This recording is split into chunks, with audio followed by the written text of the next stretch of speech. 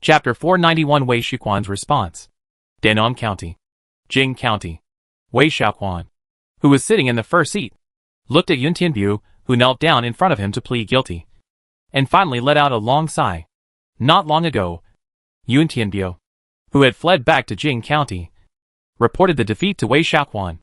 The unexpected defeat surprised Wei Xiuquan.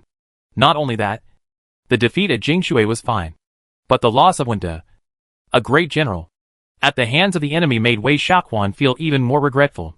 They were not as good as Li Ji in terms of generals, and now they have lost a great general, which makes the generals that Wei Xiuquan can use even scarcer. I didn't expect that Yu Fei would actually guess that we would send troops from Jingshui, and thus caught us off guard. It seems that the rumors about Li Ji being as powerful as clouds and counselors as rain are true. Wei Xiuquan felt that he had underestimated Yu Fei on the opposite side, and had just suffered a loss at the hands of the other party.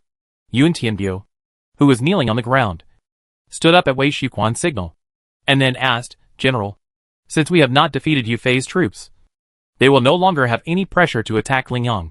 What should we do? Although there are more than 100,000 Shanyu in Lingyang County." In Yun Tianbu's eyes, these Shanyu are just a mob. Even they fell at the hands of Yu Fei. So how can Zhu Lang and others be Yu Fei's opponents?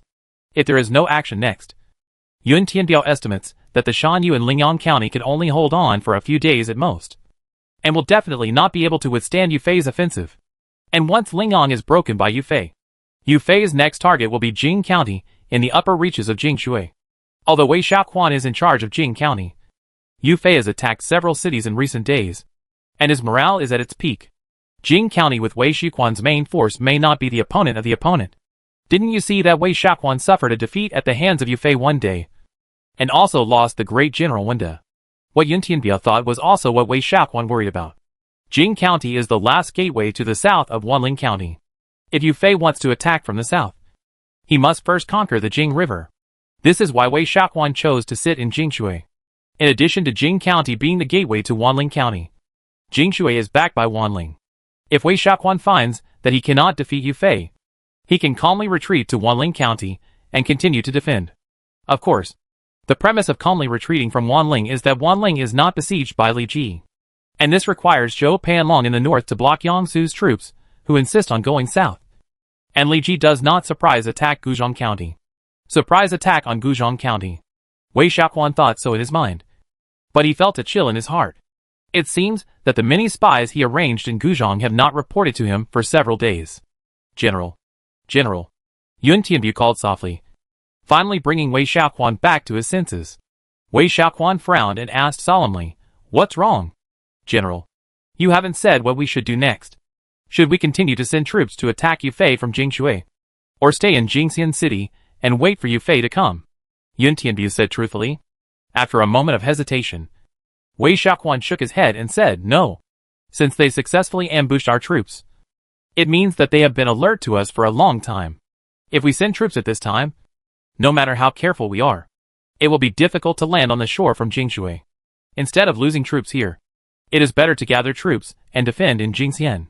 I am confident that I can stop Yu Fei's troops outside Jingxian." This is not Wei Xiuquan's boasting. After all, in history, he outlasted Gao Huan in Yubi City. Although Gao Huan is not as good as Yu Fei, Wei Xiuquan is also confident that he can keep Yu Fei, the top commander in history, out. Of course, no other accidents should occur during this period. Otherwise, even if he has 3 heads and 6 arms, he can't stop Li Ji's divine soldiers from descending from the sky. By the way, how is the war on Zhou Panlong's side? Report to the general. Jiancheng County was captured by Yang Su. General Zhou Panlong continued to defend Jurong County according to the general's instructions. However, after Yang Su took Jiancheng County, he did not take any action. Zhou Panlong lost Jiancheng County even earlier than Yun Tianbu was defeated. When Wei Xiuquan sent Yun Tianbu and other troops out, he knew from the news sent back by the spies that Yang Su had taken Jiancheng County. Not only that, Zhou Panlong suffered several losses at the hands of Yang Su, and also lost the General Harlan Sheng. Every detail of it was known to Wei Xiuquan clearly. Jiancheng County was breached, which meant that Jurong County's advantage as a cornerstone was gone. Yang Su could use Jiancheng County as his base camp and attack the county town recklessly. In this regard, Wei Xiaoquan did not have a good solution. He had to appoint Zhou Panlong and others to continue waiting for the opportunity in Zhirong County. Once Yangsu showed signs of attacking southward, he could set out from Zhirong County to threaten the safety of Jiancheng County. Although this method did not have much effect, it could at least delay Yangsu's speed of going south. If Yangsu wanted to get rid of Zhou Panlong's harassment, he had to capture Zhirong County where Zhou Panlong was located. In this way, Zhou Panlong would have the defense of the city and would not fall too far behind. At least he could temporarily stabilize the situation. However, what surprised Wei Xiaoquan was that since Yangsu took over Jiancheng County, he did not seem to have made any moves. He did not send troops to the south to capture the city, nor did he send troops to attack Zhirong County where Zhou Panlong was located. It seemed that the other party's mission was only to take over Jiancheng County rather than the northern part of Dan'an County. It is hard not to suspect that Yangsu has other purposes. I didn't expect that the generals promoted by Li Ji would have such abilities. If Wang Ming, Li Cunqiu and others go to the battlefield in person, how long can we last? As Li Ji's right-hand men, Wang Ming and Li Cunqiu have long made their reputations. In addition to them, there are also famous generals such as Huang Zhong and Shi Jingxi, who are all extraordinary. Wei Xiaoquan not only needs to consider Yu Fei in the south and Yangsu in the north, but also has to be wary of Li Ji in the east. After all, it is impossible for Li Ji to lead troops to Wucheng County for no reason. Wucheng County is the nearest county to Guzhong County. If Li Ji has the spare strength to send troops, even if there are garrisons in Guzhong County who obey his orders, they may not be Li Ji's opponents due to the difference in strength. For this reason, Wei Xiaoquan deployed a large number of spies near Guzhong County before the war. If there was any change in Guzhong, he could get the news in the first time. By the way, when will the troops of Yuzhong County Wang Ao support our Dan'an County? What news did Zhou Taisho send? Wei Xiaoquan was thinking about the two allies, Yuzhong County Wang Ao and Zhejiang County Lu Yao. If he wanted to break the deadlock, he had to rely on the support of these two people and use the power of the three counties to repel Li Ji. After hearing Wei Xiaoquan's question, Yun Tianbi bowed and replied, "Not long ago, the Zhou governor sent soldiers to say that Wang Ao's army had been assembled and would arrive in Wanling County for reinforcement soon. As for Lu Yao, he seems to have not yet dealt with the barbarians in the county, and a major incident has occurred in Yuzhou. Yuan Gonglu seems to be planning to send troops to Jianbei." The Jianbei mentioned by Yun Tianbi refers to the two county cities north of the Yangtze River, namely Lujiang County and Zhejiang County. Yuan Shu has many soldiers and generals under his command, and has the support of the Runan Yuan family behind him. Lu Yao and Lu Kang alone may not be Yuan Shu's opponents. There are enemies south of the Yangtze River and enemies in the north. If it were Wei Xiaoquan, he would first deal with Yuan Shu and then Li Ji. It seems that they will not be able to spare their hands in a short time, Wei Xiaoquan said with a frown, while Li Ji was implementing the plan to attack Yangzhou. The various princes of the 13 states of the Han dynasty were not idle. Some princes, like Li Ji, obtained the position of governor, so they could legitimately launch wars and attack the prefectures and counties where they were. Some princes, like Yuan Shu, did not obtain the position of governor, but they recommended Sun Jian as governor to replace Kong Zhu, who died of illness. Thus acting as governor, Lu Yao had to suppress the barbarians in the county and guard against Yuan Shu nearby, so it was understandable that he did not have troops to support him. Besides, Lu Yao's generals were either captured by Li Ji or were second and third-rate generals, and their support would not be of much use. Wei Xiaoquan only hoped that Lu Yao could support food and armor, and had no other extravagant demands. However, Wang Ao's troops were ready to support him, which gave Wei Xiaoquan some confidence. "We will make plans after the battle in Lingyang County is over. Before that, we will keep our troops in place." Wei Xiaoquan waved his hand and ordered his generals to strengthen the defense of the city to deal with the next battle. Wei Xiaoquan chose to keep his troops in Jing County, but Yu Fei's actions did not stop. On the day when Xubing defeated Yun Tianbiu, Yu Fei decisively took the initiative to prevent the Shan Yu in the city from escaping, and took the lead in sending troops to besiege Lingyang County on all sides. And just as he expected, Zhu Lang, who had just recovered from a serious illness, personally sat in Lingyang to attract Yu Fei's attention, and set all the elites of each clan to implement the breakout plan to preserve the last spark. Yu Fei also knew which was more important between Lingyang and the main force of Shan Yu, and the elite Shan Yu who broke out. So when Zhu Lang decided to lead the main force to fight, Yu Fei also sent heavy troops to encircle Zhu Lang, and at the same time asked Yang Zixing and others to leave light cavalry to retain as many elite Shan Yu who wanted to break out as possible. Under the heavy pressure of Yu Fei, Zhu Lang's final counterattack did not last long, and the battle in Lingyang County ended soon. After night, it was still dark. The remaining spies sent by Wei Xiaoquan to the vicinity of Lingyang sent back accurate news. The elite Shan Yu troops led by Fei Zhan, Mao Gan, and Jin Qi successfully broke out. But under the pursuit of Yang Zixing and others, most of them were lost. Among them, Mao Gan and Jin Qi were killed in the process of breaking out, and a number of Shan Yu leaders of all sizes also died under the attack. Zhu Lang, who went out of the city to attract Yu Fei's attention, and the main force of Shan Yu also suffered heavy losses under Yu Fei's encirclement. Some of them were killed, but more people became prisoners. The same was true for Zhu Lang. He had just recovered from a serious illness and had not recovered much strength. Even if Yu Fei did not take action, he had to be captured under the siege of the Dragon Sparrow army. All the soldiers and horses of Lingyang County were dispatched, leaving only some women, children, the elderly, and the weak in the city. They had no power to fight back. But when they heard the news that Zhu Lang was captured, they opened the city gate and surrendered to Yu Fei. I thought Zhu Lang and his men would hold out for a few days before being defeated by Yu Fei. But I didn't expect that Yu Fei would take Lingyang County in just one night. The speed at which Yu Fei took Lingyang County exceeded Wei Xiaoquan's expectations. But he was not surprised. After all, Zhu Lang chose to abandon the city and break out, which was an extremely dangerous thing in itself. And their opponent was a famous general like Yu Fei. It was natural for Yu Fei to seize the flaw and take Lingyang County in one fell swoop. Moreover, Zhu Lang's goal had been achieved. A small part of the elite Shan Yu successfully broke out. And there were also leaders of major clans like Fei Zhan here, which could stabilize the internal turmoil of Shan Yu in a short time. The only flaw is that Zhu Lang did not die on the battlefield, but was captured by Yu Fei. If Yu Fei used Zhu Lang to core Shan Yu, the escaped Shan Yu elites would probably suffer a heavy blow. Tian Biao, do you think Zhu Lang will surrender to Yu Fei? After receiving the news, Wei Xiaoquan summoned Yun Tianbu to his side and asked for his advice. Yun Tianbu pondered for a while and said, since Yu Fei did not let Zhu Lang die on the battlefield, this person wants Zhu Lang to surrender to him. As for whether Zhu Lang will surrender, I don't know.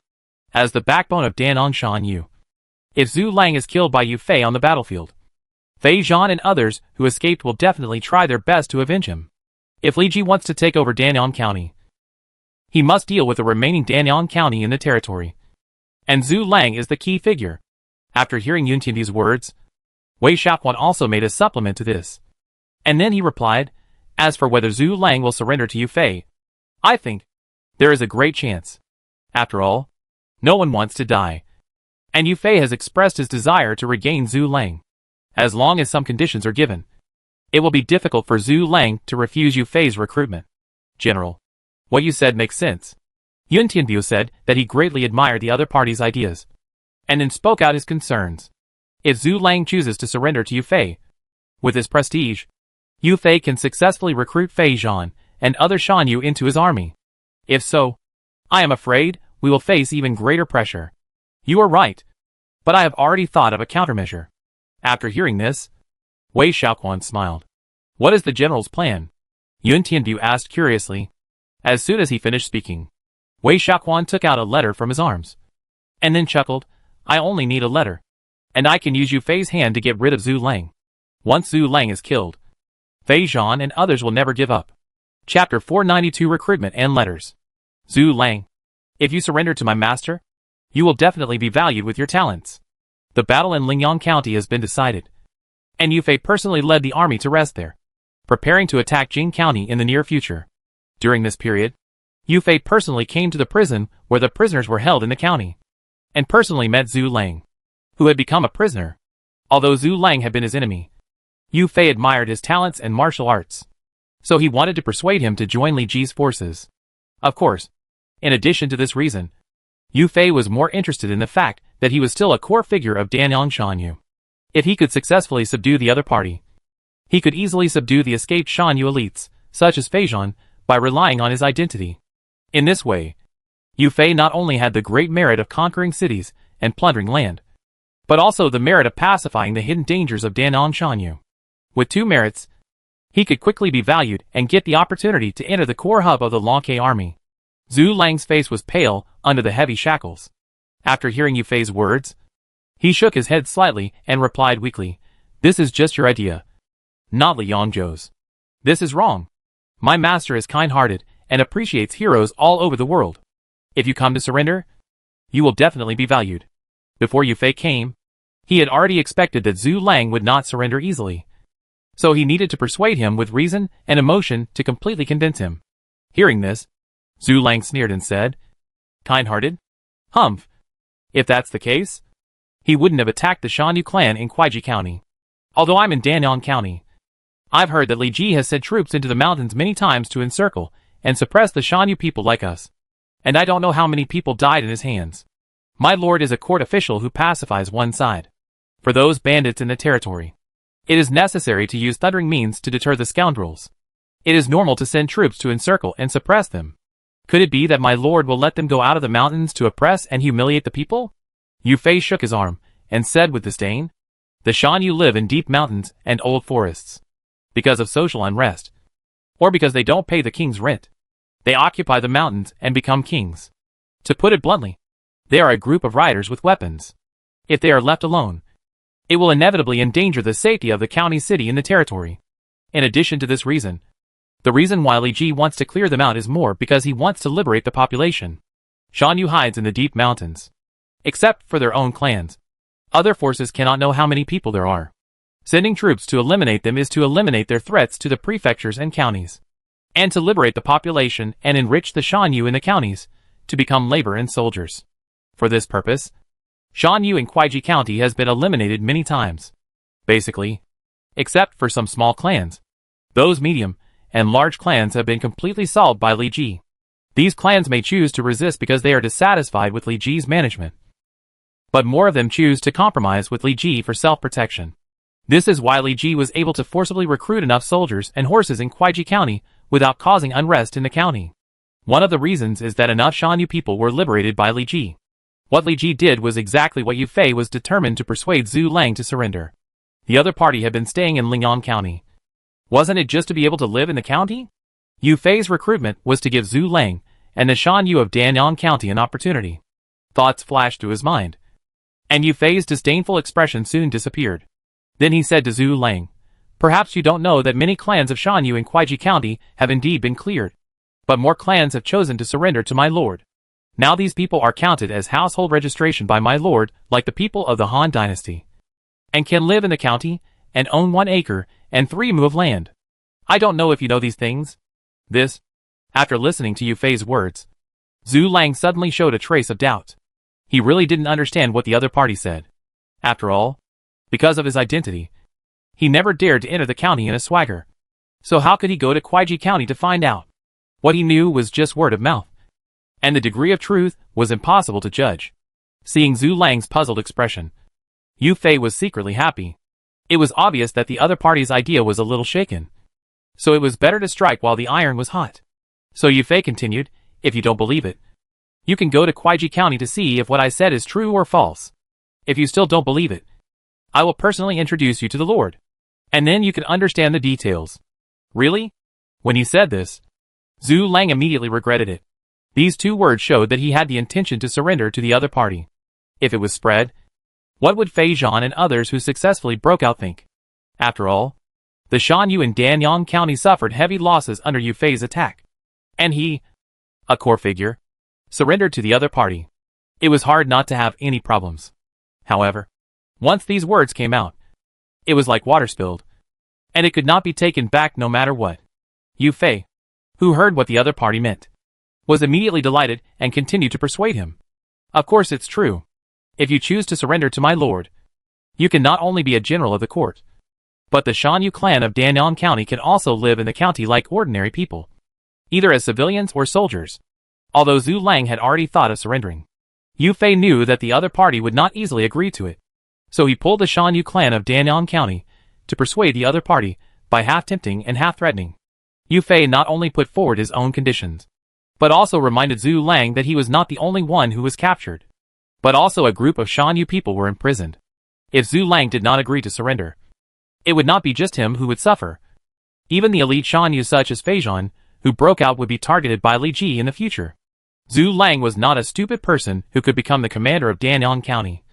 So how could he not understand Yu Fei's meaning? In a dilemma, Zhu Lang could only remain silent for a while and replied, I need to think about this matter. Of course. But I hope it will be as soon as possible. After hearing the other party's somewhat wavering answer, Yu Fei was not very angry. After all, this was related to the safety of himself and the clan. Normal people would also take more time to consider it. After leaving the prison where Zhu Lang was, Yu Fei was in a very good mood. Although he did not succeed in subduing the other party this time, he also succeeded in making the other party consider the choice of joining him. He was 80% to 90% sure that the other party would eventually choose to surrender to him. Time passed quickly. In the blink of an eye, several days had passed. Yu Fei, who was stationed in Lingyang, had already reorganized the troops in the city. And the affairs in the city were also on the agenda under the supervision of the officials sent by Li Ji. Not only was the time to send troops today, but what made Yu Fei even more happy was that Zhu Lang, who was in prison considering whether to surrender, finally made a decision and asked Yu Fei to surrender yesterday. Not only him, but also the Shan Yu clan imprisoned by Yu Fei also asked to surrender under Zhu Lang's persuasion. The general surrendered. The soldier surrendered. Even Yu Fei couldn't help but show joy on his face. He did not break his promise. First, he appointed Zhu Lang as a general under his command temporarily, and then assigned the Shan Yu who wanted to continue to serve as soldiers to Zhu Lang's command, and temporarily handed them over to the other party. Before the war, a troop of troops joined in, and Yu Fei felt that he had more confidence in defeating Wei Shaoquan and capturing Jing County. Report to the general. There is a special envoy from the Lord outside who wants to see you. Just when Yu Fei was about to order the troops to be dispatched, an unexpected guest appeared. Yu Fei suddenly had doubts in his mind. It was the time for them to march into Jing County. Why would Li Ji send a special envoy to them at this critical moment? Call him in. Yu Fei suppressed his thoughts and summoned the special envoy in. The special envoy who came to see him soon appeared in front of Yu Fei. But this person had a plain appearance, and there was nothing about him that was related to the special envoy. Are you the special envoy? Yu Fei frowned and asked. That's right. The special envoy bowed and replied. I came here this time to convey the Lord's mission to the general on the order of the Lord. And secondly, I have another thing to give to the general. Go ahead. Yu Fei raised his hand to say please to the other party. But the special envoy did not appreciate his action. To everyone's surprise, when the special envoy's eyes fell on Zhu Lang, he shook his head slightly. General, this matter is of great importance. I hope no one else can hear it. Please ask General Yu Fei, General Wei Qing, General Hu Tsubing and General Yang Zixing to stay. The other generals please leave for now. What do you mean? Do you think the others are not the generals of the Lord? Yang Zixing was very angry, and was the first to quit on the spot. The envoy's words did seem to be somewhat divisive to the generals. But in order to ensure that the order was not leaked, he had to offend the other generals. Please obey. Generals. The envoy continued with his neck stiff. Forget it. In that case, you all go out first. Yu Fei did not expect the other party's attitude to be so tough, so he had to personally ask the others to leave, leaving only Wei Qing, Hu Tsubing and Yang Zixing. Tell me, what is the Lord's order? Thank you, General. My name is Lu Bing, and I have received the Lord's order to deliver the news and mission to you. Now the Lord has secretly captured Guzhong County, and is leading Li Tsunxiu and other generals to Wanling. The Lord hopes that the general can delay Wei Shaoquan's troops, or at least prevent them from returning to Wanling for support. Lu Bing disguised himself as a special envoy and delivered Li Ji's order to Yu Fei. After hearing this news, the 4 people present were immediately surprised. It was clear that Li Ji was hoarding troops in Wicheng County, just to confuse Zhou Xian and attract the other party's attention, so that they and Yang Su's troops could contain the enemy's troops. But they didn't expect that before their troops arrived in Wanling County. Li Ji got there first, and went straight to the city of Wanling. They were supposed to be the main attacking troops. So how come they suddenly became the troops covering Li Ji's attack? Is this true or false? Yang Zixing asked. Really? After receiving Lu Bing's affirmation, Wei Qing on the right touched his chin, nodded slightly, and said, although our 2 armies have taken away a lot of troops, the Lord has Li Tsunxiu and Huang Zhong generals under his command. If we take advantage of Wei Shaoquan's negligence, it is indeed possible to break through Guzhong County. Now that Guzhong County has been broken, the east of Wanling County is in full view. The Lord wants us to contain Wei Shaoquan. Perhaps this person has not yet known the news that Guzhang County has been broken. General, we must send troops as soon as possible. At least before Wei Xiaoquan reacts. We must first contain the other party in Jing County. Hu Xubing also understood the reason. So he immediately spoke to Yu Fei for advice. After listening to the analysis of the two, Yu Fei also felt that it made sense. Nodded and said, since it is the Lord's order, then we can just follow it. Come on. Pass my order to send troops to Jing County. Wait a minute. General, please look at me before sending troops. Yu Fei was interrupted by Lu Bing's voice before he finished speaking. Then, under the gaze of the four people, Lu Bing took out a letter from his arms. And the letter seemed to be missing a corner. This is... Yu Fei took the letter with some doubts. But he could not see any clues on it. Lu Bing bowed and replied, this letter was looted from a suspicious person. This person left Lingyang secretly. And never thought that he would meet me halfway. And then I received this letter from him. From this person's accent. He is not a Lingyang citizen. Oh! Not a Lingyang citizen. But a Shanyu person led by Zhu Lang? Hu Xubing asked curiously. Then I don't know. I haven't read this letter. Please take a look. General. After that, Yu Fei opened the letter to look at the content. Unexpectedly, after reading for a while, his face suddenly became ugly. General, what exactly is written in this letter? Wei Qing noticed the change in Yu Fei's face and asked. Yu Fei passed the letter to Wei Qing and said in a cold voice, come and take a look. It would have been better if he hadn't read it. After reading it, Wei Qing's face became even uglier. Just like Yu Fei, the letter was passed from Yu Fei to Wei Qing, and then from Wei Qing to Hu Xubing, and finally fell into Yang Zixing's hands. The four people who read the content of the letter, without exception, looked very ugly. The content of the letter was not too much. The general meaning was that Zhu Lang pretended to surrender to Yu Fei, but actually communicated with Wei Xiaoquan secretly. And when the time came, he would defeat Yu Fei completely. I'm going to kill this Zhu Lang. Yang Zixing stood up and wanted to rush out to find Zhu Lang's bad luck with a big step, but was quickly stopped by Yu Fei. If Zhu Lang is taken down by just a letter, it is very likely that he will be wrongly accused. Zhu Lang surrendered because of his persuasion. Although this letter appeared, Yu Fei did not think that Zhu Lang was a two-faced person in his heart. General, you are right. The authenticity of this letter has not yet been determined. If Zhu Lang is captured, it will inevitably cause unrest in our army's morale. Before that, we have to think carefully. Chapter 493 Attacking Wanling. Please be patient. Everyone. Seeing that his subordinates were arguing and showing signs of losing control, Yu Fei, who was sitting in the first seat, spoke up and waved his hand to interrupt everyone's words.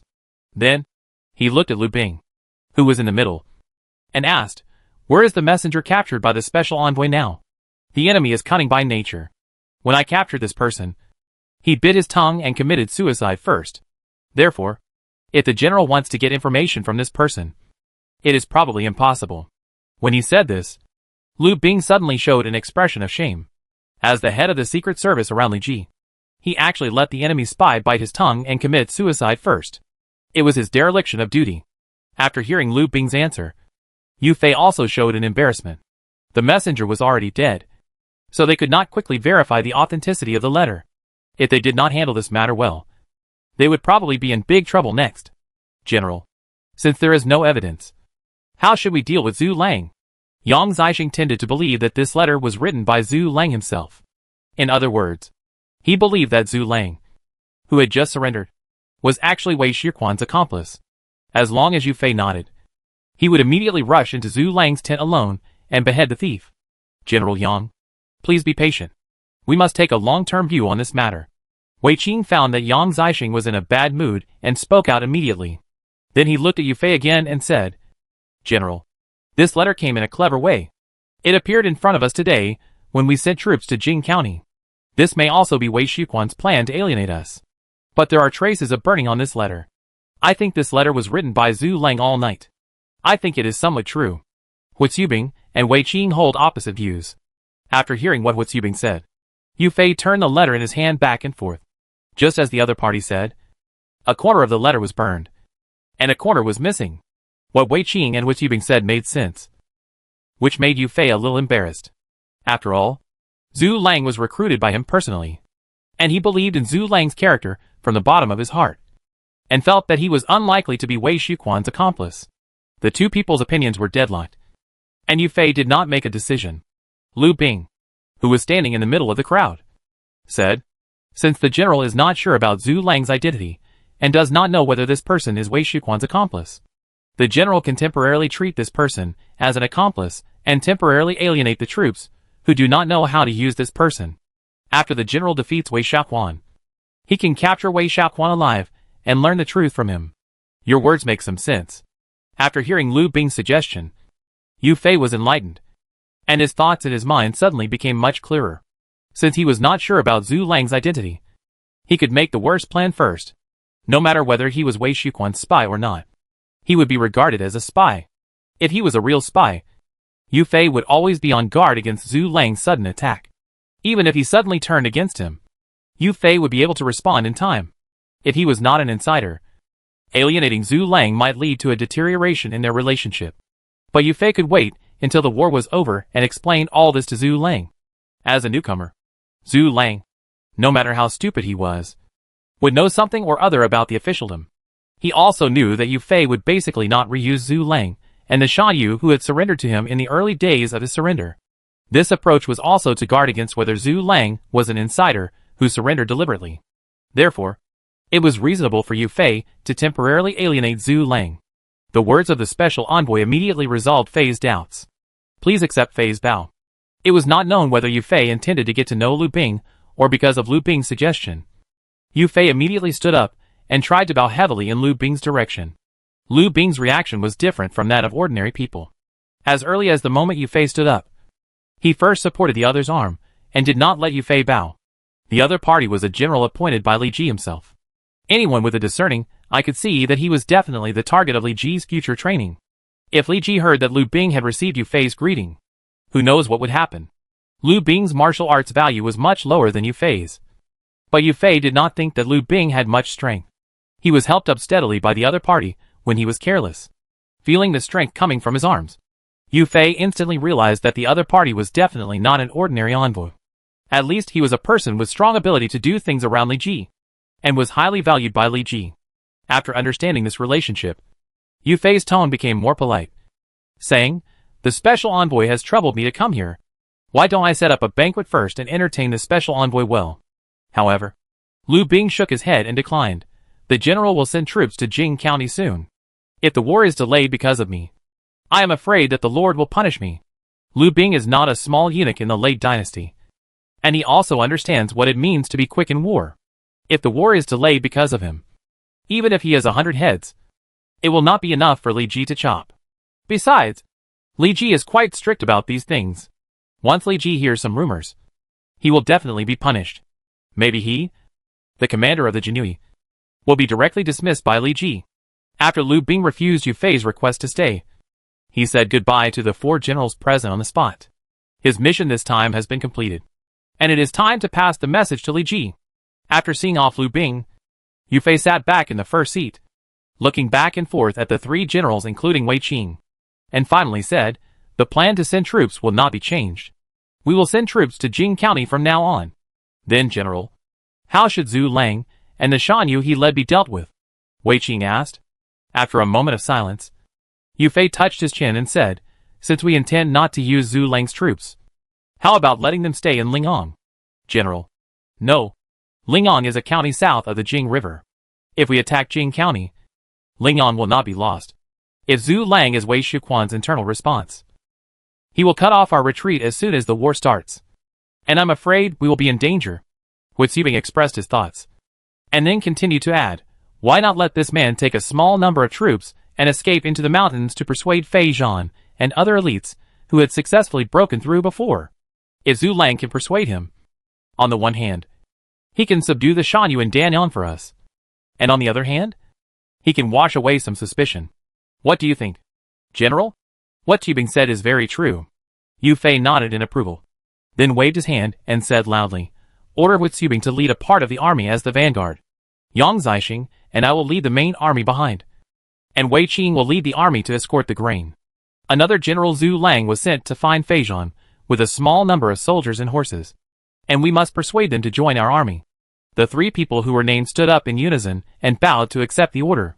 On the other side, Yang Su, who also received the order to attack fiercely, led Shi Jingxi, Li Guang and other generals to set out from Jiancheng County and attack Zhurong County where Zhou Panlong was located.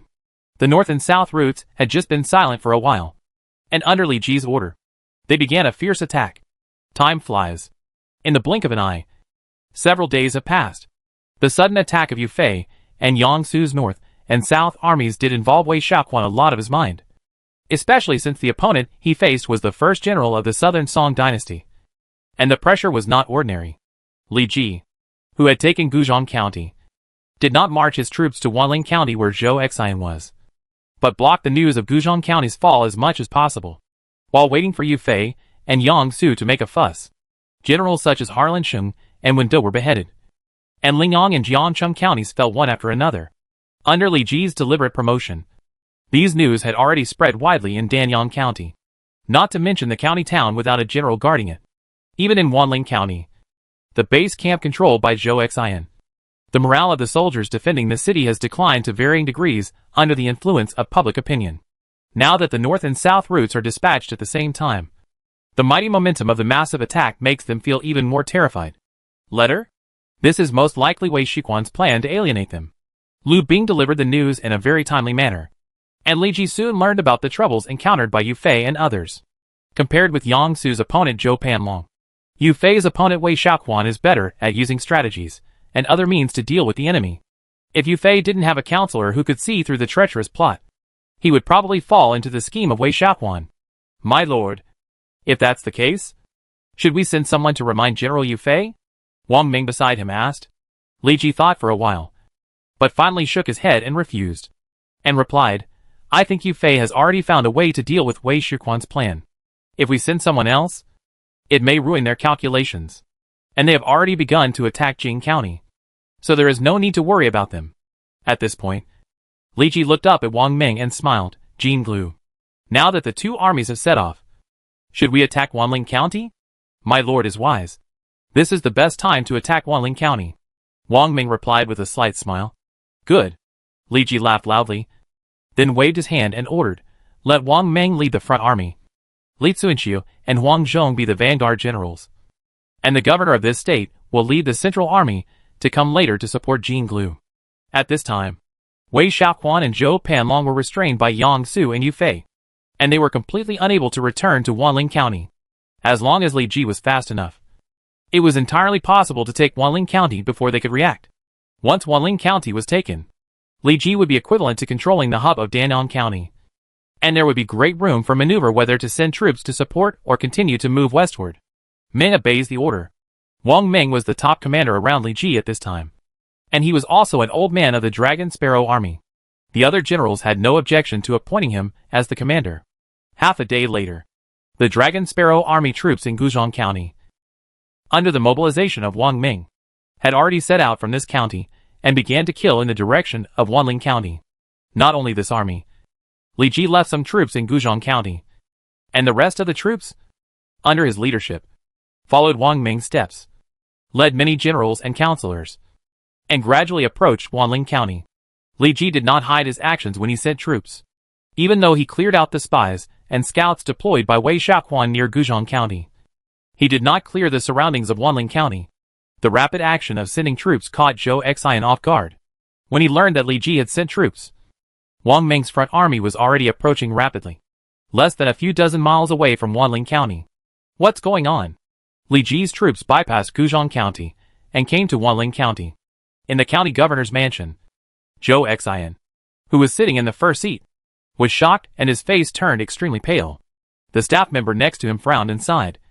It seems that Li Ji's methods are extraordinary. He secretly took down Guzhong County without telling us, and didn't leak any news. Wei Xiaoquan swore that Guzhong County would not be breached, but Li Ji took Guzhong County in front of us, and their troops are coming to attack Wanling. Most of the troops in the city have been transferred out by Wei Xiaoquan. How can they resist Li Ji's elite troops? Zhou Xian was restless. He didn't expect Li Ji to come so fast, before everyone could react. He was about to reach Wanling County.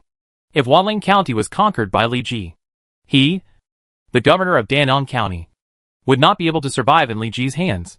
The staff on the left suggested, there is a serious shortage of troops in this city.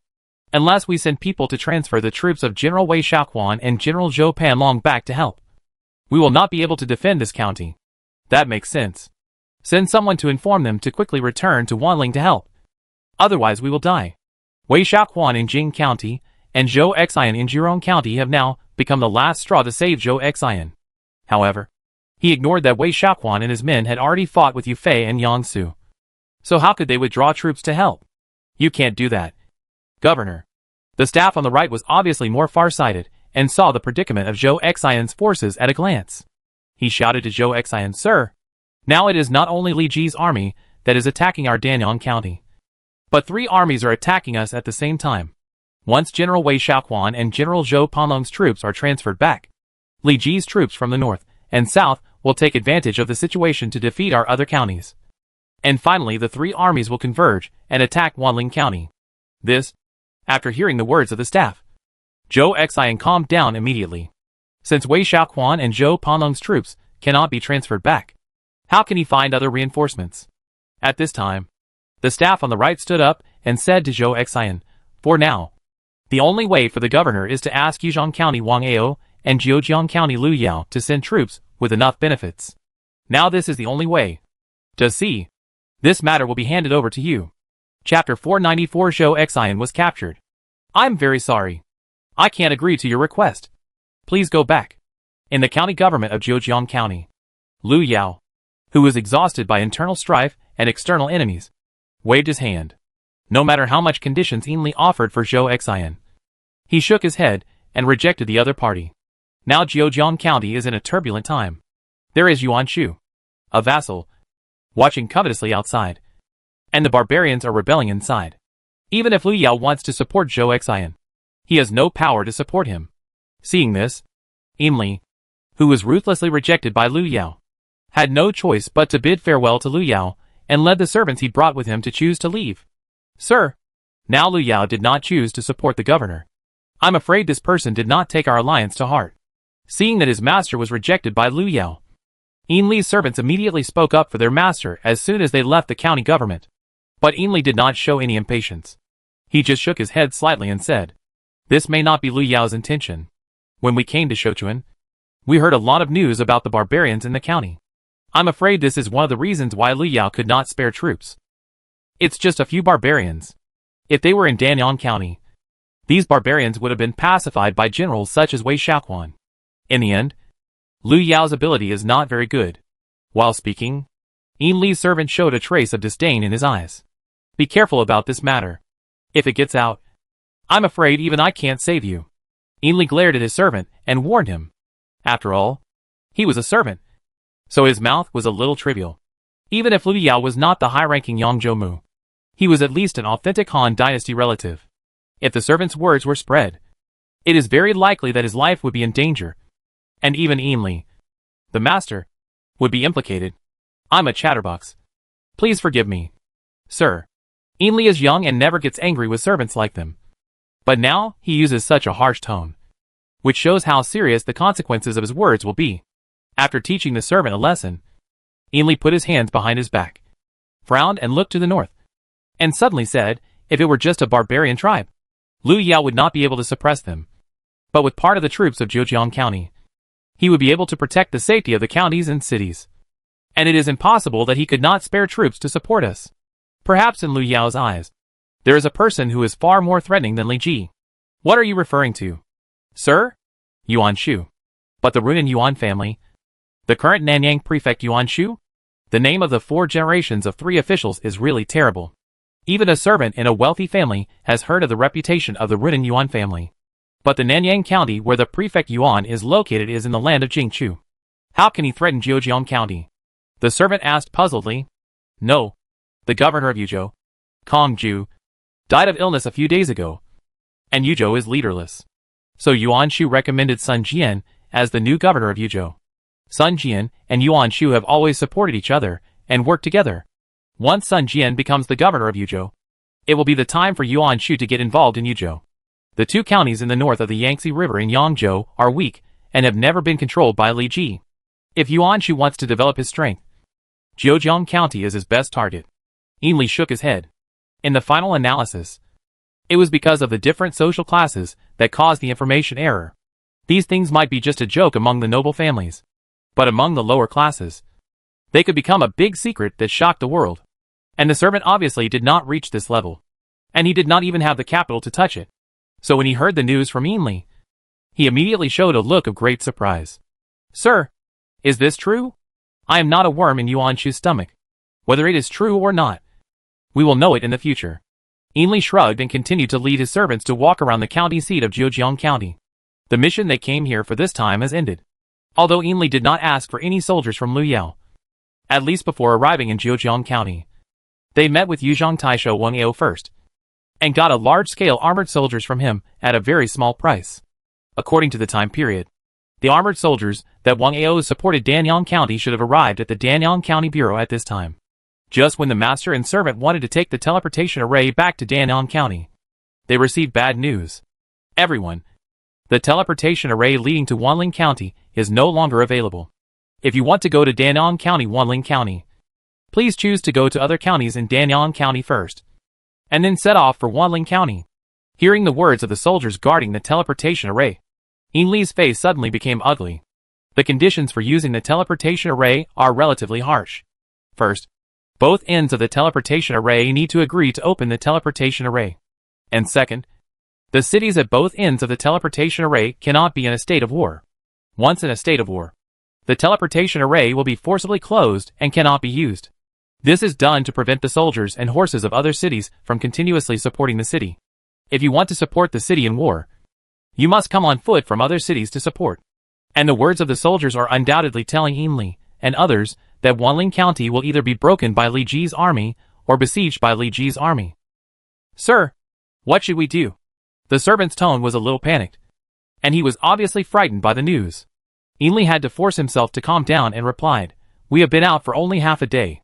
Even if Li Ji's army has great ability, it will never take Wanling County so quickly. In my opinion, the reason why Wanling County cannot be teleported is because Wanling was attacked by Li Ji. It is no longer necessary for us to go back at this time. The most important thing now is that Wang Ao's troops can smoothly support Wanling County. As long as there are enough troops in the city, we still have a chance to turn defeat into victory. Ainley's words were like a tonic, heavily injected into his servant, and his limbs, which were a little panicked just now, were a little more stable at this time. Then, sir, how should we go back? Asked the servant. Ainley was silent for a while, then said, General Wei Shuquan's Jing County has been fighting with Li Ji's southern troops, and General Zhou Panlong's Jurong County has been fighting with Li Ji's northern troops. Now Wanling County is surrounded by Li Ji's army. We can no longer pass through these three routes. Now we can only go to the county west of Danyang County, which may not have been attacked by Li Ji's army yet. Mister, you are right. We need to go back as soon as possible. Having said this, the master and servant immediately decided to go to Nijuji, one of the important places in Danyang County, and then return to Wanling County. At the same time, as Ainley guessed, when they took over Zhou Xian's task to persuade Wang Ao and Lu Yao to send troops, Wang Ming, as the vanguard, and a group of soldiers rushed directly to the city of Wanling County at lightning speed. Wanling County was in a state of war, and the teleportation array in the city could no longer be used. And Ainley's worries also came true. Wang Ao's troops to support Wanling County did not choose to send troops at the first time. When Wang Ao sent troops to support Zhou Xian, he found that the teleportation array in Wanling County was also unusable. As a result, Wanling County, which was empty of troops in the city due to the division of troops, could not reach Wanling County in the first time due to the reinforcements. As the last pillar of Wanling County, Zhou Xian's pressure suddenly doubled. Did Ainley get reinforcements for us? If he doesn't show up, I'm afraid we can only mobilize the troops of Wei Shaoquan and Zhou Panlong. Zhou Xian stood on the wall of Wanling County, staring at the Dragon Sparrow army under the city, which was like a deep ocean. If he looked at it for a little longer, his mind would be swallowed up. Without enough troops and no outstanding generals in the city, Zhou Xian alone might not be able to hold out for long. Bang! Bang! Bang! The reinforcements that Zhou Xian had been thinking about for a long time had not arrived yet. But the front army led by Wang Ming took the lead in attacking. Although Wanling County was the seat of Danyang County, Zhou Xian was not a person who was good at handling government affairs. So the walls and gullies of Wanling County were not as deep as those of other state and county seats. So Wang Ming planned to cut the Gordian knot quickly, and did not plan to wait until the large siege equipment was delivered to the front line. And he ordered the army to force the siege. The dull sound of war drums spread in all directions, like thunder in the sky above the battlefield. As the sound continued to spread towards Wanling, the elite troops of the Dragon Sparrow Army, under the command of Wang Ming, rushed towards Wanling like wolves and tigers. Li Xuanxiu and Huang Zhong, two tiger generals, each holding a weapon, rushed to the front like gods descending from heaven, facing the arrows flying down from the city wall like a downpour. They only relied on the true energy surrounding their bodies to prevent the fierce arrows from entering half an inch. Kill! In just a few breaths, Li Xuanxiu passed through the rain of arrows that covered the sky and the sun, and killed alone to the gate of Wanling County. Yu Wang's spear raised his hand and stabbed forward as Li Xuanxiu moved, and the dazzling golden divine light suddenly burst out, launching a fierce bombardment at the heavy city gate. Rumble, as if the earth was shaking, under Li Xuanxiu's attack. Countless rubbles fell from the walls of Wanling County, and many soldiers stuck behind the city gate were blown away by the shock. Li Xuanxiu, who was like a god, threatened the safety of the city gate with just one attack. The captain hiding behind the city gate had trembling eyes, and while he roared and commanded the rest of the soldiers to hold up the city gate, he unconsciously moved back a few steps. If the enemy general outside, who was like a killing god, broke into the city, these soldiers defending the city gate would definitely become the first target of the enemy general. Compared with Li Xuanxiu's recklessness alone, Huang Zhong obeyed Wang Ming's command more. With Wang Ming's continuous mobilization of troops, and Huang Zhong's leading by example, the front army attacking the city was like a surging wave, bombarding the entire city continuously. Zhou Xian was not good at commanding troops to fight, and now his opponent was still a top talent like Wang Ming. In addition, the city was empty. After just one round of attack, the defenders of Wanling County immediately fell into an absolute disadvantage. Zhou Xian, who was on the city wall, was forced to fight with the Dragon Sparrow army with his soldiers and swords. He had no way out now. Even if he could call back the troops of Wei Xiaoquan and Zhou Panlong, he could not save the situation at this time. The soldiers of the Dragon Sparrow army were like a tide, continuously washing the walls of Wanling County. Compared with Zhou Xian's troops, their quality is even more terrifying. They are not afraid of death when fighting. A large part of the defenders guarding Wanling County are new troops recruited by Zhou Xian recently. Not to mention whether they have ever seen blood on the battlefield. They have not even trained a few times. How can they be opponents of the Dragon Sparrow army? After only half a day, the noise on the wall of Wanling County gradually became smaller, and the shouts and shouts that filled the entire battlefield disappeared. The city gate, which was bombarded by Li Xuanxiu, finally made a creaking sound that could not bear the weight, and opened from the inside to the outside in the direction of Wang Ming's army. The Dragon Sparrow army soldiers, who had already rushed to the wall, captured Zhou Xian in one fell swoop under the leadership of Huang Zhong. The commander was captured. The defenders who had lost their backbone quickly put down their weapons and chose to surrender to the Dragon Sparrow army. "Sir, we have captured Wanling County and captured Zhou Xian. How should we deal with him?"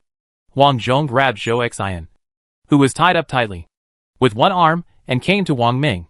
Seeing Zhou Xian's embarrassed appearance, Wang Ming was not very happy. In his guess, Zhou Xian's best fate should be to die in the chaos. In this way, the death of an official at the level of prefect is only related to him. Wang Ming, Zhou Xian is not dead. So how to deal with this person is the next headache for Li Ji. After all, the other party is a prefect of a county. Even Li Ji can't just dismiss him at will. The best way is to persuade him to voluntarily give up the position of prefect and choose to retire and return home. Where is Xuanxiao now? Why don't I see him? Wang Ming sent someone to detain Zhou Xian and wait for Li Ji to deal with him. Then he looked left and right, but didn't find Li Xuanxiao. After we broke through Wanling County, General Li Xuanxiao led an army into the city to wipe out the enemy. So he did not come here with us. Huang Zhong answered truthfully. After hearing the other party's answer, Wang Ming shook his head and laughed. Wanling County, as the seat of Danan County, is the final hub city of Danan County. If they take it, it means that Danan County will belong to Li Ji in name. And such an important city should wait until Li Ji comes in person and let him enter the city first, so that Li Ji's status as the Lord can be shown. Wang Ming understands the reason. But Li Tsuinxiu does not understand it. As a result, he stepped into Wanling County before Li Ji. If such a handle falls on some people, it may cause some trouble to Li Tsuinxiu. Forget it. Forget it. The Lord is mostly fond of General Li Tsuinxiu. And these things should not affect anything. Chapter 495 Post-War Events. The capture of Wanling County meant that Li Ji's troops had penetrated into the hinterland of Danyang County. Except for the 2 troops of Wei Xiaoquan and Zhou Panlong who were still stubbornly resisting. No troops of Zhou Xian's forces dared to resist Li Ji in the entire Danyang County. Not long after Wang Ming took over Wanling County, the main force led by Li Ji also arrived here at the right time. The soldiers in the city either fled everywhere or were captured and became prisoners. How could the defenders who lost Zhou Xian, the backbone, dare to act rashly in front of Li Ji's main force? However, despite this, the 2 troops of Wei Xiaoquan and Zhou Panlong had not been resolved. Even if Li Ji entered Wanling County, he did not hold a big banquet to reward the 3 armies. He just ordered his servants to set up a simple banquet to reward Wang Ming and other generals and soldiers who had contributed to the battle. The banquet lasted only 3 rounds. And when the atmosphere was thick, Li Ji left first, pretending to be drunk. Now that Wanling County has been taken by us, half of the entire Danyang County has fallen into our sphere of influence. As long as Wei Xiaoquan and Zhou Panlong are dealt with, the entire Danyang County can be controlled by the Lord. You are right. But it's a pity. According to the plan of the Lord Mr. Wang and others, after taking Danyang County, I am afraid that there will be no more large-scale wars in a short time. Zhao Kuo and Li Jinglong, who were at the bottom of the table, were next to each other. They spoke to each other softly under the influence of alcohol, with a rather regretful tone. These 2 people's abilities may be treated as treasures in the early stage, but their abilities are slightly too mediocre among the top talents of the Dragon Sparrow army. Therefore, after Li Ji launched a war against Zhou Xian, these 2 people, due to their own abilities, have not had the opportunity to lead an army like other generals. It's a pity that with my ability, Zhao Kuo, I was not appointed by the Lord to lead an army. It's really a pity, Zhao Kuo said with regret. The enemy left in Danyang County is Wei Xiaoquan and Zhou Panlong. Since Brother Zhao feels a little regretful, why don't you ask the Lord for permission after the banquet and lead a group of soldiers to attack Wei Xiaoquan or Zhou Panlong? Li Jinglong took a sip of wine and immediately showed a malicious expression after hearing Zhao Kuo's words. He was somewhat different from the arrogant Zhao Kuo. Li Jinglong saw his own abilities clearly. If it was an ordinary Shanyu opponent, it would be easy for Li Jinglong to deal with it. But against Zhou Panlong and Wei Xiaoquan, who could compete with Yang Su, 10 Li Jinglongs tied together would not be their opponents. So since the war began, Li Jinglong has been following Li Ji's orders and conscientiously completing the tasks assigned by Li Ji, not seeking merit, but seeking no mistakes. When the accumulated military merits of small things accumulate to a certain extent, Li Jinglong will still be rewarded by Li Ji. Therefore, Li Jinglong was not very interested in Zhao Kuo's words. On the contrary, he wanted to encourage the other party and stimulate him to ask Li Ji to go to war. If Zhao Kuo's request was rejected by Li Ji, Li Jinglong could even use it as a joke and mock the other party for a while. Zhao Kuo did not understand the meaning of Li Jinglong's words, and his face suddenly turned red. What he said just now was just a boast he made under the influence of alcohol. But Li Jinglong took advantage of it and directly put him on the stage. If he rejected Li Jinglong's proposal, Li Jinglong could make fun of Zhao Kuo for being just a talkative person. And if he asked Li Ji for a request and was rejected, Li Jinglong could also make fun of him for not seeing himself clearly and laughing at him for not knowing how high the sky is and how deep the earth is. No matter which choice he made, Zhao Kuo was in a dilemma and felt extremely embarrassed. But at this moment, a hearty smile came from the front of the 2 people. I don't know when Wang Ming came in front of him, with a meaningful arc at the corner of his mouth. Mr. Wang. Mr. Wang. Facing the closest counselor to Li Ji, Zhao Kuo and Li Jinglong quickly stood up and saluted Wang Ming. Speaking of which, the reason why the 2 were able to join Li Ji was that Wang Ming had contributed a lot. Just now, Ming accidentally overheard your conversation. It seems that you 2 are not satisfied with the opportunity to make meritorious service? Wang Ming said with a smile. We 2 have no such intention. Absolutely no such intention. Although Wang Ming's words were light and indifferent, they were like a bolt from the blue in the ears of the 2 people. And they were immediately shocked. If they admitted it, wouldn't it mean that they were dissatisfied with Li Ji's arrangement for them? If it was spread out, they would probably be criticized. Don't worry. Ming just wants to give you some advice. Mr. Wang, please speak. Zhao Kuo and Li Jinglong listened attentively, wanting to know the so-called advice from the second-in-command of the Dragon Sparrow Army.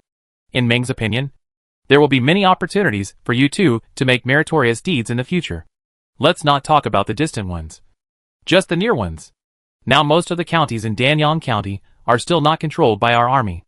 If the Lord wants to quickly control these counties, he may choose to divide the troops and let the generals take over. Isn't this opportunity to make meritorious deeds what you two have been waiting for? Or maybe, the Shanyu tyrants and clans are everywhere in Danyang County. Not to mention us newcomers. Even Zhou Xian, who has worked hard here, has not been able to deal with them. Maybe in your eyes, the merit of suppressing bandits and pacifying one side is not as good as expanding the territory. But it is enough for you two to enter the Lord's sight. And one day, you can rise to prominence. Wang Ming chuckled and gave advice to Zhao Kuo and Li Jinglong. The two were originally left by Li Ji in Kuaiji County to suppress the Shanyu tyrants. Although their military exploits were not as good as Li Tsunxiu and others who had been expanding the territory for Li Ji, their accumulated merits were enough for them to appear at this banquet.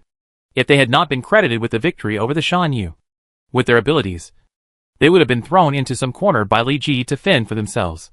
If they were lucky, they might have been able to crawl out. But if they were unlucky, they might have died of old age in a small place. Of course, they could also choose to leave Li Ji and join other vassal forces. But with their abilities and reputations, which force would dare to appoint them as generals? Mr. Wang's advice is like clearing the clouds and seeing the sun, which immediately made us two understand. Thank you, Mr. Wang. Even if Wang Ming's words were not nutritious, Zhao Kuo and Li Jinglong would flatter him to make him feel better. Moreover, the other party's words now made sense to them. Zhao Kuo and Li Jinglong bowed to Wang Ming from the bottom of their hearts to express their gratitude. You and I are both ministers of the Lord. There is no need to do this. There is no need to do this, Wang Ming said happily. This time he came just to appease the two people's rather agitated emotions. But it seemed that he was too strong, and the two people almost burst into tears. While the banquet was being held, Li Ji said goodbye to the generals under the pretext of being drunk and left first. After leaving the banquet, Li Ji did not return to his temporary residence immediately, but to the place where Zhou Xian was imprisoned. Zhou Xian became Li Ji's prisoner, but did not die in the chaos of the army. Neither Wang Ming nor Li Ji could have guessed it. In order to avoid being criticized by others, Li Ji did not suppress Zhou Xian severely in prison, but imprisoned him in a house and sent heavy soldiers to guard outside to prevent him from escaping. My Lord Governor, seeing that Li Ji finally came to find him, Zhou Xian couldn't help shaking and said in a panic, You admit that I am the governor of Yangzhou now? Li Ji sneered. In Zhou Xian's eyes, his smile was as scary as a demon from H.L. And he was so scared that he fell to his knees. And his knees hit the ground with a loud thump. Forget it. Get up first. I think you are just deceived by Lu Yao. Li Ji saw that Zhou Xian was about to be scared to tears, so he pulled him to prevent Zhou Xian from showing his ugly face. Thank you, Governor. Thank you, Governor. Zhou Xian also understood what Li Ji said, knowing that the other party had no intention of harming him, and his trembling heart calmed down a little. After all, he was still the governor of Dan'an appointed by the Han dynasty in name.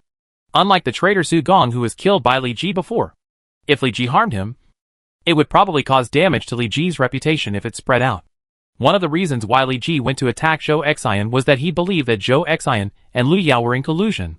And now Zhou Xian chose to surrender to Li Ji. With the protection of the prefect position, Zhou Xian's life could be barely saved.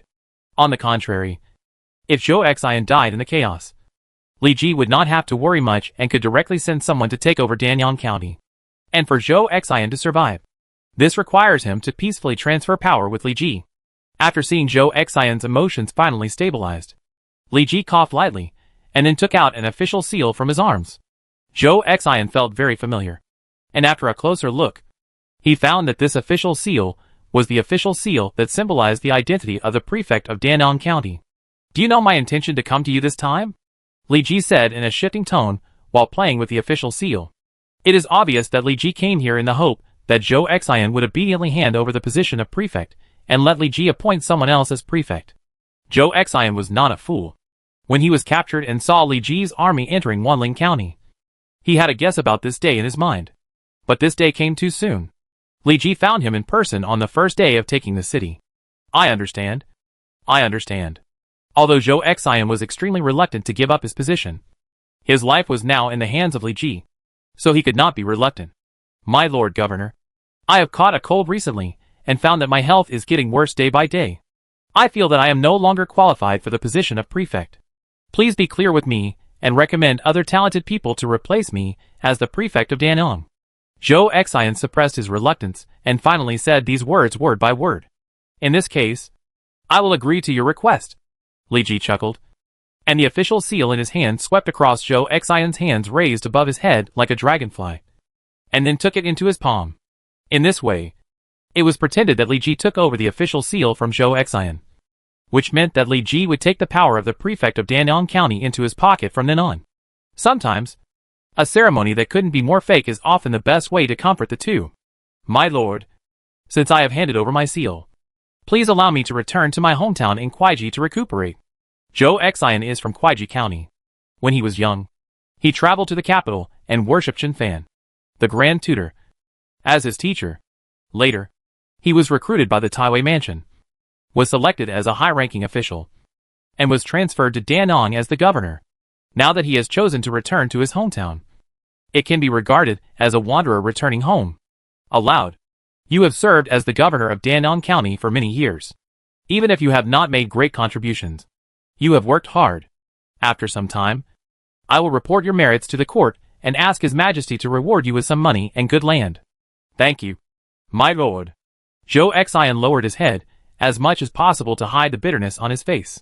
He was demoted to the bottom by Li Ji, and in the end, for a few good lands, he, Zhou Xian, had to kowtow and thank him. What kind of world is this? I heard that you have 2 brothers. Is this true? Report to the governor. It is true. I have 2 brothers. One named Zhouang, and the other named Zhouyu. I wonder what the governor wants. Zhou Xian thought that everything would be fine after the handover of power. But Li Ji suddenly mentioned his brothers, and his heart, which had just been relieved, suddenly rose again. Li Ji waved his hand and replied, I wonder where these 2 people are now. Zhou Xian. Zhouang and Zhouyu are indeed brothers. But Zhouang and Zhouyu's abilities are not even comparable to Zhou Xian's, and they are not doing well in the chaotic times. Report to the governor. My 2 brothers are both serving under Yuan Benshu, the governor of Bohai. I see. It seems that the family behind Zhou Xian is more interested in Yuan Shao of Renan Yuan's family. Therefore, except for the eldest brother Zhou Xian, who has become the governor, the other 2 brothers were sent to Yuan Shao's forces to enhance the prestige of the Kuaiji Zhou family. They were different from other noble families.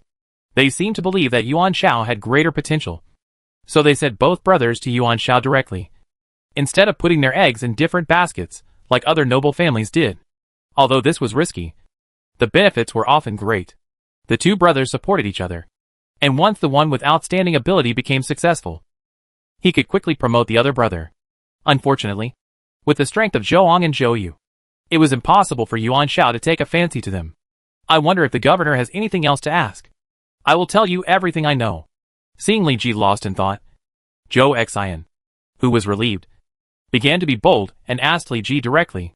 However, Zhou Xian's attitude seemed a little funny in Li Ji's eyes. It was obvious that this guy was scared like a quail not long ago, but he became tough in the blink of an eye. But Li Ji understood that his life was saved, so there was no need to worry about the future troubles. Forget it. I have nothing to ask.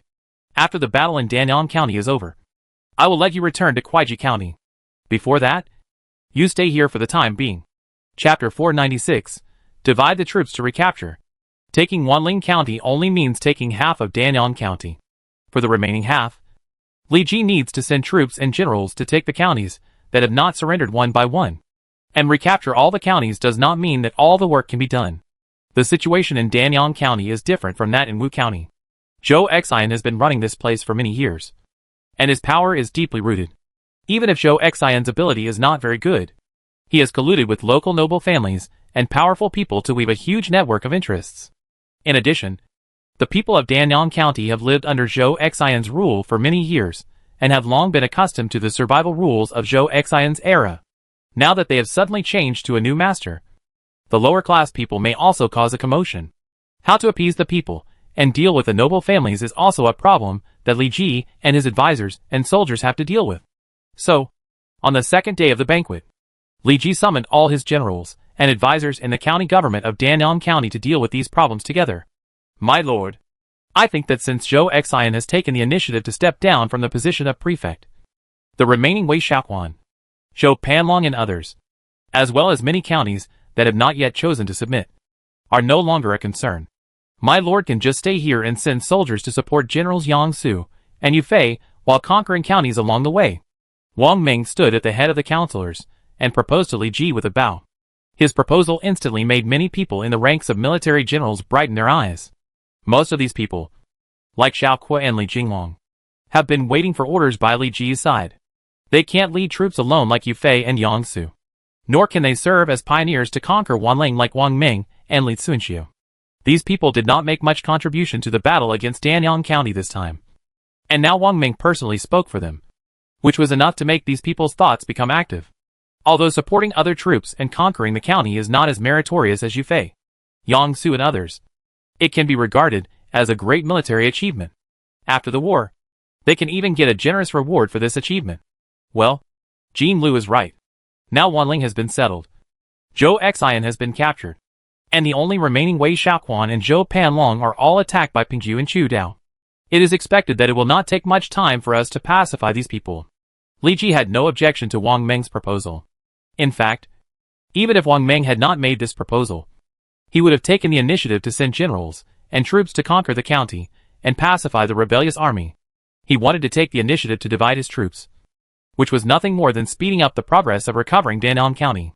After taking Danyang County, his troops could take a short rest and then turn to attack Yuzhong County below.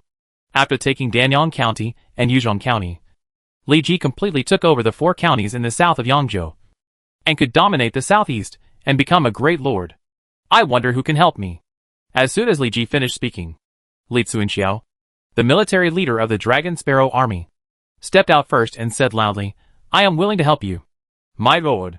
Although Tsunxiu is brave, Wanling has just been settled, and I need to stay here for a while. If Tsunxiao and Han Sheng were not here, the empty Wanling County might be counterattacked by the enemy. Li Ji shook his head and directly rejected Li Tsunxiu's request. Obviously, such a small task as conquering the county and supporting Yu Fei and others does not require the 2 heavyweight generals Li Tsunxiu and Huang Zhong to take action. Moreover, these two have made great contributions in recent wars. Such military exploits should be left to other generals. Hearing this, Li Tsunxiu had to retreat to the ranks of generals. And many other generals also understood the meaning of Li Ji's words. And their thoughts, which had already begun to be active, gradually became more excited. Jiando, I will give you a troop of troops, and you can go north to join Chu Dao and others. After the troops are united, you will defeat Zhou Panlong and others. Yanming, you will be Jiando's deputy general for the time being. I will obey your orders. Lu Xiangxing and Yan Xing immediately stood up and said with a bow. Zhou Panlong also had 2 generals, Zhou Fengshu and Zhu Yongqing, under his command. Even though Yang Su had Shi Jingxi and Li Guang in charge, it was still quite difficult to capture these 3 alive. Therefore, Li Ji sent Lu Xiangxing and Yan Xing to cooperate with Yang Su to capture the other 3 generals alive. Of course, capturing them alive is the best result. But if Zhou Panlong and others want to escape, Li Ji doesn't mind that these 3 people are killed in the chaos. Only the generals who choose to surrender to him are valuable generals. Shiwen, I will give you a troop, and you can go south to join Pingju's troops. After the troops are united, you must defeat Wei Xiaoquan. Shuji, you will be Shiwen's deputy general for the time being. And Wenhe, you will be the accompanying military advisor. Compared with Zhou Panlong and others, Li Ji felt that Wei Xiaoquan was a greater threat. After all, the other party was famous for his outstanding strategies. If there was no counselor who matched him around, he would fall into Wei Xiaoquan's trap if he was not careful. Although Fan Zhongyan is good at wisdom, politics and command, he is still inferior to famous generals like Wei Xiaoquan. So Li Ji equipped Fan Zhongyan with fierce generals and counselors to avoid any accidents. Of course, Wei Xiaoquan has 3 famous generals, Yu Fei, Wei Qing and Hu Zubing, who are eyeing him covetously. It is still difficult for the war in the south to have any accidents. Please rest assured, my lord, We will definitely complete the task. Except for Jiasu, who didn't want to contribute. Fan Zhongyan and Chen Dao's fighting spirit was very high. Gong Miao. There are still many Shanyu in the southern part of Danyang County. I will also give you a troop of soldiers and horses. Follow Shiwen and clear the surrounding Shanyu clans. Although Zhu Lang chose to surrender to Li Ji, there is no news that Fei Zhan and a group of Shanyu elites who escaped outside want to surrender. So the probability of surrender is not too high. Moreover, not all Shanyu in Danyang County were willing to obey Zhu Lang's command. Some clans would rather stay in the deep mountains and forests than live in Lingyang County. These Shanyu were like the scabies in Danyang County. Although they were not painful, it took a lot of time and energy to deal with them. Therefore, he sent He Qi, a famous general of the Eastern Wu who specialized in dealing with Shanyu, to eliminate them. Coincidentally, Danyang County was mountainous, and He Qi's special army, the Eastern Wu Mountain Light Infantry, could exert greater combat effectiveness in such an environment. He Qi, who had not been appointed alone for a long time, stood up excitedly at this moment. After all, he was not too old, and the expression on his face was revealed without any concealment. I understand. Li Ji nodded slightly, and then his eyes fell on Wen Tianxiang, Lu Xiufu and Zhang Shiji in the line. These three people can form a combination of the three heroes of the late Song dynasty. So they were named by Li Ji to lead a troop each, responsible for staying behind Lu Xiangxing and recovering many counties in the north of Danyang County that had not surrendered. In addition, Li Ji also threw Lu Pai, Gong Du and Pei Yuanshao, three old yellow turban generals, into the team of the three heroes of the late Song dynasty as deputy generals, and charged for the three heroes of the late Song dynasty. The counties and enemies in the north and south of Danyang County have been arranged. I wonder who is willing to lead a troop to pacify the west of Danyang County for me. Li Ji looked at the map and found that only the west had not been arranged to recover. So he spoke out. At this time, among the generals in front of him, only Isabella, Nefertiti and Akechi Mitsuhide, who were foreign generals, and Zhao Kuo and Li Jinglong, two equally matched opponents, were left, due to their different status. The first three had never had the opportunity to be named by Li Ji to lead the troops to fight. They were all smart people and knew the reason, so they never dared to ask to lead the army alone. Zhao Kuo and Li Jinglong had never been entrusted with important tasks by Li Ji purely because of their incompetence. Their ordinary tasks were training soldiers and horses, as well as trivial matters such as clearing out Shanyu. As soon as Li Ji finished speaking, Akechi Mitsuhide, who had been silent all the time, finally had a different look. He heard from Li Ji's words that these foreign generals seemed to have the opportunity to fight at this time. Suddenly, among the generals under Li Ji's command, except for Li Tsuingxiu and Huang Zhong who could not move, most of the other generals had already had tasks, leaving only these few people who had not been arranged by Li Ji. So it is obvious that if no one requests to go to war, Li Ji will most likely give the task of pacifying the West to these foreign generals. As foreign generals, Li Ji seems to have not given them the opportunity to lead troops alone due to their status.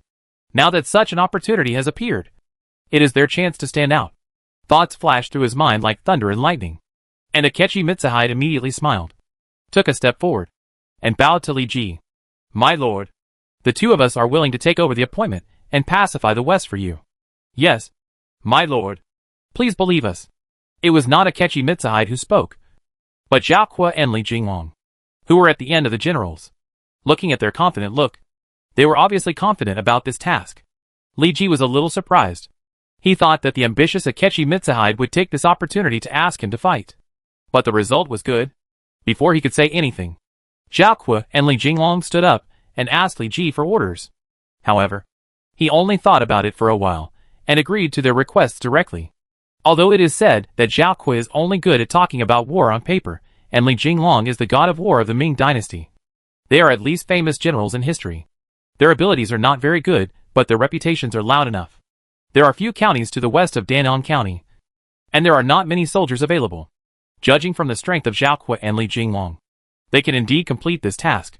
Therefore, Li Ji nodded and agreed to their request. Thank you, Lord. We will do our best, and will do our best. Zhao Kuo and Li Jinglong were very happy when they heard that Li Ji actually agreed to their request. It was thanks to Wang Ming's advice yesterday that they would not dare to take the initiative to ask for the task of leading an army. However, It is a pity that they are jointly in charge of an army this time, without a nominal general. So they have to push the achievement of leading an army in the future. Mr. Wang is really a god. If it weren't for his words, I wouldn't dare to ask for the Lord's order, and I wouldn't get this rare opportunity. After the two took the order and retreated to the ranks, Xiaoqua's mouth was about to burst with laughter, but because they were still in the meeting, they could only talk to Li Jinglong in a low voice. Li Jinglong also tried to suppress his joy, nodded his head slightly to respond to the other party's words, and then whispered, "Not bad. Not bad. After finishing this mission, we must invite Mr. Wang to our house to thank him for his advice. Maybe Mr. Wang will be happy and give us some advice." You are right. We must prepare a generous gift to thank Mr. Wang. Some people are happy and some people are worried. Originally, Akechi Mitsuhide was about to speak up to take over Li Ji's task, but Xiaoqua and Li Jinglong suddenly came out and took the task first. Watching Xiaoqua and Li Jinglong talking in a low voice with a smile on their faces, Akechi Mitsuhide had to frown and silently retract his outstretched foot. The same is true for Nefertiti and Isabella. Not only are they limited by their status as foreign generals, but also because they are women. They have been unable to integrate into the circle of the Dragon Sparrow army, a group of big men. Now that such a good opportunity has appeared, it is taken away by others first, which really makes them feel a pity. Obviously, their abilities are ranked in the upper middle level among the generals of the Dragon Sparrow army, but for various reasons, they have never had the opportunity to make meritorious deeds. If it were other generals, they would have abandoned Li Ji and joined other forces long ago. But they are not from the Huaxia district. If they choose to leave, they may encounter greater troubles. Jin Blue, Shisai, Fo Xiao. Since we have taken Wanling, it will not be long before we can get Danan County. Can we first mobilize a group of officials from Wu County and Kuaiji to come and help us restore the government affairs of Danan County? Li Ji was not aware of the little thoughts of Akechi Mitsuhide and the other three. At this time, in addition to sending troops to recover other places in Danan County, he also needed to start rebuilding the destroyed Danan County official system. My lord, what you said makes sense. Shishisai bowed and replied, before, because of the imperial examination, we have obtained a group of capable grassroots officials. After these days of training, they can be put to use. If Shishisai hadn't mentioned the imperial examination, Li Ji would have almost forgotten that the last imperial examination was held before he participated in the war against Dongzhuo. And it had been nearly a year since then. Now that Li Ji is about to expand his territory to 3 counties, the talents obtained by just one imperial examination are obviously not enough. Chapter 497 Go for Broke. Then follow Jitsai's advice, and dispatch a group of officials from Kuaiji and Wujuan to stabilize Danan County's government affairs. Li Ji's power is in a stage of rapid expansion. Even the lowest level officials have a great chance of being transferred to other counties, and taking up higher positions one day. However, if these officials want to continue to be promoted quickly after Li Ji's power stabilizes, it may be impossible. Everyone, I want to hold another imperial examination after pacifying Danan County. What do you think? Li Ji can't stay in Danan County all the time. His base is in Kuaiji County. So after taking Danan County and stabilizing the situation for a period of time, Li Ji needs to leave Danan County and return to Kuaiji County to take charge of the overall situation. My lord, you are right. The last imperial examination has brought us a lot of talents. Now it is almost a year since the first imperial examination. My lord is about to take over Danan County. This is a good time to prepare for the second imperial examination. Shishisai has always been responsible for the management of officials, so he naturally understands the benefits of the imperial examination to their power. Moreover, the imperial examination not only brings them a large number of officials, but also helps them to dig out many talented but buried talents in the county. For example, in the last imperial examination, Li Ji got 3 historical talents, Fan Zhongyan, Lu Xiufu and Gu Yong, which brought a lot of vitality to Li Ji's political team. Well, Li Ji nodded slightly and continued, let's spread the news about the imperial examination first. The preparation of the second imperial examination will be handed over to Shisai and you. Zhong obeys the order. Shisai took over Li Ji's order without hesitation. In fact, with the first imperial examination, there is experience to rely on for the preparation of this imperial examination. With Shisai and a group of capable officials under him, it is only a matter of time to complete the preparation. However, the scale of the second imperial examination will be even larger. at least involving the scope of 3 counties. And this problem will require Shishitsai and others to worry about. We are about to take over the entire territory of Danon County. So we need enough talents to preside over the overall situation here. I wonder if you have any candidates? Li Ji continued to ask. There is an extra county to manage for no reason. Not only a large number of officials are needed to enrich the grassroots, but also Li Ji needs to send generals and ministers to preside over government affairs here. What he meant was that not only a large number of officials were needed to come here to assist in handling government affairs, but also that he would send ministers and generals to preside over the overall situation of Danon County. After this, many generals in the ranks of military generals may not have much reaction. But Wang Ming, Shishitsai and others also changed their expression slightly. Among these people, because of the war in Danon County, Li Ji left the political affairs of Kuaiji and Wu County to Zhang Juzhen, Yu Fan and others who stayed in the 2 counties, and only brought Wang Ming, Shishitsai, Guijia and Jiasu to his side to give Li Ji advice. Li Ji's intention was very clear. He wanted to avoid Zhang Juzhen and others, and decide on the candidates for important positions such as the governor and the chief clerk of Danon County here. Under his command, there were civil officials such as Fan Zhongyan, Wen Tianxiang, and Lu Xiufu who were both civil and military, and capable officials such as Zhang Juzhen, Gu Yong, and Yu Fan who were political masters. Li Ji wanted to choose one of them, which was a bit of a headache. He simply threw this question out to Wang Ming and others to choose. This way, Li Ji didn't need to worry about this problem anymore. Secondly, he could let Wang Ming and others participate in it, increase their power, and actively improve their recognition and loyalty. Why not do this to kill 2 birds with 1 stone? My lord, this matter is of great importance. We need to pacify Danon County first, and then assess you all, so that we can select the right candidates. After Wang Ming, Shishitsai, Guijia and Jiasu discussed in a low voice for a while. They were as cunning as foxes, and didn't understand what Li Ji meant. However, they knew that participating in it might be suspected of forming cliques. So the 4 people's opinions were surprisingly consistent, and did not recommend anyone for Li Ji. It doesn't matter. Let's talk about this matter after the entire Danon County is pacified. Seeing that none of the 4 people were fooled, Li Ji had to wave his hand to postpone the matter. While Li Ji was handling government affairs, the news that Wanling was breached and Zhou Xian was captured was not blocked by Li Ji. Instead, Lu Bing, under Li Ji's secret instructions, continued to spread the news to every corner of Danon County. Not only that, not only in Danon County, but also in Wangiao Zhejiang County, and even Jiujiang County and Lujiang County across the Yangtze River, were spreading the news. When the news was passed on, the generals of the garrison under Zhou Xian's power were naturally the most panicked. Their lord was captured. So why did they still resist stubbornly? The morale of the garrison in the entire Danon County continued to decline. Even famous generals like Wei Xiaoquan and Zhou Panlong could not stop such a decline. General Zhou Panlong, since Zhou Xian has been captured, the overall situation in Danon County has been decided. There is no need for us to continue fighting. It is better to find an opportunity to take advantage of the opportunity to kill and return to Yuzhong County to make plans.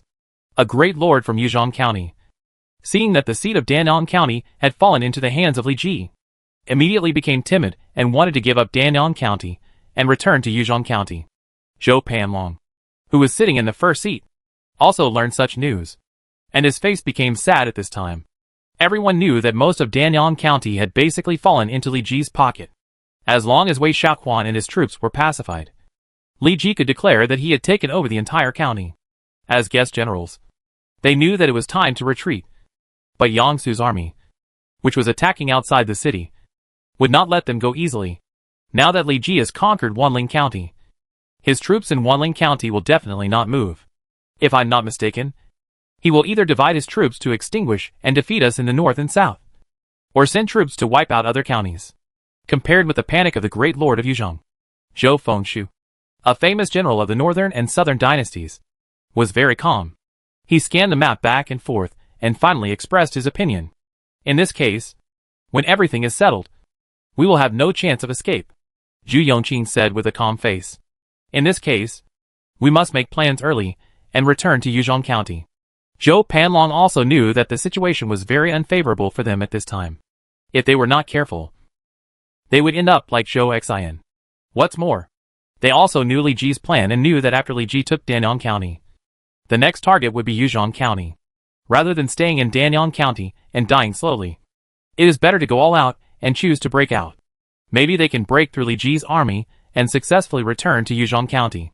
Wang Yao still has a lot of armored soldiers under his command. If they escape back and regroup, they may still be able to fight against Li Ji. Make dinner at 3 o'clock tonight, and break out at 4 o'clock. Zhou Panlong waved his hand and gave a decisive order. At the same time, just when Zhou Panlong decided to break out tonight, Yang Su also learned from the envoy sent by Li Ji that Li Ji had sent Li Xiangxing and others to the north to support them and defeat Zhou Panlong together with them. Originally, Yang Su had been attacking Zhejiang County to cover Li Ji's actions, resulting in the loss of a lot of troops. Now that he has a troop support, Yang Su's confidence has instantly increased a lot. The Lord is spreading the news that Wanling has been captured, which is obviously to undermine the morale of the enemy. This is very beneficial to us. With Zhou Panlong's temperament, he may not sit and wait for death. Yang Su has fought with Zhou Panlong several times, and knows the general temper of the opponent from his military style. Unlike ordinary generals, Zhou Panlong's use of troops is somewhat fierce, but more of it is bold, which makes Zhou Panlong often do some unexpected things. Yang Su guessed that Zhou Panlong should not stay in the city peacefully these days. He will either break out of the siege at all costs or concentrate his forces to attack them. No matter which possibility it is, Yang Su himself needs to arrange a backup to deal with the situation. Send more scouts to monitor the movements in the city. In addition, let the soldiers wear armor and carry blades these days, waiting for the arrival of Liu Xiangxing's troops.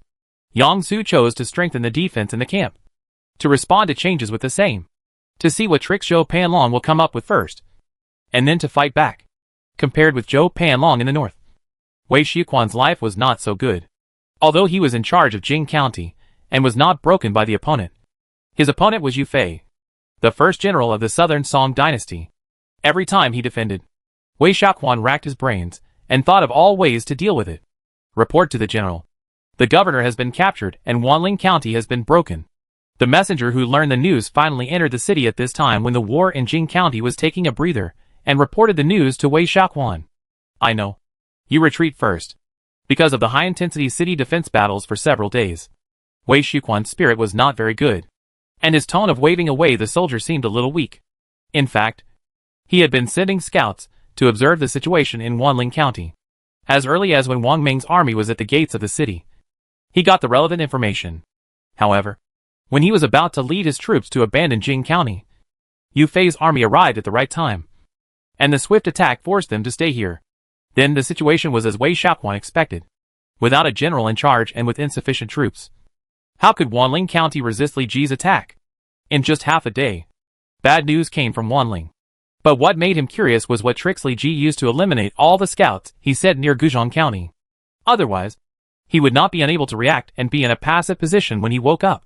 Of course, what Wei Shiquan didn't know was that as the king of spies, he was still inferior to the Jinui led by Liu Bing. General, what should we do next? At this time, Yun Tianbu was the only general left in the mansion, standing alone below Wei Shiquan. Wei Shiquan rubbed his swollen temples helplessly, and then said weakly, the situation in Danyang County has been determined. If we are the only ones left, I'm afraid we don't have much chance to turn defeat into victory. Then the general means, choose to surrender? Yun Tianbu was very surprised. He didn't expect Wei Shiquan to have the idea of surrendering at this time. We don't have to choose to surrender, as long as we can defeat Yu Fei's troops before Li Ji's reinforcements arrive. In this way, we can escape the encirclement and have a chance to survive whether we go south or west. Wei Shiquan endured the fatigue of his body and mind, then glanced at Yun Tianbu and said, are you sure you can defeat the troops outside the city? Such a question is obviously embarrassing Yun Tianbu. If he wants to repel Yu Fei's troops, he is obviously not qualified to do it alone, since you can't think of a way to break the situation. What other choice is there if you don't surrender? General, do we have to choose to surrender? But if so, it will damage our reputation. Although the situation has been determined, if they choose to surrender, their troops, which represent Zhou Xian's last strength, will definitely cause them a lot of criticism, even if they stay under Li Ji as surrender generals. Because of this previous lesson, the two of them may not be reused. The results and impacts of active surrender and forced surrender after a defeat are different. You won't surrender. And you can't break out. Forget it. I understand your thoughts. I have one last plan here to protect our reputation. Wei Xiaoquan sighed. How could he not know Yun Tianbu's thoughts? In fact, counselors and generals like him are best at guessing people's hearts. When the scouts conveyed the news, Wei Xiaoquan had been observing the changes in Yun Tianbu's expression. From the initial suspicion to the later hesitation, Wei Xiaoquan saw at a glance that Yun Tianbu had no intention of fighting again. However, he did not expose the other party's little thoughts, but took the initiative to stand up, turning the other party's thoughts into his own words, and speaking for the other party. General, do you have any other plans? These days, Wei Xiaoquan's methods have been seen by Yun Tianbu, and he knows that the somewhat thin commander in front of him has quite good abilities. If the other party can surrender to Li Ji, with the other party's talents, Li Ji can obviously ignore the dirty spots on his body and promote Wei Xiaoquan to a high position. If he could get on board Wei Xiaoquan, he would be able to rise to prominence, if not rise to the top. Do you still remember Zhu Lang? But the commander of Jing County who defected to Yufei? I heard that he was sent by Li Ji to persuade Fei Zhan and other escaped Shan Yu elites to surrender. But he has not returned yet. In my opinion, Zhu Lang should have left Yufei and escaped into the mountains. Yun Tianbu certainly remembered Zhu Lang, the stumbling block that once stood between them and Yufei. But since Lingon was captured, Yun Tianbu no longer paid attention to him. Then do you still remember the letter? Chapter 498, Fanning the Flames. But when Zhu Lang surrendered to Yufei, did you imitate Zhu Lang's handwriting to write a letter? Yun Tianbu had some impression of this. After all, it was only a few days ago. Wei Xiaoquan nodded and continued, originally, I forged this letter to alienate the relationship between Yufei and Zhu Lang. Now it seems that although there is not much conflict between them, my letter has played a significant role. I don't quite understand what you said, General. After hearing this, Yun Tianbu immediately showed a suspicious look. It is clear that the relationship between Yufei and Zhu Lang was not alienated. So how can it be said that it has played a significant role? In fact, sometimes, the so-called alienation does not need to provoke the relationship between two people, but only to let them have a mutual suspicion in their hearts. Wei Xiaoquan stood up, and then spread out the map with Yufei's army camp marked. He continued to explain, look here, didn't you notice that the Yufei troops that attacked Jing County these days all came from their main army? And the Shan Yu troops that followed Zhu Lang to surrender have not been dispatched so far. Following the direction pointed by Wei Xiaoquan's finger, Yun Tianbu's sight immediately fell on a place on the map, which was exactly where the Shan Yu were stationed. The place where the Shan Yu were stationed was quite subtle, compared with other places in the camp. The terrain was very low, and it seemed that a terrain difference was formed. The terrain here is relatively flat. Yufei is a man who knows about military affairs. It is impossible for him not to know that there are many flaws here. Once there is a sneak attack here, unless there is preparation in advance, there is no possibility of timely response. Yun Tianbu frowned and said, he didn't believe that a general like Yufei would be careless when setting up camp. So he felt that this was done deliberately by Yufei in order to seduce them. You're right. No matter how much Yufei underestimates us, he won't reveal such a big flaw like us. This is very likely what Yufei did on purpose. Having experienced so many battles with Yufei, Wei Xiaoquan already knew Yufei's style of using troops. Steady and steady, using the momentum to attack and crush the enemy. This is Yufei's most prominent style of using troops. So Wei Xiaoquan's point of view is the same as Yun Tianbu's. It is definitely Yufei who deliberately revealed a flaw to them. And why he did this is intriguing. After a short silence between the two, Wei Xiaoquan saw that the other party didn't figure out the reason. So he coughed lightly and said his guess. In my opinion, Yufei showed this flaw to us in order to seduce us to take the initiative to go out of the city to attack this position. Perhaps this is one of the reasons. But I think that as Shan Yu is placed here, there may be a deeper meaning. The general means that he not only deliberately revealed this flaw, but also placed Shan Yu here, which is also intentional. Yun Tianbu doesn't have a brain like Wei Xiaoquan, so he can only ask the other party. Do you remember the letter I forged? Wei Xiaoquan said with a smile. Letter? Yun Tianbu frowned. He couldn't understand why Yufei's abnormal behavior was related to the forged letter. Could it be that the plan to sow discord was successful? At this time, he remembered what Wei Xiaoquan had said before, and suddenly his mind was enlightened, and his thoughts suddenly opened up a lot. General, what you mean is that Yufei actually has doubts about Zhu Lang and his Shan Yu troops. Otherwise they would not be placed in this position by Yufei to become bait to lure us into a trap. That's right. Wei Xiuquan's voice was sonorous and powerful. And then a hint of complacency appeared at the corner of his mouth. Although the letter did not alienate the relationship between Yufei and Zhu Lang. Zhu Lang was sent by Yufei to persuade Feijan to surrender.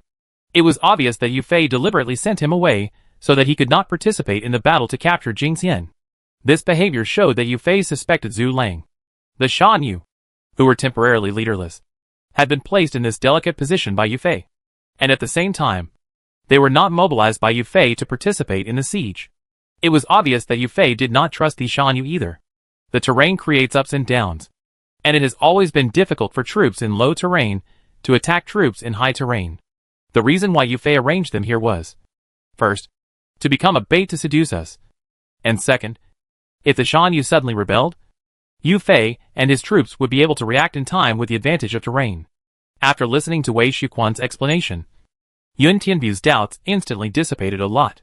A simple camp revealed so many twists and turns, which was beyond his cognition. So, General, what should we do?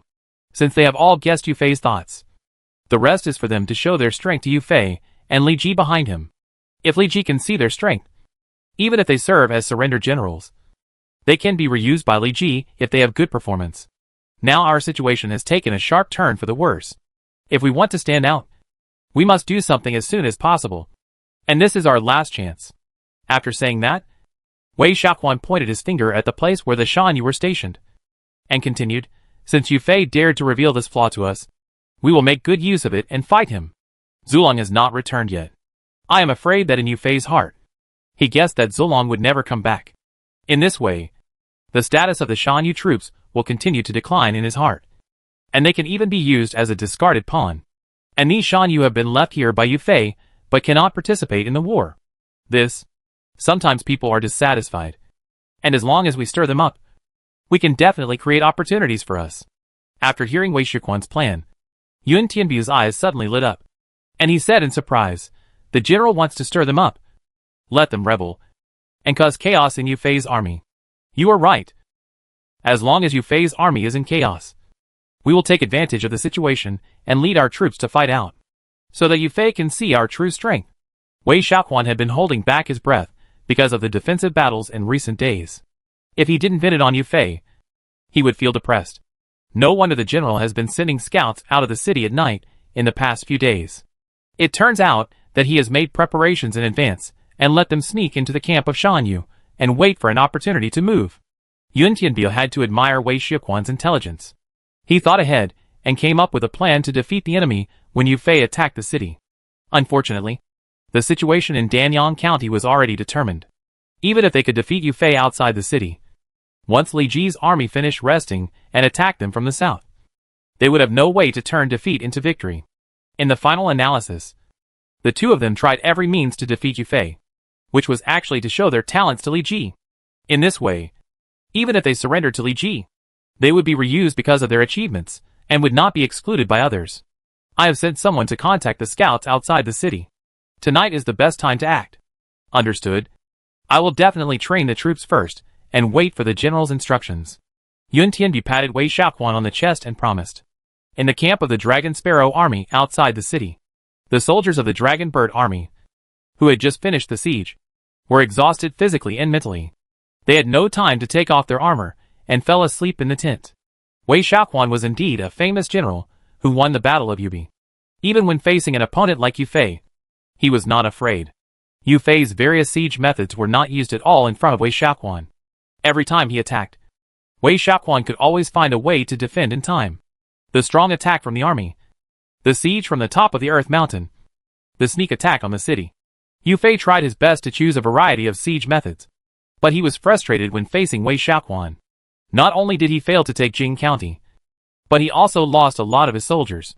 The offensive and defensive battles between the two sides not only consumed the lives of the soldiers on both sides, but also consumed the minds of the commanders on both sides. If the war continues to stalemate, it depends on which commander of the two sides will give up first. Of course, the war in Jing County had nothing to do with the Shan Yu troops. They could only stay in the tent every day, listening to the sound of fighting coming from afar. But they could only remain indifferent. Perhaps some people were glad that they didn't have to go to the battlefield. But more people were anxious and wanted them to fight with the enemy like the soldiers of the Lanke army. These Shan Yu were all desperate people, living a life on the edge of a knife. Once they were free, they simply couldn't stand the loneliness in their hearts. What's more, they followed Zhu Lang to join Yu Fei. Strictly speaking, they had washed away their Shan Yu identities at this time and turned into regular troops of the Han dynasty. They could actually gain military merits by fighting the enemy. There were military merits to gain, and they could solve the itch in their hearts. However, Yu Fei did not mobilize them, which became their most painful thing. I don't think Yu Fei has any interest in us. We have only heard the noise these days, and have never been on the battlefield to kill people. In a tent, someone stood up and said loudly and indignantly. His voice and the content of his speech were very contagious, and immediately attracted the attention of many people. Don't talk nonsense. If this gets out there, we will all lose our heads. For the unfamiliar face in front of him, Shan Yu, who has a steady personality, frowned and stopped the other party's behavior. What are you afraid of? We are all brothers here. So why should we be afraid of the word spreading out? Obviously, this man did not take the advice to heart, but his voice became even more excited, as if he was not afraid of heaven or earth. I think Yu Fei not only looks down on us brothers, but also looks down on our general. Otherwise, why didn't he ask the general to mobilize us to fight for so long? How dare Yu Fei look down on our general? If the general had not chosen to join Yu Fei, I would have fought to the death with Yu Fei. It was like lighting a New Year's firecracker, which instantly made several young men of Shan Yu who were full of vigor and blood stand up straight and curse with the previous people. Not only in this tent, but also in the camps where Shan Yu was stationed. There were many tents with the same problem. It was obvious that Wei Shiquan's incitement had begun quietly, and the person who kept giving passionate speeches in the tent was the scout spy sent by Wei Shiquan to mix in. Wei Shiquan, the king of spies, seemed to have begun to exert his strength, although many of the old men who had stabilized themselves had advised them. The indifference of these days had already made the people of the Shan Yu clan feel aggrieved. Many people had the idea in their minds that since Yu Fei did not intend to send them to the battlefield to kill the enemy, they might as well leave the Dragon Sparrow army, escape into the deep mountains and old forests, and continue to live a carefree life in the past. Now, with the instigation of the scouts and spies, their dissatisfaction reached its peak at once. Brothers, why don't we join forces to break into Yu Fei's tent and ask Yu Fei for an explanation in person? No. If we do this, not only will we lose our heads, but we will also implicate the marshal. The old man in the Shan Yu saw that the situation was faintly out of control, and hurriedly persuaded him. However, how could he persuade his companions who were already in a state of panic? The tiny voice was submerged in the waves, and no content could be heard at all. Okay, then let's go and ask for an explanation as you see fit. Who else wants to go? Me. Me. Several young and energetic Shan Yu stood up in succession, expressing their willingness to follow the left and right. When the old man saw that he could not persuade them, he could only sigh quietly, hoping that there would not be much trouble tonight. Just as the scouts and spies were fanning the flames, several people were walking around in the Shan Yu camp. The leader's face suddenly turned ugly when he saw such a mess. During the days when I was away, these clans became so chaotic? General, please don't get angry and take care of yourself. Someone around him whispered to persuade. These people were Zhu Lang and his group, who were sent by Yu Fei to persuade Feijan to surrender. And the person who just persuaded was Zhu Lang's target, Feijan. With these people here, it is obvious that Zhu Lang has completed the task assigned by Yu Fei and successfully persuaded Feijan and the escaped Shan Yu elite to follow him to surrender to Li Ji. However, as soon as they returned to the camp, they found some signs of being out of control, which really made them angry.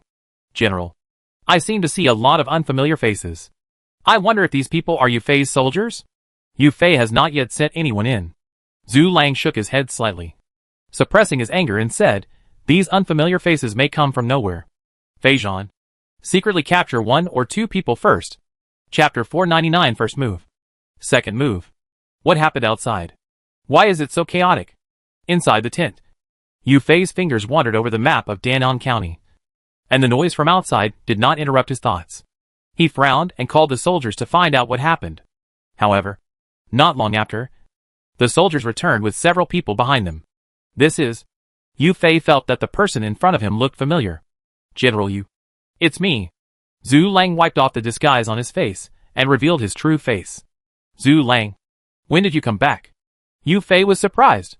Zhu Lang went to the mountains to find Fei Zhan, but he had not returned for many days. Yu Fei had doubts about Zhu Lang because of Wei Shuquan's forged letter. Not seeing him for many days made him think that Zhu Lang took the opportunity to escape. However, now that Zhu Lang appeared in front of him, all rumors and suspicions disappeared. I just returned to the camp today. General Yu, do you know who I brought back? Who?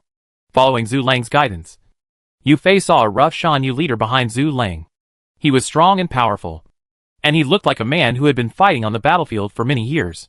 After hearing this, Fei Zhan, who was hiding behind Zhu Lang, quickly appeared in front of Yu Fei, then knelt on one knee on the ground and said shamefully, "The sinner Fei Zhan greets General Yu Fei." Fei Zhan? The surprise on Yu Fei's face became even more intense. Fei Zhan was able to appear here, and he called himself a sinner. It was obvious that the task he had given to Zhu Lang had been completed, and he successfully persuaded Fei Zhan to join him. If this was true, then the so-called Wei Shuquan's internal response in the letter would not be able to sit still. How could an internal response persuade his brothers and their families to join him? I was confused that day and fought against General Yu Fei's troops. Please forgive my impulsiveness. I am willing to give up the dark and serve you. Fei Zhan told Zhu Lang the words he had prepared for him, and knelt on one knee on the ground and said sincerely. When Zhu Lang found Fei Zhan and a group of elite Shan Yu that day, Fei Zhan and his men had no intention of joining Yu Fei. However, after Zhu Lang's emotional and rational persuasion, coupled with his own prestige among Shan Yu in Danyang County, he finally convinced these people to join Yu Fei. Therefore, this is why Zhu Lang spent several days before he appeared in the camp with Fei Zhan and others. Yu Fei personally helped Fei Zhan up, patted the back of his hand and chuckled, "No need to do this. Since you choose to join me, then we are comrades. There is no need to do this between comrades. Thank you, General Yu Fei." Fei Zhan did not expect Yu Fei to be so generous. He did not mention the Lingyang battle at all, but treated him as a comrade. These words immediately moved Fei Zhan. Yu Fei waved his hand, then set his sights on Zhu Lang and asked, "Zhu Lang, where are the elite troops of Shan Yu now?" Report to the general. Although only 1 in 10 of the elite troops of Shan Yu survived, there are still many. In order to avoid alerting the enemy, I simply let them hide outside the camp and summon them out when the time is right. Zhu Lang bowed and said truthfully, if it were an ordinary general, Zhu Lang would hide his troops outside. And there seemed to be signs of civil unrest in the camp, coupled with a forged letter by Wei Shuquan. Zhu Lang would probably be misunderstood as having the idea of rebellion. After all, this army was not under the control of the commander. As long as Zhu Lang ordered an attack on the camp, their army would have no time to react. However, since Zhu Lang personally told Yu Fei about the arrangement of this army, Yu Fei trusted him and did not have too much suspicion. Did you leak the news when you came back? We all came from the mountain path and did not make much noise. I think no one should have discovered it. If that's the case, then Wei Shuquan in the city should not know your existence. After listening to Zhu Lang's words, Yu Fei clenched his left fist and smashed it on the palm of his right hand, saying happily. Zhu Lang and Fei Zhan looked at each other. Although they didn't know why Yu Fei was so sure, they saw the change in Yu Fei's expression, which was obviously a good thing. But this is a good thing, and the turmoil in the camp still needs to be dealt with by Yu Fei, the commander. By the way, you have passed through the camp. Do you know why there is such a turmoil outside? Yu Fei asked. Report to the general. This is really what I want to report to the general. Come on. Bring that person up. As soon as Zhu Lang finished speaking, several Shan Yu people came into Yu Fei's tent, holding a person who was constantly tossing. What is going on? Yu Fei asked in confusion. General, I found this person in our Shan Yu camp, constantly using words to incite and stimulate my brothers and sisters. I saw that this person was unfamiliar, so I caught him. Unfamiliar? Do you mean that this person is not from your Shan Yu clan? Yes, General. Zhu Lang nodded slightly, then pointed at the person who was pressed to the ground and said, General, we Shan Yu have lived in the mountains for a long time, and we are different from ordinary people in terms of words and behavior. I have observed this person and found that he is not only unfamiliar, but also has a strange accent and behavior. In addition, what he said is a bit profound. So I concluded that this person is definitely not from our Shan Yu. When it comes to profound, Fei Zhan's old face blushed. Zolong clearly said that the Shan Yu people are not well educated and can't say anything that can incite people. Even the words that Fei Zhan said when he surrendered to Yu Fei were prepared by Zhulang in advance. After listening to Zhulang's explanation, Yu Fei couldn't help but nodded in agreement. He was not from Shanyu, and was not so familiar with Shanyu. But Zhulang was born in Shanyu, grew up in Shanyu, and commanded Shanyu. Since the other party suspected this person, it was obvious that this person was definitely not from Shanyu. Thinking of this, Yu Fei's eyes flashed, and he said loudly, "Come on! Detain this person and torture him severely. If this person does not tell the truth, then beat this person to death. In troubled times, heavy punishments are used, let alone dealing with a person of unknown origin. No matter how kind-hearted Yu Fei is, he will not be negligent in this regard. However, he overestimated this person's noble character. Just being frightened by Yu Fei, this person did not dare to toss on the ground, but instead cried out loudly, 'Don't kill me. I confess everything,' and other words that only spineless people would say. Listening to the other party's plea for mercy, Yu Fei waved his hand and pushed away the two soldiers who were about to drag the man away, and then asked, 'Tell me, who are you?' 'I am Nai. I am from Jing County, Danong, and was sent out by General Wei Xiaoquan to be a scout not long ago. It turned out to be Wei Xiaoquan's man.' Yu Fei touched his chin with some surprise. He didn't expect that Wei Xiaoquan, as the defender, would send scouts out of the city during the war, and even mixed into his army. Then there is no need to speculate too much. The turmoil outside is likely to be the masterpiece caused by Wei Xiaoquan. Wei Xiaoquan sent you to me. Obviously not just to let you mix into the army. General is wise. General Wei Xiaoquan sent me here, not just to let us mix into the army, but to let us find opportunities tonight to incite those Shanyu, and let them cause unrest.' When he heard this, Yu Fei's eyes flickered slightly. Inciting tens of thousands of people to start a riot is obviously not something that one person can do. Zhu Lang Shanyu troops may have hundreds of scouts and spies mixed in. The Shanyu troops are now like a sieve. It is unknown how many spies with ulterior motives are mixed in. If you want to pull them out one by one, it is impossible to complete it tonight. Why does Wei Xiaoquan want you to act tonight? Can't it be done tomorrow or the day after tomorrow?" Zhu Lang caught an important message and asked immediately, "Report to this, General. I don't know why it has to be tonight. I am just a small scout, and I don't know these things at all. I think you are looking for death." Fei Zhan rolled up his sleeves and wanted to punish the spy. But Yu Fei reacted in time and stopped him first. "Forget it. With Wei Xiaoquan's character, he will never make his thoughts clear to these scouts. No matter how much you torture him, he can't tell the truth." Yu Fei shook his head, and then asked someone to take the spy away and keep him under strict supervision. After the spy was dragged away, Zhu Lang asked, "General, in this case, should we send someone to quell the civil unrest? With my prestige, if I come forward, maybe I can solve it." Yu Fei glanced at Zhu Lang and did not answer. The meaning of this remark is very intriguing. Zhu Lang seemed to be showing Yu Fei his prestige in Shanyu. The general can suppress his troops better than the commander-in-chief, which obviously threatens the commander-in-chief's position in the army. If it were a suspicious general, Zhu Lang would definitely suffer. And Zhu Lang seemed to realize this, and immediately lowered his head and closed his mouth, not daring to look Yu Fei in the face. The so-called trouble comes from the mouth. It is very likely that because of an unintentional word, he will offend the other party to death. Yu Fei also knew that Zhu Lang did not mean it. He was silent for a while, and said calmly, "Wei Xiaoquan's target is us. And he chose tonight, which means he will definitely take action tonight. Zhou Xian has been captured by the Lord, and the situation in Danyang County has been determined. He is probably making a last-ditch effort. Since they want to struggle, we might as well take advantage of their tricks and lure Wei Xiaoquan and the others into being fooled." After that, Yu Fei looked at Zhu Lang and Fei Zhan and ordered, "You two leave the camp first to find the troops hiding outside. And when the enemy attacks, you immediately show up." "General, are you using us as a backup?" Zhu Lang's eyes lit up immediately. If this can succeed, they will definitely be able to make great contributions in this war, and then wash away their identity as Shanyu rebels. Yu Fei nodded and said solemnly, "There are only two ways for Wei Xiaoquan to struggle. That is, taking advantage of the internal strife of our army. They will either concentrate their forces to break out of the siege, or attack our army at night and defeat our army. But no matter which one, it is certain that Wei Xiaoquan must be ordered to go out of the city to fight with us. If this is the case, please believe us, General. Zhu Lang and Fei Zhan immediately bowed their hands and accepted the order. Afterwards, after the two left, Yu Fei summoned Wei Qing, Hu Zibing and Yang Zixing, and told them his plan. Since the general has a plan in mind, please give the order. You three will each lead an elite force to ambush outside at night, and I will lead the main force to pacify the restless Shan Yu. As long as the time comes, Wei Xiaoquan will definitely come out of the city to attack us. At that time, you and Zhu Lang will attack Wei Xiaoquan together.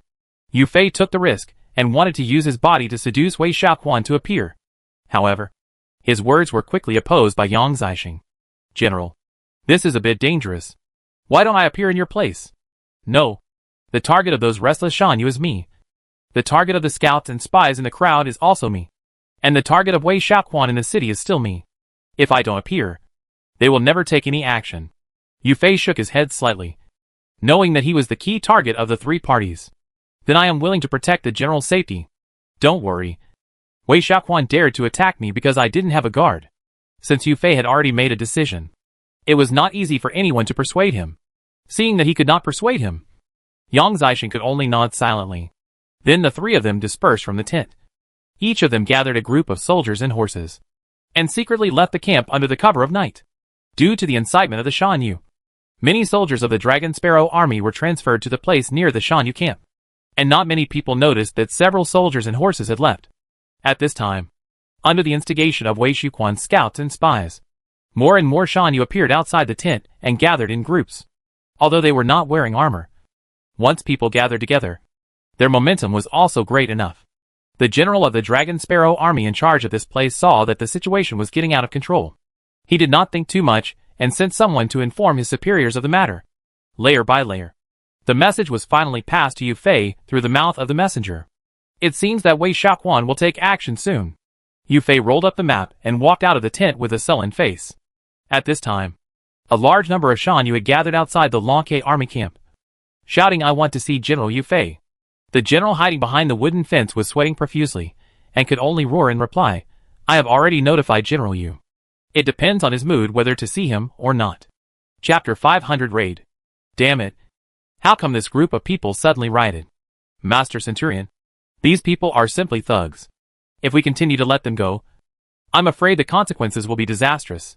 Why don't we kill a few jumping guys first to scare the monkeys? Maybe it will have a miraculous effect.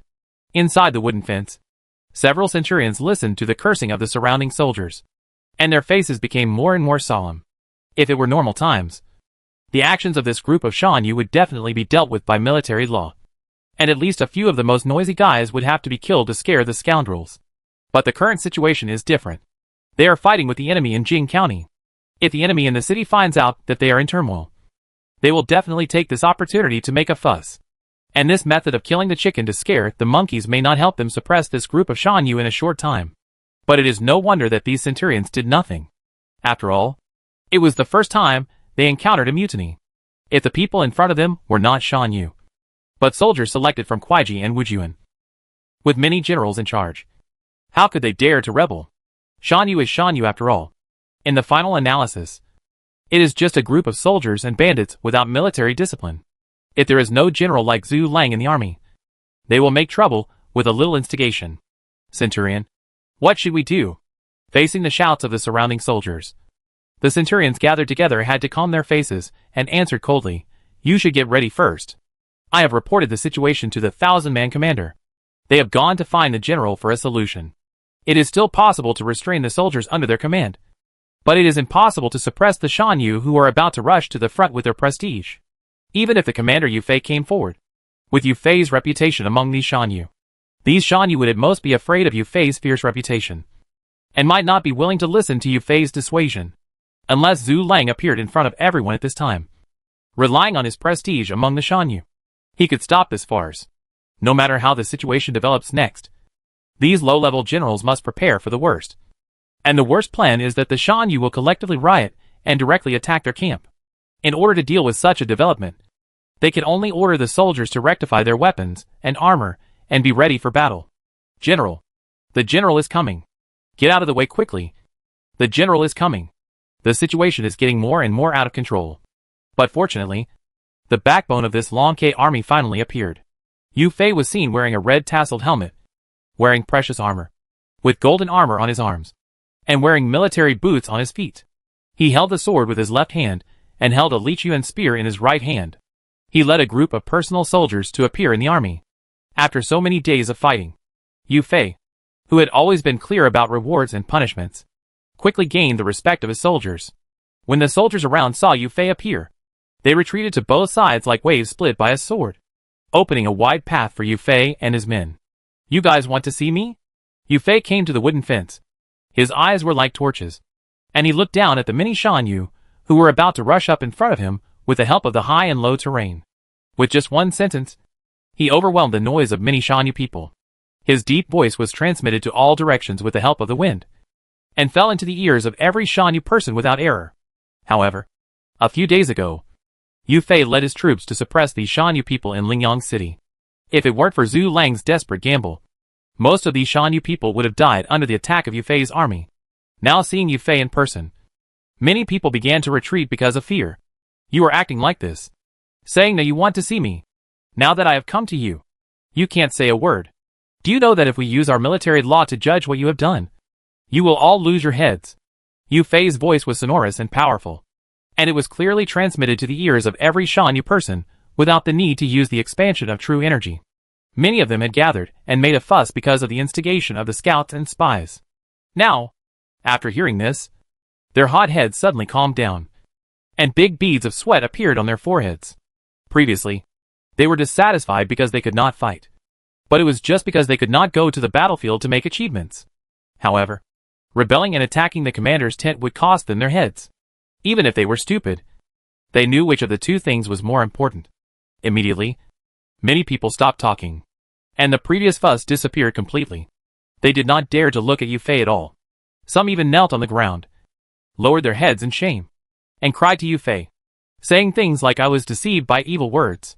Seeing this, Yu Fei's mind became clearer. Originally, he suspected that it was Wei Shuquan's scouts and spies who mixed into the Shan Yu and instigated them to rebel. Now, seeing this, he was more certain of his guess. Thinking of this, Yu Fei waved his hand and said loudly, "I have investigated this matter clearly. There is indeed someone who instigated you. This matter can be dealt with lightly, but the death penalty can be avoided. But the living crime cannot be escaped. After the war is over, I will settle your military merits and faults together." As soon as these words came out, they immediately attracted the attention of most Shan Yu. They were originally afraid that Yu Fei would chop off their heads because of this matter. But now it seems that Yu Fei does not want to punish them severely, and Yu Fei has to settle their military merits and faults in one go, which does not mean that they will get the opportunity to gain military merits next.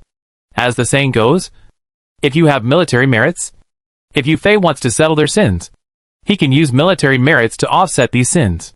In this way, if they can get enough military merits, not only will they not lose their heads, but they will also have the opportunity to be promoted to generals in the army, and then rise to prominence. "General, I understand what you mean." Many Shan Yu were very convinced by Yu Fei's arrangement, and they all bowed to Yu Fei in response. It's just that some of them seem to have confused the left and right hands, which is a bit funny.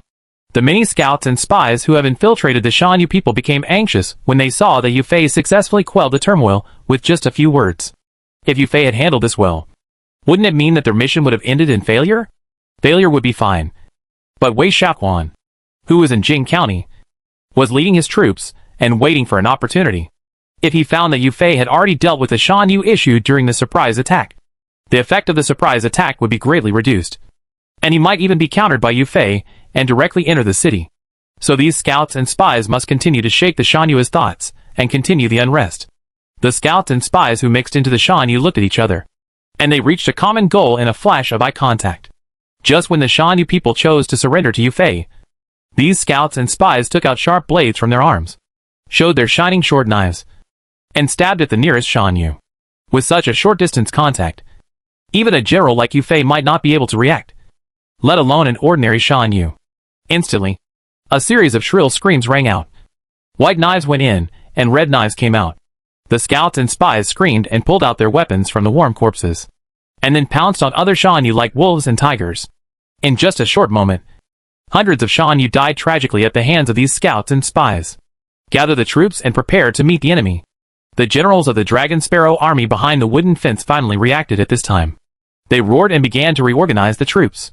As long as Yu Fei gave an order, they would cross the barrier and kill into the chaotic crowd to kill the scouts and spies. When mobilizing troops, there were archers who ignored the bows and arrows, holding the crossbows, and the other end of the sharp arrows pointed at the increasingly chaotic Shan Yu. But they dared not release the bowstring and pull the trigger, because the hundreds of scouts and spies who had infiltrated the army were too small in front of tens of thousands of Shan Yu. Especially now that they were fighting in a group. They could not tell which one was a friendly army and which one was an enemy. If they were to shoot with arrows, if they killed their own Shan Yu, they would be charged with the crime of killing their comrades. The Shan Yu who had just been persuaded by Yu Fei might become dissatisfied and then erupt into an irreparable rebellion. Yu Fei frowned tightly, but his palm was on a crossbow that was pulled like a full moon, and then he pressed it down with a little force. Such an abnormal action immediately made the soldiers of the Dragon Sparrow army feel confused. General, why is this? Before the soldiers could speak, Yu Fei answered first. There are only a few hundred scouts and spies who have infiltrated the Shan Yu, and the Shan Yu clan has tens of thousands of people. They only need to deal with these scouts and spies. Now we still have powerful enemies outside, and the crossbows should be aimed at them. As soon as the voice fell, Yu Fei turned his head slightly and stared at Jingxian County in the distance, which was shrouded in darkness. The next second, countless torches suddenly appeared on the walls of Jingxian County, and the large area of fire emitted illuminated most of the walls and a wilderness outside the city. The gate to Yu Fei's military camp was still closed a second ago, but the next second, a deafening roar was heard, and the closed heavy door was creaked open, and then a group of soldiers and horses ready to go poured out like a tide. Yu Fei's previous guess turned out to be correct. Wei Xiaoquan first forged a letter to alienate the relationship between him and Zhu Lang, and then secretly sent a large number of scouts and spies to infiltrate the army, instigating civil strife. Finally, he waited for the opportunity and decisively launched a surprise attack while the Long Ke army was in turmoil, catching them off guard. Unfortunately, Yu Fei had already prepared for this situation. If it were an ordinary general, Wei Xiaoquan's plan might have succeeded. The whole army will turn around and gather to meet the enemy's surprise attack. Yu Fei glanced at the chaotic Shan Yu and found that there were also many prestigious old men in the Shan Yu who came forward to command the soldiers to kill the scouts and spies in the army in an orderly manner. In this way, without Yu Fei's command, the Shan Yu itself could hold its breath for this sudden turmoil. Then Yu Fei could focus most of his attention on Wei Xiaoquan's troops, who were coming. Shoot!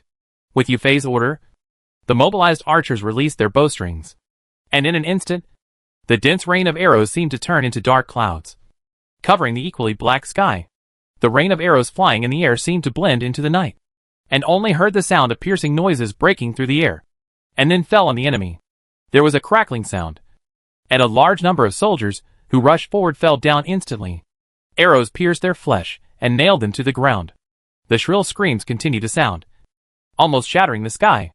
Among the soldiers responsible for the raid, in order to pursue speed, there were not many sword and shield soldiers holding shields, especially when they encountered the well-equipped Dragon Sparrow army. Just a round of arrow rain caused them to lose a lot of people.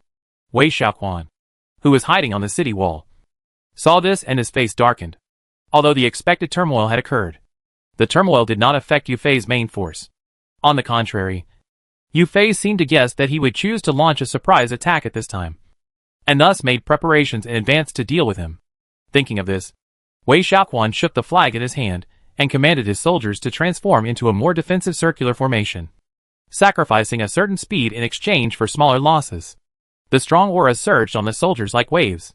Wei Xiaoquan's mind fell on the army, as if he had turned into an invisible big hand, kneading the aura on the soldiers together again, and transformed into a large shield invisible to the naked eye at the front of the army's formation.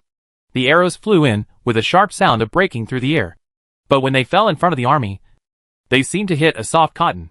The sticky void pulled the arrows, causing the arrow's speed to drop sharply, and the lethality was greatly reduced. The soldiers who rushed to the front were not afraid of the slow arrows at all, and they could just swing their weapons to push away the deadly things. Even if the arrows fell on their armor, they only heard a crisp sound of ding-dong, and there was no killing effect. Yu Fei raised his eyebrows slightly when he saw this. As the commander-in-chief, as long as he was strong enough, he could rely on the true qi to mobilize the aura of the soldiers in the army. thus forming a more deadly effect. The stronger the strength, the more troops can be mobilized. For example, Han Xian and his ilk are strong enough to mobilize any number of troops very smoothly. But a commander like Xiao Kuo may not be able to succeed in mobilizing 30,000 to 50,000 troops. With Wei Shiquan's ability, it is obviously easy to mobilize these troops to form a stronger defense. But this also makes Yu Fei understand Wei Shiquan's general ability. Yu Fei waved to the soldiers around him, whispered a few words and gave orders. And when the enemy charged, the tight formation cracked, and soldiers with strong crossbows appeared in it. Chapter 501 Guan Yu may not be the one wearing a green hat. This suddenly appeared crossbowman had a powerful crossbow in his hand that was different from the ordinary crossbows. The body was 3 feet 3 inches long, and the bowstring was 2 feet 7 inches long. The crossbow arrows inserted into it flashed with a sharp cold light, which made the soldiers in the front line feel a chill in their hearts. Could this be Yu Fei's backhand?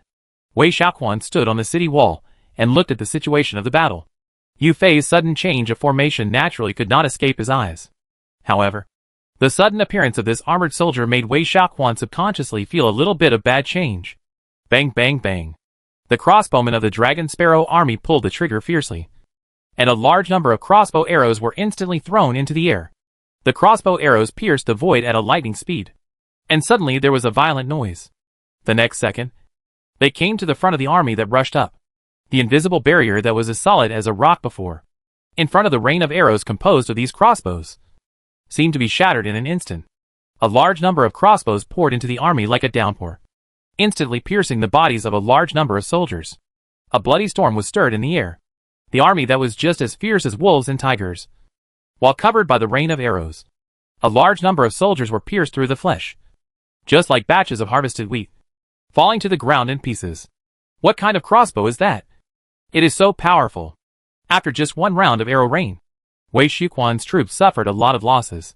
Even if Wei Shiquan was calm, he was a little panicked at this time. The crossbow is more powerful than the bow and arrow. That is, it can be loaded in a shorter time, and then the crossbow arrows can be shot out. At this time, his army and horses were still a little distance away from Yu Fei's troops.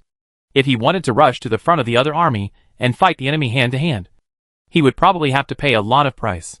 The secret weapon that made Wei Shiquan lose his composure was actually the Shinbi crossbow that Li Ji had received as a reward not long ago. However, the Shinbi crossbow was a diamond-level equipment. In Li Ji's power, only a few craftsmen including Oyezi could make it. Therefore, the production of the Shinbi crossbow was a bit miserable. It was only now that they could barely equip 1,000-man crossbowmen. As for the appearance of such a crossbowman in Yu Fei's army, it was purely because Li Ji felt that Yu Fei was born in the Song dynasty, and should be more suitable than other generals to mobilize this army to fight. Now the army equipped with the Shinbi crossbow has shown its effect, catching Wei Shiquan off guard, and defeating a large number of enemies in a short time. Charge! Charge! The flag of change was raised in Jing County. There was such a crossbowman in Yu Fei's army. Even if Wei Shiquan came up with more tricks, he could not withstand the offensive of this crossbowman.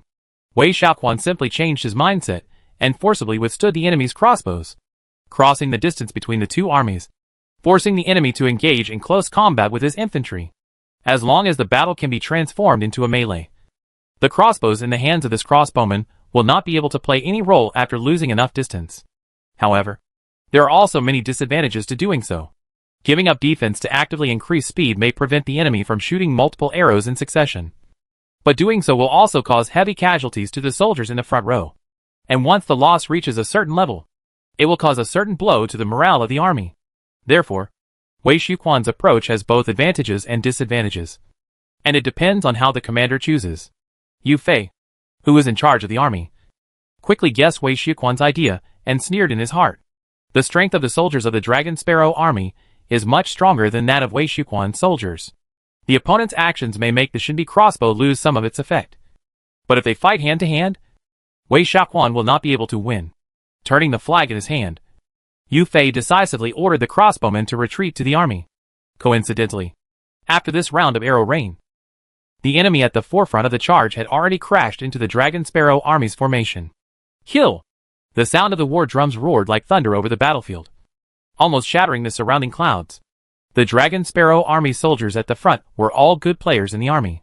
Facing the enemies who rushed up, they roared wildly, bursting out with roars like a herd of beasts, picking up the weapons in their hands and killing the enemy's chest in unison. Puff, puff.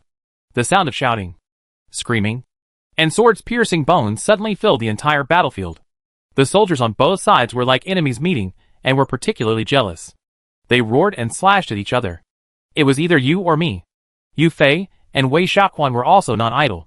The two generals who left a great name in the long river of history were fighting in the air at this moment. The auras emanating from their bodies collided with each other and confronted each other. Although Wei Xiaoquan's upper limit was not as good as Yu Fei, he was recruited first after all, and his level was higher than Yu Fei. Maybe there was a gap between him and Yu Fei, but it was definitely not much. An invisible fight was going on in the void. The two people's head-on collision was like a collision between steel gems, rubbing out a lot of sparks, and causing waves of strange phenomena in the void. The two troops on the battlefield were fighting chaotically at this moment. If you look down from a high altitude, you will see Wei Xiaoquan's offensive wave after wave, like a surging tide that makes people unable to breathe. However, Yu Fei's response was always calm. Although the army's formation was somewhat scattered due to the Shan Yu riot, he reacted very quickly and had successfully adjusted it just when the enemy arrived. Even though Wei Xiaoquan was the attacker and Yu Fei was the defender, Wei Xiaoquan's attack had not achieved much results. Instead, he found that the attacks on both sides were tightly clamped by Yu Fei, and the frontal battle was steadily pushed back by Yu Fei. The Dragon Sparrow Army's military formation was extremely rigorous. The small military formation composed of dozens or hundreds of people was like a well-inlaid gear, slowly turning to form a medium-sized military formation. And countless medium-sized military formations were combined into a terrifying and powerful large military formation.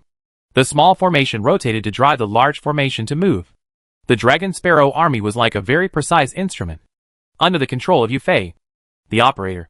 It started to operate and turned into a terrifying meat grinder. Wei Xiaoquan's troops kept charging forward, but were instantly crushed into a ball of meat by the Dragon Sparrow Army, which was running at full speed. Countless blood and flesh were splashed everywhere. Wei Xiaoquan, who was standing on the city wall and watching the battle, suddenly became gloomy. He only took a quick look and could tell that his troops were already at a disadvantage. If they continued to fight like this, the army would be defeated by Yu Fei sooner or later. In Wei Xiaoquan's eyes, Yu Fei's command ability is much stronger than his. The Dragon Sparrow Army, which has always been strong, seems to be integrated under Yu Fei's command. Each small military formation is like a part of the big formation.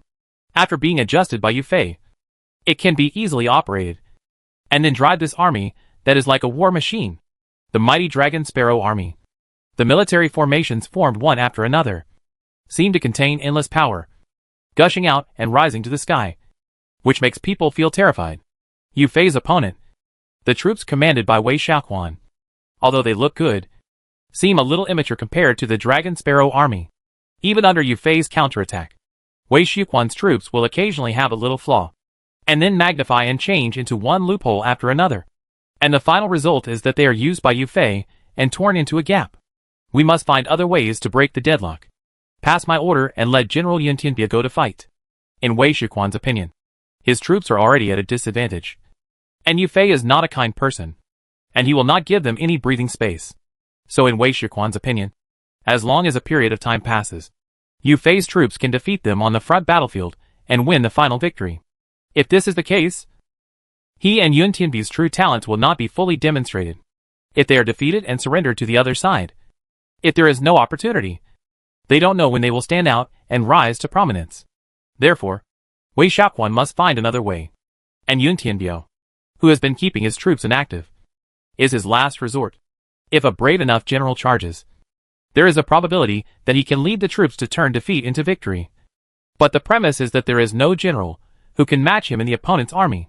And Wei Xiaoquan knows that in addition to being a top commander, Yu Fei also has a good martial arts. Otherwise it would be impossible to seriously injure Zhu Lang with a few shots before. Moreover, the Dragon Sparrow Army not only had Yu Fei, but also Yang Zixing, Hu Xubing, and other generals with extraordinary martial arts. Among them, Hu Xubing even knocked when dead to the ground with a spear. With such a general in charge, Wei Xiaoquan was not sure whether Yun Tianbu alone could withstand the siege of these three people. But everything needed to be tried. Maybe Yun Tianbu would be appreciated by Yu Fei and save his life. A moment after Wei Xiaoquan gave the order, A strong breath suddenly broke out in the direction of Jing County. As if the sky exploded, the earth shook, and a sound of horse hooves came from the city gate. Although it was a little slight, it was very unique in the battlefield filled with all kinds of noisy sounds. Even the soldiers at the forefront of the Dragon Sparrow army could hear the sound of horse hooves. Then, a green figure suddenly appeared under the city illuminated by the fire. A green figure appeared in the army, and the strong aura made the soldiers in front of him move to the side, and then revealed his true appearance on the battlefield. Phoenix eyes and silkworm eyebrows, green robe and golden armor, green scarf and red face, beautiful beard fluttering, riding a white horse of Yuan, holding a crescent steel knife upside down. If there were players present, they would probably shout Guan Gong is alive. But the current Guan Gong Guan Yu, with his elder brother Liu Bei, has joined Gongsun Zan, the governor of Yubiping. So how could he appear here? Guan Yu. Guan Ling. No. This man's aura is much worse than these two people. Definitely not them. Yang Zixing, who was hiding on the periphery, saw Yun Tianbu dressed like this, and subconsciously mistook Yun Tianbu for Guan Yu and Guan Ling who appeared at Hulao Pass that day. However, Yun Tianbu's aura and strength were much worse than these two people, so he was quickly ruled out by Yang Zixing. Who are these two people that General Yang mentioned? And why have I never heard of their names? What Xubing asked with some curiosity. Yang Zixing was a martial arts master, and the generals who could be remembered by Yang Zixing were probably not much worse in strength. So what Xubing, who was quite curious, couldn't help asking. Yang Zixing then roughly recounted the fight between the generals at Hulao Pass, especially the fight between Guan Yu and Guan Ling, and emphasized it again. After all, the two men were surprisingly similar in appearance and dress, and their weapons were the same, and their swordsmanship seemed to be from the same school. If these two people were to say that they had nothing to do with each other, I'm afraid no one would believe it. Now that Yun Tianbu, who is dressed similarly to Guan Yu and Guan Ling, has appeared, Yang Zixing feels that something big has gone wrong in this world. However, if Yang Zixing knew that there were still a lot of generals similar to Guan Yu in the novels, I'm afraid Yang Zixing's worldview would have to be reshaped. I've seen this person. He once led his army with another general under Wei Shaoquan to try to land on the Jing River. But fortunately I ambushed them. I killed one of the generals, and scared this person away. After hearing Hua Xubing's description, Wei Qi nodded slightly and replied, from what you said, this person's strength should not be very strong. At least not as strong as Hua Xubing alone. Well, if General Yu Fei needs our ambush troops to fight, he will definitely give us an order. What the three didn't know was that when Yun Tianbu appeared on the battlefield, Yu Fei noticed him. With Yu Fei's keen sense of breath, he roughly judged Yun Tianbu's strength at a glance. Although Yun Tianbu's strength was quite good in Yu Fei's eyes, if it was only this level, then it would be limited to this. Swish. Just as the three were talking, Yun Tianbu finally moved, urging the famous horse under his crotch to run as fast as lightning, and the majestic momentum seemed to be able to cut through the waves. When this green figure rushed into the formation of the Dragon Sparrow army, the famous horse under his crotch suddenly accelerated, and the unstoppable impact instantly knocked the dozen soldiers in front of him away. The upside-down crescent steel knife turned, and under the moonlight projected on the ground. A cold light flashed on the blade like a full moon. With Yun Tianbu's movements, in an instant, human heads rolled up into the sky, and warm blood gushed out from the flat incision like a spring column. Awesome. I don't know if Yu Fei's sigh came from the heart or what. However, when Yun Tianbu rushed into the formation and seemed to be swallowed up, he was always able to break through the obstacles in front of him in an instant. And while breaking through the siege like a hot knife through butter, he also harvested the lives of a large number of soldiers. With such strength, it is not possible to take the head of the enemy general in the midst of thousands of troops. But it is still possible to protect himself in the chaos of the army. Chapter 5023 Swords. A top general in front of ordinary soldiers is like a giant elephant descending in front of a group of ants. Even the most elite soldiers may not be able to withstand the impact of the general. With the help of the famous horse of Yuan, Yun Tianbu was like a tiger with wings. His already good martial arts became more sharp. He just waved the Yanyu steel knife in his hand slightly, and a blue dragon sword energy was cut out. The soldiers of the Dragon Sparrow army in front of him fell to the ground like harvested wheat, and blood flowed into a river. The gushing breath was like a real dragon stirring up the wind and clouds. Even though Yun Tianbu was surrounded by heavy siege, he was still at ease, and killed out of it unstoppably, tearing the layers of enemies in front of him into two halves. After a few breaths, Yun Tianbu relied solely on his own martial arts to kill directly into the central army where Yu Fei was. Shoot the horse first when shooting a person, and capture the king first when capturing a thief. Wei Xiaoquan asked Yun Tianbu to go out, borrowing the military force of the generals, to forcefully break into Yu Fei's army and threaten Yu Fei's safety. Of course, Yu Fei himself is good at martial arts, and Yang Zixing, Hu Zubing and other generals have not yet emerged. Wei Xiaoquan naturally does not think that Yun Tianbu's assault can successfully kill Yu Fei, the commander of the Dragon Sparrow army.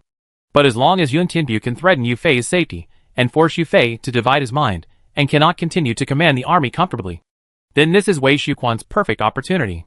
Now, Wei Xiaoquan has to admit that Yu Fei's ability is much stronger than his own. So if he wants to reverse the decline, he must take action against Yu Fei. As long as Yu Fei cannot command the army wholeheartedly, Wei Xiaoquan can seize this fleeting opportunity and turn the defeat around. No matter how bad it is, Wei Xiaoquan can also delay the defeat and show his talents to Yu Fei and Li Ji behind him as much as possible. Green robe and golden armor. Qinglong Yanyu sword. The figure of Yu Fei appeared in Yun Tianbu's eyes, and the momentum around him burst out again, as if a giant green dragon stretched out its claws from the clouds, as if it could easily tear Yu Fei into pieces. Boom! It was as if thunder exploded in the sky above the battlefield, and there seemed to be an invisible shock between heaven and earth. A phantom of a golden-winged rock suddenly condensed in the void, and the moment its wings vibrated, it seemed that it was about to break this space. Yu Fei, who was targeted by Yun Tianbu, moved at this moment, and his own blood and true energy burst out like a mountain fire, connecting heaven and earth to transform into the phantom of the golden-winged rock, and raising his hand contained boundless murderous intent. In some rumored novel settings, Yu Fei was the reincarnation of the golden-winged rock of Buddhism, with supreme power. As Yu Fei moved, the golden-winged rock in the sky above the battlefield had already solidified into shape, with a beak and claws as hard as iron, a diamond-like horn, a shining orb on the top, a fire eye that flickered like the sun and the moon, a steel-like beak like an iron hook, and wings like swords dancing in the air, with hot sand raining down from the gaps between the golden blade feathers. Yu Fei is going to exert his full strength. Wei Xiaoquan, who was on the city wall, held the bricks on the top of the wall tightly with his fingers, and his eyes were filled with shock. He knew that Yu Fei was very strong, but he only judged from his opponent's record and had never seen Yu Fei's moves. Now, he witnessed the means used by Yu Fei with his own eyes, and the golden-winged pung bird that appeared in the void suddenly twitched in his heart. Just by looking at the golden-winged pung bird, he could feel that this shadow contained extremely powerful power, as if it could push mountains and stir up rivers. Yu Fei immediately urged his warhorse, and the Lichuan gun in his hand suddenly burst into a dazzling golden light. The pung bird in the void suddenly made a deafening cry, flapped its wings, and suddenly killed Yun Tianbu. Before the pung bird arrived, the rolling high-temperature heat wave rushed in his face, and the scorching temperature burned the surrounding space into a ball, forming irregular ripples visible to the naked eye. The first knife of the spring and autumn period. Faced with such a deadly threat, Yun Tianbu could only suppress the trembling in his heart and wave the Yanyu steel knife to cut the pung bird. With his roar, his eyes flashed with cold murderous intent, like a giant dragon opening its eyes. The moment he swung the steel knife, a high-pitched dragon roar suddenly rose in the air. Bang! The green knife energy flashed, and in the ever-changing wind and clouds, it turned into a giant dragon, and with the help of the wind, it suddenly hit Yu Fei's Lichuan spear. The pung bird and the blue dragon fought each other with a bang, and the boundless divine power shook the world, and bursts of violent roars sounded in the void. Yu Fei frowned, and the unstoppable spear seemed to hit an indestructible boulder, and the spear shaft instantly bent into an amazing arc.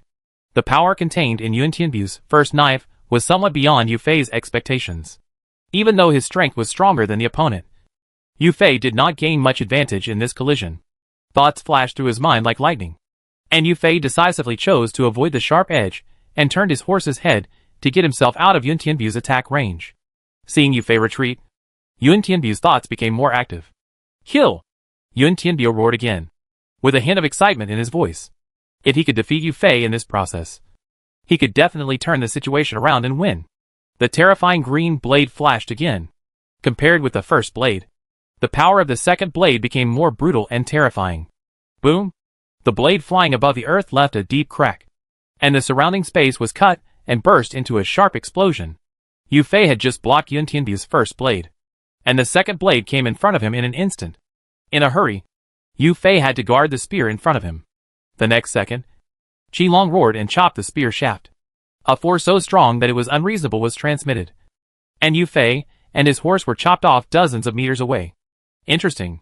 Yu Fei swung his arms that were numb from the shock, and his eyes suddenly showed an admiring expression. Yun Tianbu used only these 2 sword strikes to force him back, and even made him look a little embarrassed.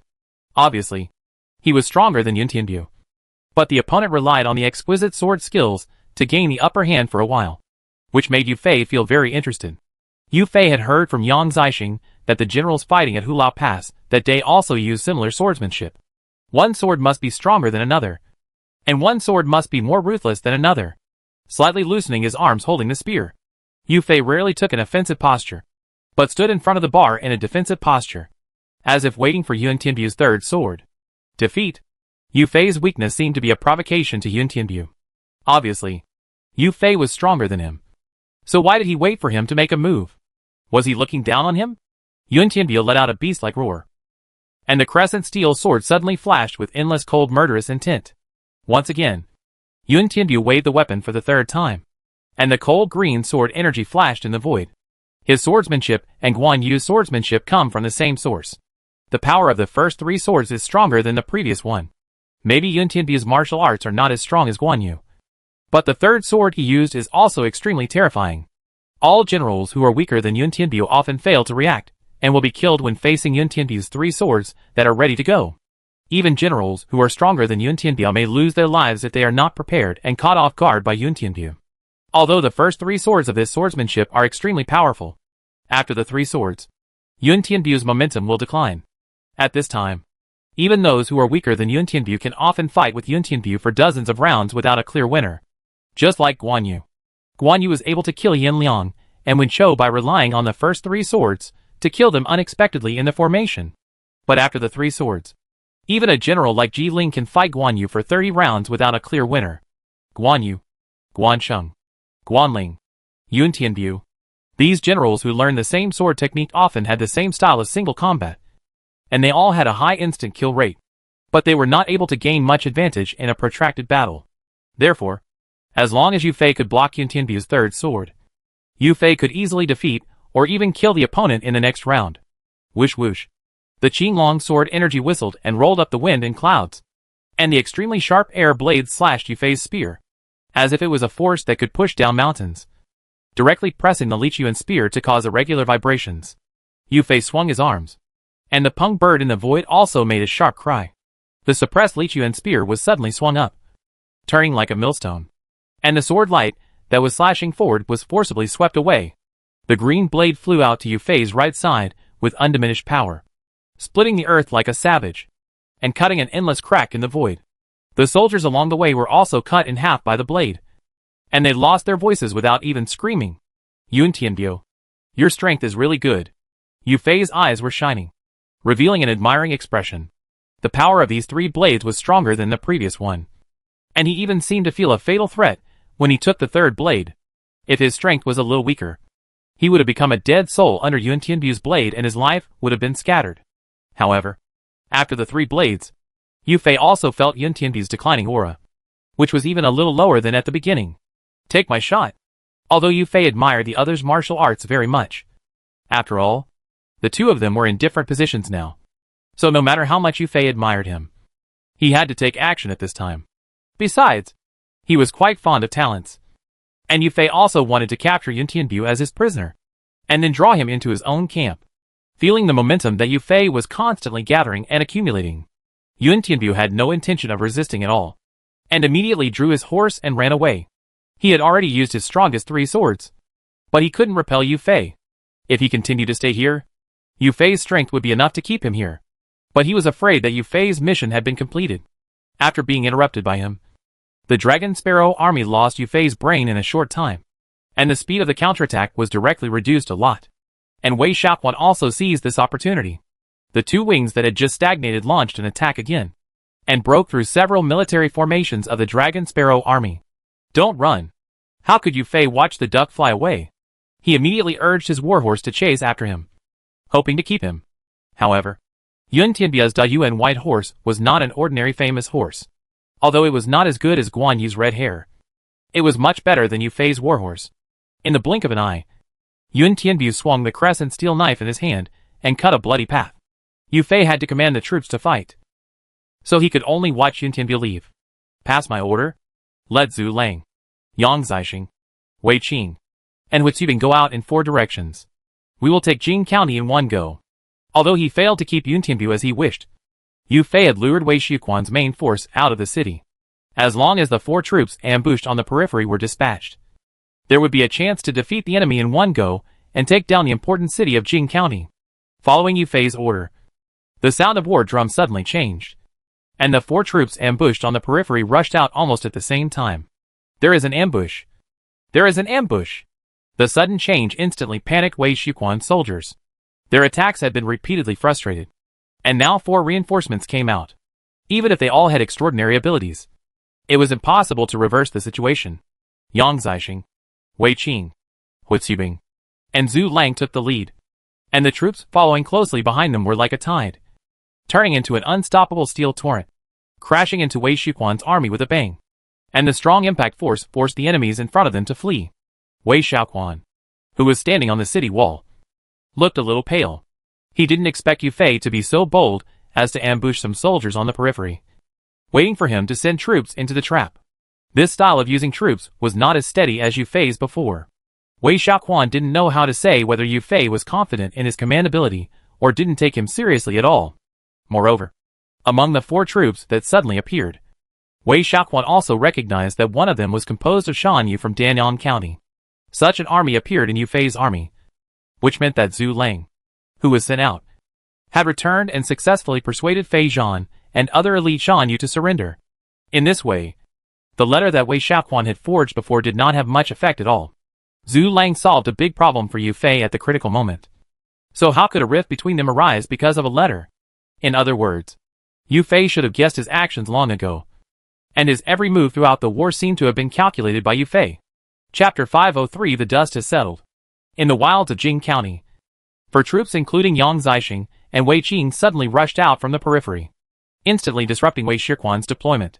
Yu Fei repeatedly waved the flag in his hand and shouted, "All troops, listen to my orders. Change formation and charge." The Dragon Sparrow army, which was still on the defensive just now, suddenly burst out with a cold murderous aura, and the cold murderous intent swept the entire battlefield. Countless soldiers of the Dragon Sparrow army roared wildly, as unstoppable as a torrent of steel, and suddenly pushed Wei Xiuquan's troops away.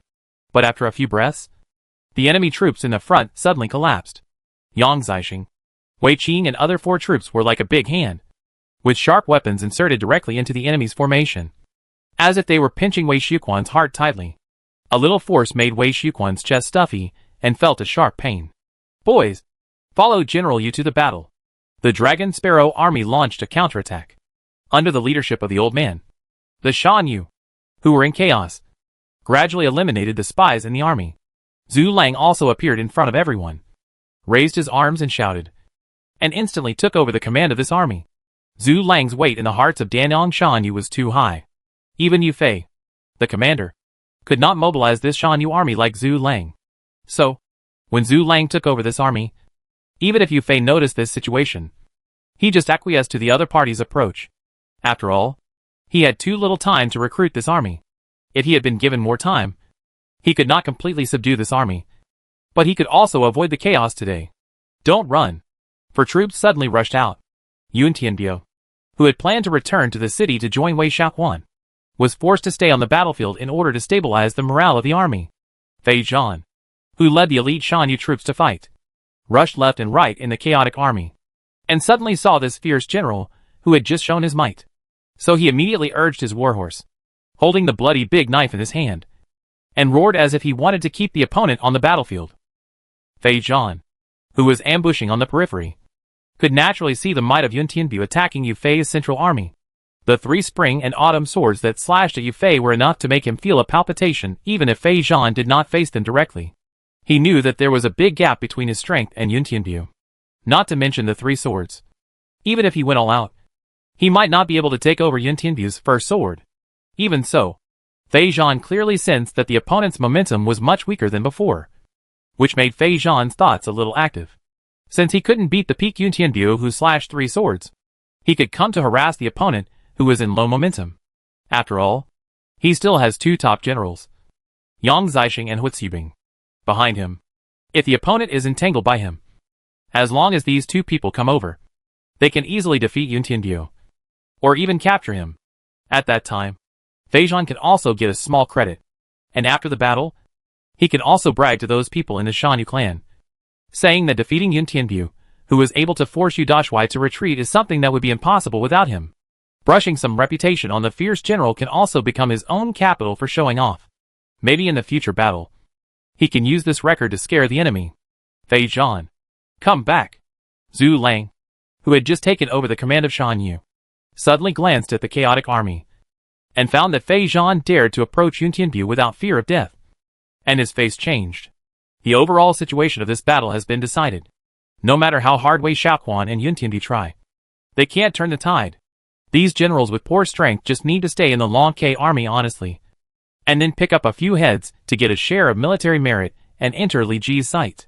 Zhu Lang didn't know what Fei Zhan was thinking, and thought that Fei Zhan didn't have eyes at all, and directly went to the opponent's most powerful general to fight. But even if he knew Fei Zhan's inner thoughts, I'm afraid he would have cursed at this time. The fierce general, who could force Yu Fei to retreat with 3 swords, was not something that people of his level could entangle with. Not to mention holding on until Yang Zixing and Hu Zibing came to support. Being able to hold on to the opponent's 3 swords was already a blessing in disguise. Surrounded by the soldiers of the Dragon Sparrow army, Yun Tianbu swung the crescent steel knife in his hand, slashing out green blades and madly harvesting the lives of the surrounding enemies. As a military general, charging into battle is a common thing for military strategists. In order to survive in the chaos, keeping an eye on all directions and listening to all directions are the most basic skills. Without Fei Zhan's roar, Yun Tianbu had already discovered Fei Zhan's trace when the other party approached him aggressively. Fei Zhan's sweeping momentum was not too strong in Yun Tianbu's perception. Perhaps it was much stronger than the average lieutenant army Sima, but in front of him, it seemed a little inadequate. Yun Tianbu's expression did not change at all as the crescent steel knife in his hand was gathered to protect his body. When Fei Zhan rushed forward, he decisively turned his horse's head and showed his back to Fei Zhan. Not only that, Yun Tianbu's momentum suddenly accelerated by 3 points. And this change was quickly captured by Fei Zhan. You were not bluffing just now. This is his real strength? Although Fei Zhan was bold, he was not reckless. He saw that Yun Tianbu was not right at a glance, and the speed of his warhorse also slowed down. Although he wanted to fly over and stab Yun Tianbu, he was also afraid that Yun Tianbu was trying to trick him. So he had to slow down the speed of the warhorse and keep a certain distance from Yun Tianbu to avoid any accidents. Yun Tianbu, who was in front, noticed Fei Zhan's actions and frowned slightly. Fei Zhan didn't seem to have the intention to fight with him. Instead, he hung behind him like a follower. If the two were too close, Yun Tianbu could turn his horse's head and fight with the other party. If the distance was too far, he could easily throw the other party away with the speed of the Dewan horse. But the two kept such an ambiguous distance. Yun Tianbu could neither escape from the other party's entanglement in a very short time nor rush up to fight with the other party. The dilemma made him quite uncomfortable. For now, we have no choice but to use this trick. Yun Tianbu seemed to have made up his mind and suddenly urged his warhorse to run forward. The strength of the Dayuan horse allowed him to reach an extreme speed. Fei Zhan, who was behind him, saw that Yun Tianbu was about to run, and also urged the warhorse under his crotch. Although it was not as valuable as the Dayuan horse, it was also a good horse, and its speed reached a new level in a short time. The distance between the two was getting farther and farther. Just when Fei Zhan was about to catch up with Yun Tianbu's speed of breaking through suddenly slowed down, and his figure became extremely slow. Fei Zhan saw this and immediately felt that something had happened. He pulled the reins in his hand, but the horse under his crotch was not as obedient as the Dayuan horse. Although he slowed down as much as possible, the distance between him and Yun Tianbu was getting closer and closer. 100 feet. 50 feet. 30 feet. Yun Tianbu, who was in the front, felt the evil wind rolling behind him. His eyes suddenly narrowed and flashed with cold light. He pulled up the crescent steel knife with his arms, twisted his waist and abdomen, and suddenly drove the weapon to spin, and cut it back like splitting Huashan. Roar! A high-pitched dragon roar exploded in the void. The crescent steel knife was wrapped in green sword energy, and suddenly changed into a green streak hanging from the sky, as if it could tear the sky apart. Drag the knife.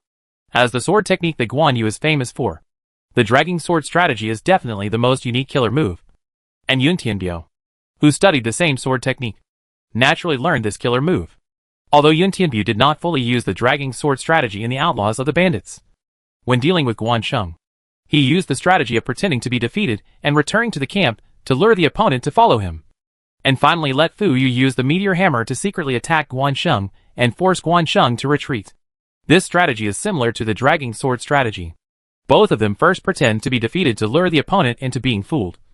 And then when the opponent is careless, use the dragging sword strategy or other hidden weapons to injure or even kill the opponent with one blow. In the text, Guan Sheng is a descendant of Guan Yu, so he can naturally see through Yun Tianbiu's dragging sword strategy. But Fei Zhan is just a Shan Yu leader, and the 4 words well-informed have nothing to do with him. So how can he see through the dragging sword strategy? At this moment, Yun Tianbiu directly used the most deadly killing move in the sword technique, and a cold chill rushed from the soles of Fei Zhan's feet to his brain.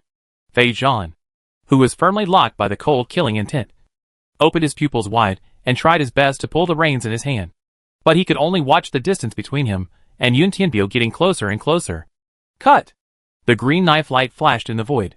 This sudden knife was so fast that Fei Zhan, who was in the center, and Zhu Lang, who was watching the situation on the battlefield, only felt that it was just a flash of green light. Puff! The heart in the chest was about to jump out. Yun Tianbiu's knife was so fast that Fei Zhan had no time to react at all. He could only watch the crescent steel knife fall from top to bottom. The next moment, blood splattered and pieces of meat flew. Fei Zhan's sturdy body and heavy armor were cut into 2 halves by Yun Tianbiu's sword, as if they were a handful of yellow earth. As his body split into 2 and flew backwards to both sides, Fei Zhan's consciousness fell into darkness, and soon sank into it and disappeared. Fei Zhan. Zhu Lang, who was leading the troops and rushing towards the side, saw Fei Zhan die tragically in front of him. His expression became dazed, and even the things in front of him turned black. Just one breath after Fei Zhan died, Zhu Lang fainted and fell off his horse. Fei Zhan and he were both Shan Yu leaders in Danyang County, and their friendship was quite deep.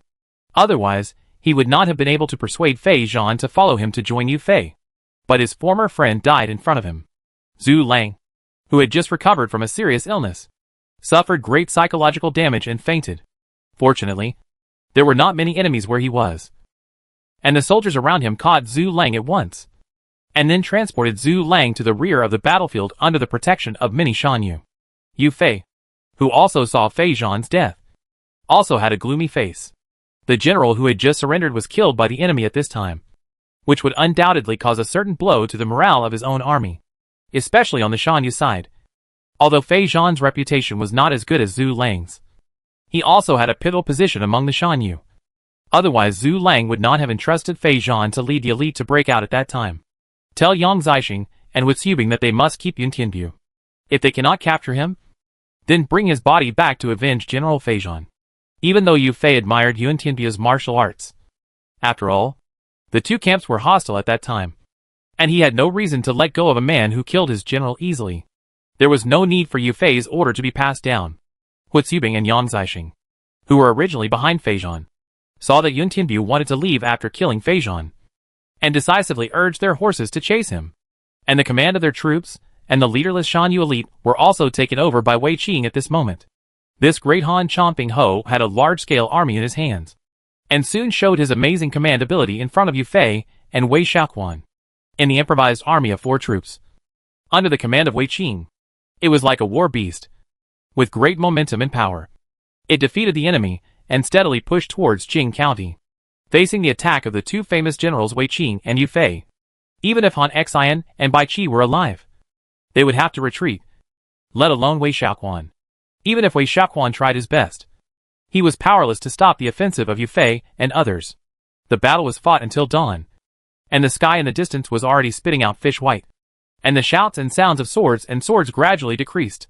The tightly closed gates of Jing County were finally broken, and the soldiers under Yu Fei and others suddenly burst into cheers, and then poured into the city like a tide.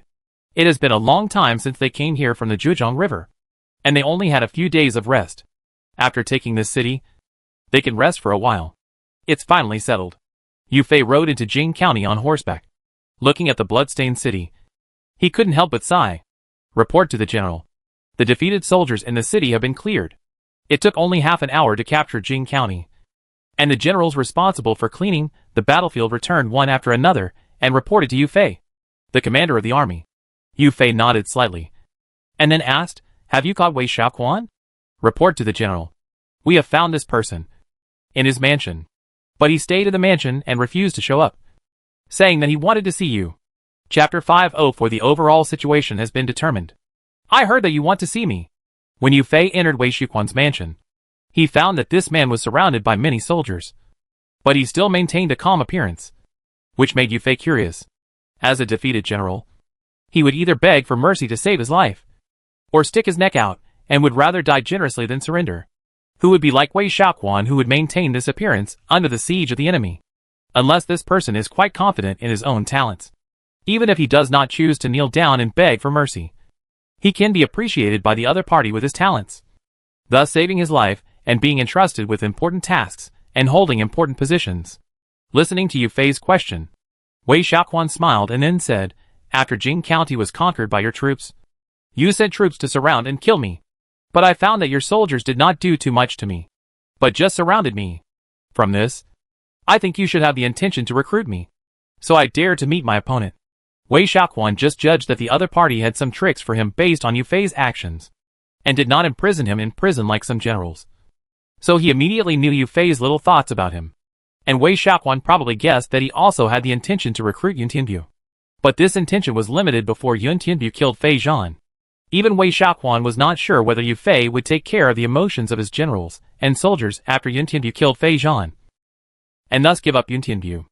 After all, in order to deal with Yun Tianbu, the other side sent Yang Zixing and Hu Xubing, two top combat forces, with Yun Tianbu's strength. If the other two people were heavy-handed, it would be normal for him to die under their siege. Since you have guessed what I mean, I wonder if you can surrender to my master and serve the governor of Yangzhou. Hearing the other party ruthlessly expose his intentions, Yu Fei simply came straight to the point and sat in front of Wei Xiaoquan with a big horse and a golden sword. Wei Xiaoquan's eyes turned slightly, and then he chuckled and said, "Before that, Quan dares to ask the general a few questions. Please speak." Yu Fei put on a look of invitation. "I saw Yun Tianbu was besieged by your two generals. I wonder how he ended up, dead or alive." Yun Tianbu was besieged by Zixing and Xubing, and was seriously injured. Although his breath was very weak, he should be in no danger under the treatment of my military doctor. Yu Fei only felt that Wei Xiaoquan took into account the friendship of his former comrades in arms, so he would ask him about Yun Tianbu's situation at this time. This matter is not a secret. As long as he inquired a little, Wei Xiaoquan would know whether Yun Tianbu was dead or alive.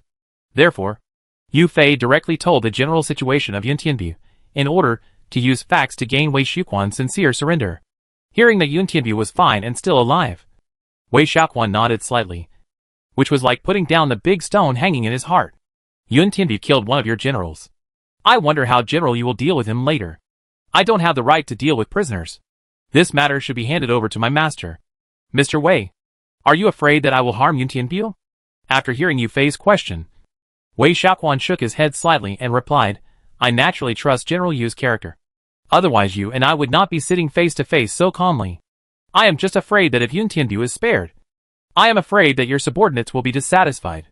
Wei Xiaoquan's worry is not impossible, because Fei Zhan has a high status in Danong Shanyu, basically the second most important person after Zhu Lang.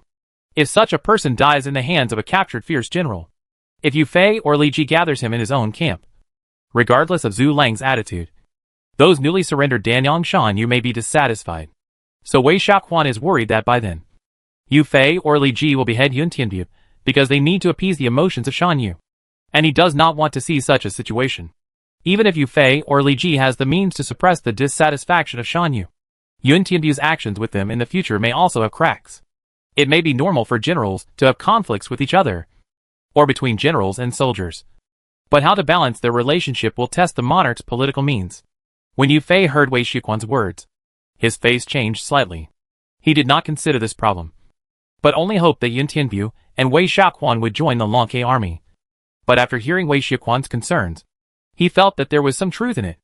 As the number one figure of Danon Shanyu, Zhu Lang naturally did not want someone who killed his brothers to join the same camp as him. However, the two had conflicts because of their different camps. If Zhu Lang stood on the righteousness, he would not target Yun Tianbu. But even if Zhu Lang did not target Yun Tianbu, the Danon Shanyu under his command might be dissatisfied with Yun Tianbu, or even with Li Ji and the Long Ke army. As Wei Xiaoquan said, in this way, there will definitely be friction between them. Yu Fei shook his swollen head slightly, thinking that this matter should be left to Li Ji to deal with. And a person like him did not have the ability to deal with these things for the time being. I will tell you everything about the war in Jing County, including what you said, and wait for your approval. But before that, I will discuss this matter with Zhu Lang. This is also a way to deal with it. Wei Xiaoquan nodded and approved Yu Fei's approach. Yu Fei's handling was in line with the rules, mainly putting the blame on Li Ji and making Li Ji the final decision maker. I don't know if you have any other questions. Please raise them. After just a few words, Yu Fei knew that the other party was not only good at commanding troops and horses, but also a wise man. He just didn't know who was better than Li Ji's counselors. I heard that the governor has already conquered Wanling County. Is this true? It is true. Before I attacked Jing County, the Lord passed this battle report to me. Otherwise, I would not have attacked Jing County with such fanfare. After Jing County was conquered, Wei Xiaoquan, Yun Tianbu and others became prisoners of Li Ji, and the news of the secret conquest of Wanling County was no longer a secret. So Yu Fei would not hide it from the other side. The governor's methods are really brilliant. Wei Xiaoquan couldn't help but sigh. As the king of spies, Wei Xiaoquan is good at using scouts to obtain useful intelligence. But when he dealt with Li Ji, his many deployments did not have much effect. Even before he could react, Li Ji took Guzhong and Wanling County first. If Wei Xiaoquan could react in time, the battle situation in Danyang County would not have ended up in such a bleak situation. Moreover, Wei Xiaoquan has always been worried about the so-called Jinyue, a secret force, and he doesn't know where Li Ji found the talents to train such a terrible team. May I ask the general, what is Zhou Xian's fate? I haven't heard much. It is said that Zhou Xian did not die in Wanling County, but chose to surrender to the Lord. The Lord was kind and righteous, and did not harm him. He just confiscated his official seal and sent him back to Kuaiji, and got the 1/3 acre of good land to support the rest of his life. After hearing Yu Fei's words, Wei Xiaoquan couldn't help but sneer. If this is called benevolence and righteousness, then there are a lot of benevolent and righteous people in this world. He was obviously the governor of Danon appointed by the Han dynasty. But he was captured by the governor of the state and forced to hand over the official seal and give up power. He fell from a high governor to an ordinary citizen. If Zhou Xian was a person who coveted power, I am afraid that Li Ji's treatment would be more painful for him than death. Fortunately, Zhou Xian was not such a person. Although his ability was not very good, he also knew what it meant to retreat bravely at the height of his career. He should shrink when he should shrink. Otherwise, if Li Ji wanted to persuade Zhou Xian to retreat, he would probably need to spend a lot of effort. Zhou Xian did have a good end. But I heard that this person has 2 brothers, both of whom served under Yuan Shao. I wonder how they will react after knowing this. Do you have any insights? Sir? Yu Fei did not understand these overly profound political positions, so he had to ask Wei Xiaoquan. However, Wei Xiaoquan could not make up his mind, and could only shake his head without answering. Sir, we have talked for so long. What do you think? It is my great honor that General Yu is willing to talk to a defeated general like me. Since it is the general's invitation, I can only surrender to serve the governor of Yangzhou to repay the general's kindness. Wei Xiaoquan originally wanted to surrender, and now he asked Yu Fei several important questions in succession. After getting the answers he wanted, he would naturally not choose to refuse Yu Fei's recruitment. Then Fei, on behalf of the Lord, welcomes you to surrender. Now that the war in Danyang County is basically over, we will go north to meet the Lord soon. But before that, Fei wants to have a long talk with you. What do you think? It is rare to have a very smart counselor by his side, so Yu Fei certainly wants to ask him to get the answer to the question. Facing the invitation of the commander of an army, Wei Xiaoquan did not mean to refuse, and nodded slightly to him. There is no reason for Quan to refuse the general's invitation. Good. A few days later, Li Ji, who was stationed in Wanling County, also received reports of wars in various places. Zhou Xian was captured, and the Danong army was leaderless. There were no large-scale wars in the past few days, but small-scale fighting emerged one after another. Basically, most of the county magistrates abandoned the city and fled to other places with their families. And then the troops sent by Li Ji took over the county and conquered several unconvinced player territories. Except for the large-scale battles in Jingxian and Zhirong. The other battles were small-scale, and could not make any waves under Li Ji's control. And after the victory reports from Yufei and Yangsu, the frequency of small-scale battles became lower and lower. It can be said that Li Ji's capture of Danyang County has already been decided. After the troops from all directions have recovered the counties of Danong County, Li Ji can officially take full control of the county and expand his territory to 3 counties. Well, Yufei successfully captured Jingxian County and captured Wei Shaoquan and Yuntianbu. He also said that Wei Shaoquan has chosen to surrender to us. It seems that I have not only captured a county this time, but also obtained a spy king. Looking at Yufei's battle report, Li Ji was immediately delighted. Although Wei Shaoquan's ability is not as good as Wang Ming and Yufei, the top commanders, he is at least both civil and military. He can not only command troops on horseback, but also make plans for himself when he gets off the horse. He is similar to Wang Ming. One person can be used as 2 people, but he is not as powerful as Wang Ming, and is far inferior to Wang Ming in politics. For such a talent, Li Ji thinks the best choice is to throw him to the front line to fight, so that he can give advice to the commander-in-chief at ordinary times, and can replace the commander-in-chief to command the troops in an emergency. Moreover, as the king of spies, Wei Shaoquan is very good at playing the strategy of alienation. If he cooperates with Jin Yui, one in the open and the other in the dark, maybe there will be some miraculous effect. As for Yun Tianbiu, a fierce general from the bandits, he was temporarily forgotten by Li Ji. There is no way. Yun Tianbiu's ability is much worse than Wei Shaoquan, and his applicability is not as good as Wei Shaoquan. In addition to being able to charge into battle, seize flags and kill generals, he is not very useful. There are many fierce generals like him among Li Ji's subordinates. Moreover, Li Ji heard about Yun Tianbiu's record of beheading Yufei with 3 swords, and he clearly felt that Yun Tianbiu was a weakened version of Guan Yu, and he did not have Guan Yu's command ability. After beheading 3 swords, his strength began to decline. I don't know what will happen if Yun Tianbiu meets Guan Yu and Guan Ling at the same time. Li Ji had some bad taste. 3 people with exactly the same dress and sword skills appeared in the same place at the same time. The scene was simply unimaginable. On Yangsu's side, although Zhu Yongqing died in the chaos, he also captured Zhou Panlong and Zhou Fengshu. These 2 were fierce generals in the southern and northern dynasties, and their strength was still quite good. I don't know if these 2 people are willing to surrender to me. Compared to the harmony on Yufei's side, Yangsu encountered stubborn resistance from Zhou Panlong and others. If it weren't for the timely arrival of the troops sent by Li Ji, Yangsu would not have been able to capture Zhou Panlong and Zhou Fengshu so easily. Zhu Yongqing, like Yun Tianbiu, is one of the main characters in the Outlaws of the Bandits. But he did not have the good luck of Yun Tianbiu, and died directly under Shi Jing's spear. Although he failed to regain the position of General Dupont of the Jade Palace of the Divine Thunder Palace, at least he had the 2 Zhou father and son as a backup, which can be regarded as a gain. Report to the general. General Zhao Qua and General Li Jinglong sent a battle report. Just as Li Ji was sighing at the 2 battle reports, the personal soldiers outside rushed in. Oh!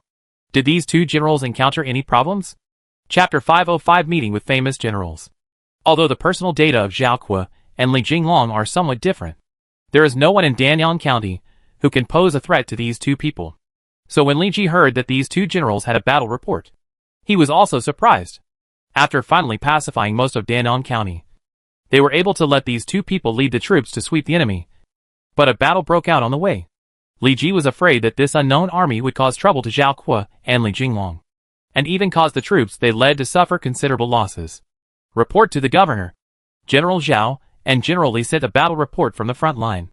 They encountered the enemy near Nijuji and successfully repelled the enemy and captured a member of the enemy's counselors.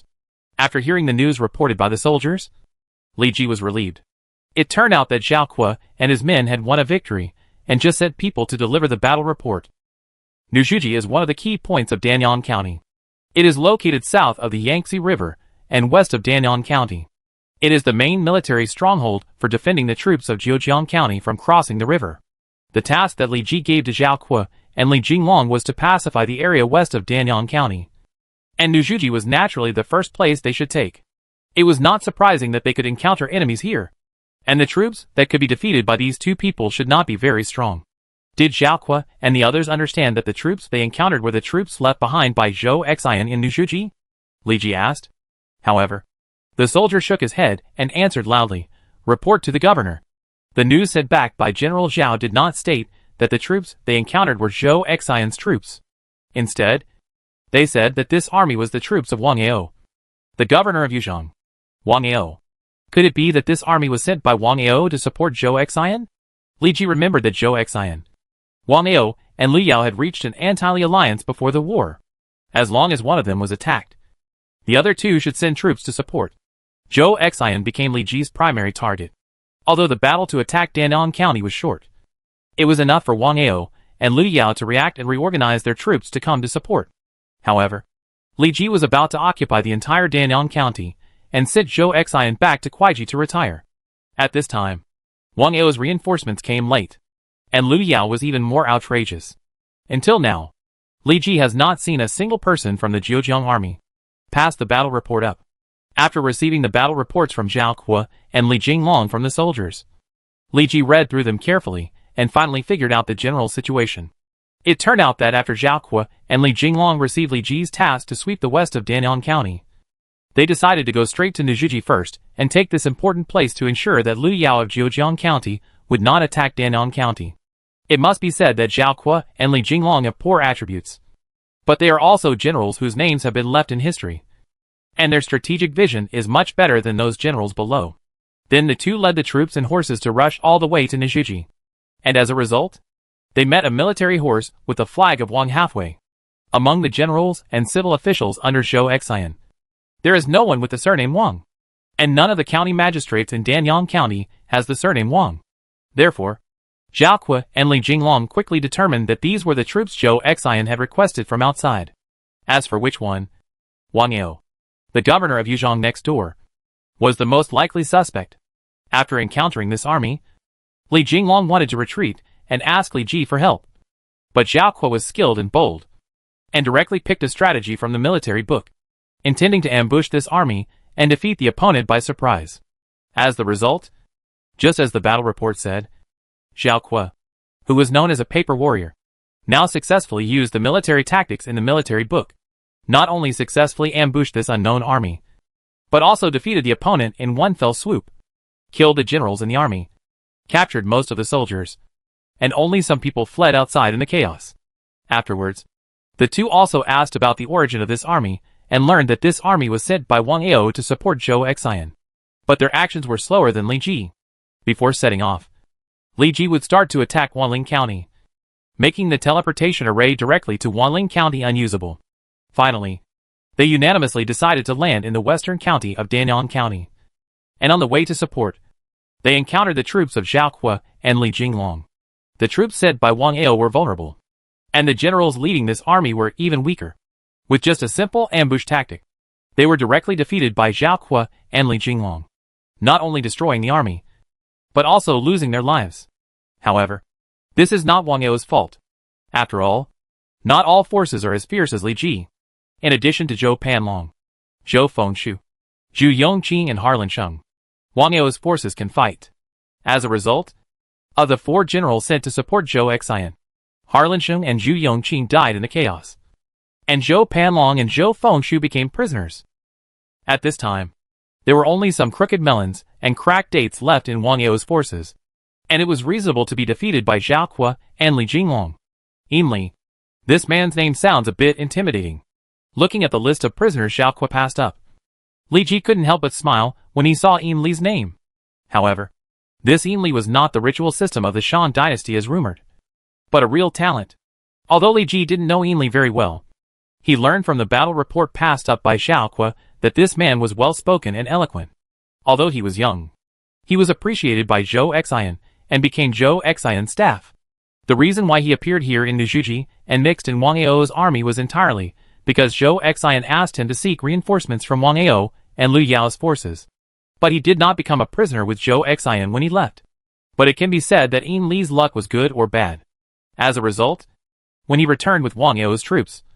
He was ambushed by Zhao Kuo and eventually became a prisoner of Li Ji. Now that Danong County has been conquered, Li Ji has collected a relatively rich number of famous generals and counselors. There are 3 military commanders, Zhou Panlong, Zhou Fengshu and Yun Tianbu, and 2 civil commanders, Wei Xiaoquan and Yin Li. As for the other captives, they are all insignificant minor characters. Speaking of captives, Li Ji still remembers that Zhang Liao, one of the 5 best generals, was imprisoned in his prison when Li Xunxiao made a big fuss in Chang'an City and defeated Lu Fengxian. He captured Zhang Liao alive in one move. However, Zhang Liao was loyal to Lu Bu at this time, and he did not choose to surrender to Li Ji despite his recruitment. So he was imprisoned by Li Ji and never saw the light of day. Even if Zhang Liao's loyalty is not as good as Gao Shun's, he is still very loyal to Lu Bu at this time. If you want to recruit him, you may have to wait until Chang'an undergoes a dramatic change. The dramatic change in Chang'an City mentioned by Li Ji was naturally the incident in which Lu Bu, who said goodbye to his son and laughed at him, was used by Wang Yun to kill Dong Zhu in the street. However, Du Chan, one of the key figures in the chain scheme, is in Li Ji's mansion, and it is unknown what other methods Wang Yun will use to trick Lu Bu. Most warriors have a hot temper. Even if they are captured alive, they may not necessarily listen to the recruitment. Wei Xiaoquan took the initiative to choose to surrender. Yun Tianbu, who had worked with him for a long time, probably had the same intention of surrendering as Wei Xiaoquan before the battle in Jing County. With this intention and Wei Xiaoquan's help, it should not be difficult for Li Ji to recruit him. But Zhou Panlong and Zhou Fengshu are different. Their lord is Wang Yao, the governor of Yuzhong. Li Ji is afraid that these 2 people are stubborn. They will not choose to surrender to him unless they see Li Ji defeat Wang Yao. If he really can't persuade these 2 people to surrender, Li Ji doesn't mind keeping them. He will directly put them in jail like Zhang Liao and abandon their martial arts. I believe that as time goes by, these warriors will be unable to bear the loneliness and take the initiative to surrender to Li Ji. Report to the governor. General Yu wants to see you. The voice of the personal soldiers came from outside. After Yu Fei took Jing County, he handed over the troops to Wei Qing to command Jing County, and he came to Wanling County to meet Li Ji first. Yu Fei was not the only one who came to meet Li Ji. He also brought a person that Li Ji was extremely interested in, and this person was Wei Xiaoquan, who Li Ji was thinking about. Fei greets the Lord. After hearing Li Ji's summons, Yu Fei appeared in front of Li Ji first. The scholar following behind him was Wei Xiaoquan, who had surrendered not long ago. Li Ji waved his hand, motioning the other party to stand up, and then comforted him. When I heard Pingju's plan in the past, I knew that Pingju was not an ordinary person. Now Pingju has taken the southern counties of Danong County for me, and I am very pleased. This battle is not all Fei's credit. It depends on the efforts of the whole army to help Fei achieve this credit. If the Lord wants to reward Fei, please distribute these rewards to the officers and soldiers to boost morale. Naturally, Yu Fei did not dare to take all the credit on himself, and said bluntly that it was the credit of the whole army. This was in line with Li Ji's first impression of this famous general of the Southern Song dynasty. I will naturally reward the officers and soldiers with enough money, and I can't ignore Pingju's credit. You all have to be rewarded. Seeing that Yu Fei wanted to argue, Li Ji waved his hand to interrupt him. After the king and his minister chatted for half an hour, Li Ji set his sights on Wei Xiaoquan, who was calm and composed, and asked with a smile, "Who is this person?" "My lord, this person is the Wei Xiaoquan I mentioned in the battle report. He was the commander under Zhou Xian and joined our army not long ago." Yu Fei replied with a bow. He also mentioned Wei Xiaoquan's joining to Li Ji in the battle report, but he didn't know whether Li Ji would accept Wei Xiaoquan, who was once an enemy. So Yu Fei came this time not only to meet Li Ji, but also to introduce Wei Xiaoquan to Li Ji, wanting to know Li Ji's attitude. In other words, Yu Fei was not the protagonist this time, but Wei Xiaoquan was the protagonist of this meeting. As for Li Ji, in fact, when Wei Xiaoquan appeared in front of him, he had already known the other party's identity and personal data through his skills. Name Wei Xiaoquan. Occupation Civilian, War Department. Identity Commander of the Dragon Sparrow Army. Level 73. Brave 60, 65. Commander 90, 93. Wisdom 92, 95. Political Strategy 75, 85. Charm 60. Luck 10. Personal Characteristics. Calm, Blue. Keep a clear mind. Know the soldiers. Blue when leading the army to fight. The combat effectiveness of the soldiers under your command is plus 5%. Shenminzheng. Purple, gentle and upright. Easy to gain the favor of colleagues. Reading classics and history. Purple, reading history books at will. The probability of persuading the other party plus 10%. Wei Wu Jingwen. Gold, good at both civil and military. When Wei Xiaoquan leaves the army to fight. The combat effectiveness of his soldiers plus 20%. When Wei Xiaoquan makes plans. The enemy's suspicion of his generals is increased. And the success rate of the plan is plus 25%. Unpredictable. Facing the enemy in battle. Unpredictable. Good at being a good general. Wei Xiaoquan is more likely to guess the enemy's plan and make corresponding preparations. With a small probability of making a strange plan. Anti-enemy. Gold, when Wei Xiaoquan leads the army to fight the enemy. The combat effectiveness of his soldiers plus 20%. Defense and morale are improved. When defending a city. The soldiers' combat power is increased by 10%. The defense power is doubled. The morale is kept high. And the city durability is increased by 200%. Such wisdom, Gold Wei Xiaoquan judges the situation and uses his reputation to exchange for the prosperity of the family for 3 generations. Improving the potential and personal data of the 3 generations of children. 3 strategies for equality. Gold, when Wei Xiaoquan makes suggestions to the monarch. Wei Xiaoquan and the monarch's thinking data are increased by 1 until the adopted plan is completed. False words to kill the moon. Color, Wei Xiaoquan is good at using rumors and spies to improve the penetration of his own forces into the enemy. If Wei Xiaoquan uses the strategy of alienation to the enemy's monarch will gain a suspicious state. Reduce his trust in all his subordinates. Reduce the loyalty of all his subordinates to him. And reduce the enemy monarch's wisdom by 3 points. While temporarily reducing the luck of the alienated target to 1 point. And the ambition value increases significantly. The favorability of other generals and officials in the faction to him is temporarily reduced to 1 point. Skills, solid as a rock, S level. Immovable as a mountain, S level. Instigating people's hearts, S level. Agitating, S level. Mental method, good questioning of the heart. Equipment, none. Special arms, none. Wei Xiaoquan's data panel appeared in front of Li Ji, which surprised Li Ji, especially when he saw the last color feature, which almost made Li Ji curse. No wonder Gao Wei killed Hulugu. It turned out that Wei Xiaoquan's alienation plan would make the monarch and generals suspicious. And the generals would also reduce their favorability. No wonder Zhu Ting would exaggerate to deal with Hulugu. Fortunately, Li Ji trusted Yu Fei's loyalty. Otherwise Wei Xiaoquan's letter of discord would have succeeded. But now Li Ji doesn't have to worry about these things. Because Wei Xiaoquan chose to surrender to him at this time. At least Li Ji will not fall into Wei Xiaoquan's discord plot. The criminal Wei Xiaoquan meets the governor. Please be magnanimous and forgive the criminal's previous behavior. Chapter 506. It is said that everyone makes mistakes. It is a great virtue to correct mistakes. Xiaoquan is willing to abandon the dark and join me. What crime has he committed? Wei Xiaoquan admitted his mistake to Li Ji on the spot. Li Ji was not a petty person. He immediately lifted Wei Xiaoquan's arms and pulled him to his side. As a famous general of the Northern Zhou dynasty, although Wei Xiaoquan was not good at martial arts, he was still strong. It was unknown whether he wanted to test Li Ji or something. Li Ji had to spend some effort to help him up. The two of them were in this state. Just like the concubine had feelings for the man. They talked happily in a short time. Yu Fei, who had been talking well with Li Ji before, was now completely left aside like Wei Xiaoquan before. As if the Battle of Danong County had never happened. There was no gap between the two of them when they talked. It seemed that they had tacitly avoided this sensitive topic. Without any surprise. Li Ji had a wise man who was good at commanding troops and horses to fight. As for how to arrange the appointment of Wei Xiaoquan, Li Ji still took into account the other party's status as a surrender general. So he planned to let him temporarily serve as Yu Fei's military advisor to assist Yu Fei in attacking Wang Yao, the governor of Yuzhong County. Although the war in Danyang County can come to an end, Yuzhong County is still one of the 4 counties south of the Yangtze River that has not been taken down by Li Ji. Today's Yuzhong County has no general sitting in it, and there are not enough troops to defend it. For Li Ji, it is simply an object to be controlled at will. Even though Li Ji's troops have just experienced a lot of battles and are physically and mentally exhausted, they can still free up their hands to deal with Wang Yao, an inconspicuous vassal, in a short time. And Li Ji already has a candidate for attacking Wang Yao in his mind.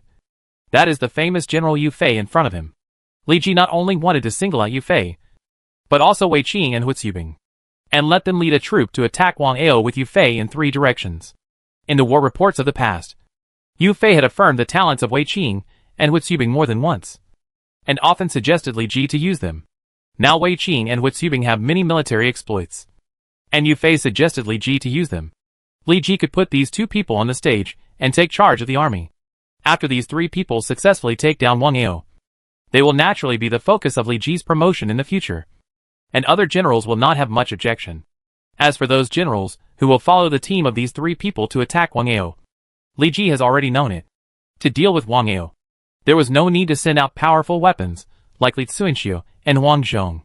Li Ji only needed to send out generals such as Yi Qi and Lu Xiangxing, who had retreated to the second and third lines, and then add Su Huang and Hua Xiong, who were new generals, to form a very luxurious lineup. After Yu Fei and the other two successfully took Yuzhong County for Li Ji, Li Ji could temporarily rely on the natural barrier of the Yangtze River to recuperate, and set his sights on Zhejiang County and Lujiang County to the north of the Yangtze River, and even on Jingzhou and Yuzhou further behind. After the battle against Dong, the era of warlord separatism began, while Li Ji unified the 4 counties south of the Yangtze River. The princes of other states were not idle either. For example, in the recent Yuzhou, Yuan Shu publicly appointed Sun Jian as the governor of Yuzhou, but secretly sent troops to occupy the counties and cities in Yuzhou, isolating Sun Jian. Not only did Yuan Shu have a secret plan for Sun Jian, but even Lu Biao, who had just reorganized Jingzhou, began to make moves under the instigation of his advisors. This is the case with Yuzhou and Jingzhou. And ambitious princes such as Yuan Shao and Gong Sun Zan will not be idle. According to the information obtained by Li Ji, with the tacit consent of Lu Yu, Gong Sun Zan sent his troops to the border between Yuzhou and Jizhou, with the intention of attacking Jizhou. At this time, Han Fu, who was still the governor of Jizhou, had famous generals such as Pan Feng and Zhang He in the army. But because of his timid character, he could not think of fighting with Gong Sun Zan. If Li Ji remembered correctly, according to the historical process, Han Fu would definitely ask Yuan Shao's Bohai Navy for support, and Yuan Shao would take the opportunity to sideline Han Fu and enter Jizhou. Jizhou suffered greatly from the Yellow Turban Army, and Kong Rong was no match for them. The entire Qi and Lu land had already been engulfed in war. Even Taisher Si and his team, who went to pick up his mother, were probably deeply involved in it, and had not yet returned to Kuaiji to join Li Ji. Yanzhou was not peaceful either. Cao Cao, the governor of Dongjun, was recruiting soldiers and sweeping the surrounding bandits. At this time, he had become a force that could not be ignored in Yanzhou. Lu Dai, the governor of Yanzhou, was afraid of the expansion of Cao Cao's power, because the governors of other counties in Yanzhou supported Cao Cao. He regarded Cao Cao as a thorn in his eyes and a thorn in his flesh. The peaceful coexistence of these two people may not last long. Yanzhou is bound to undergo drastic changes in the near future. If we talk about which of the 13 states of the Han dynasty is safe, it is the Guanxi area occupied by Dongzhou, Shuzhou where Tao Qian is, Yizhou where Lu Yan is, and Jiaozhou where Shixie is.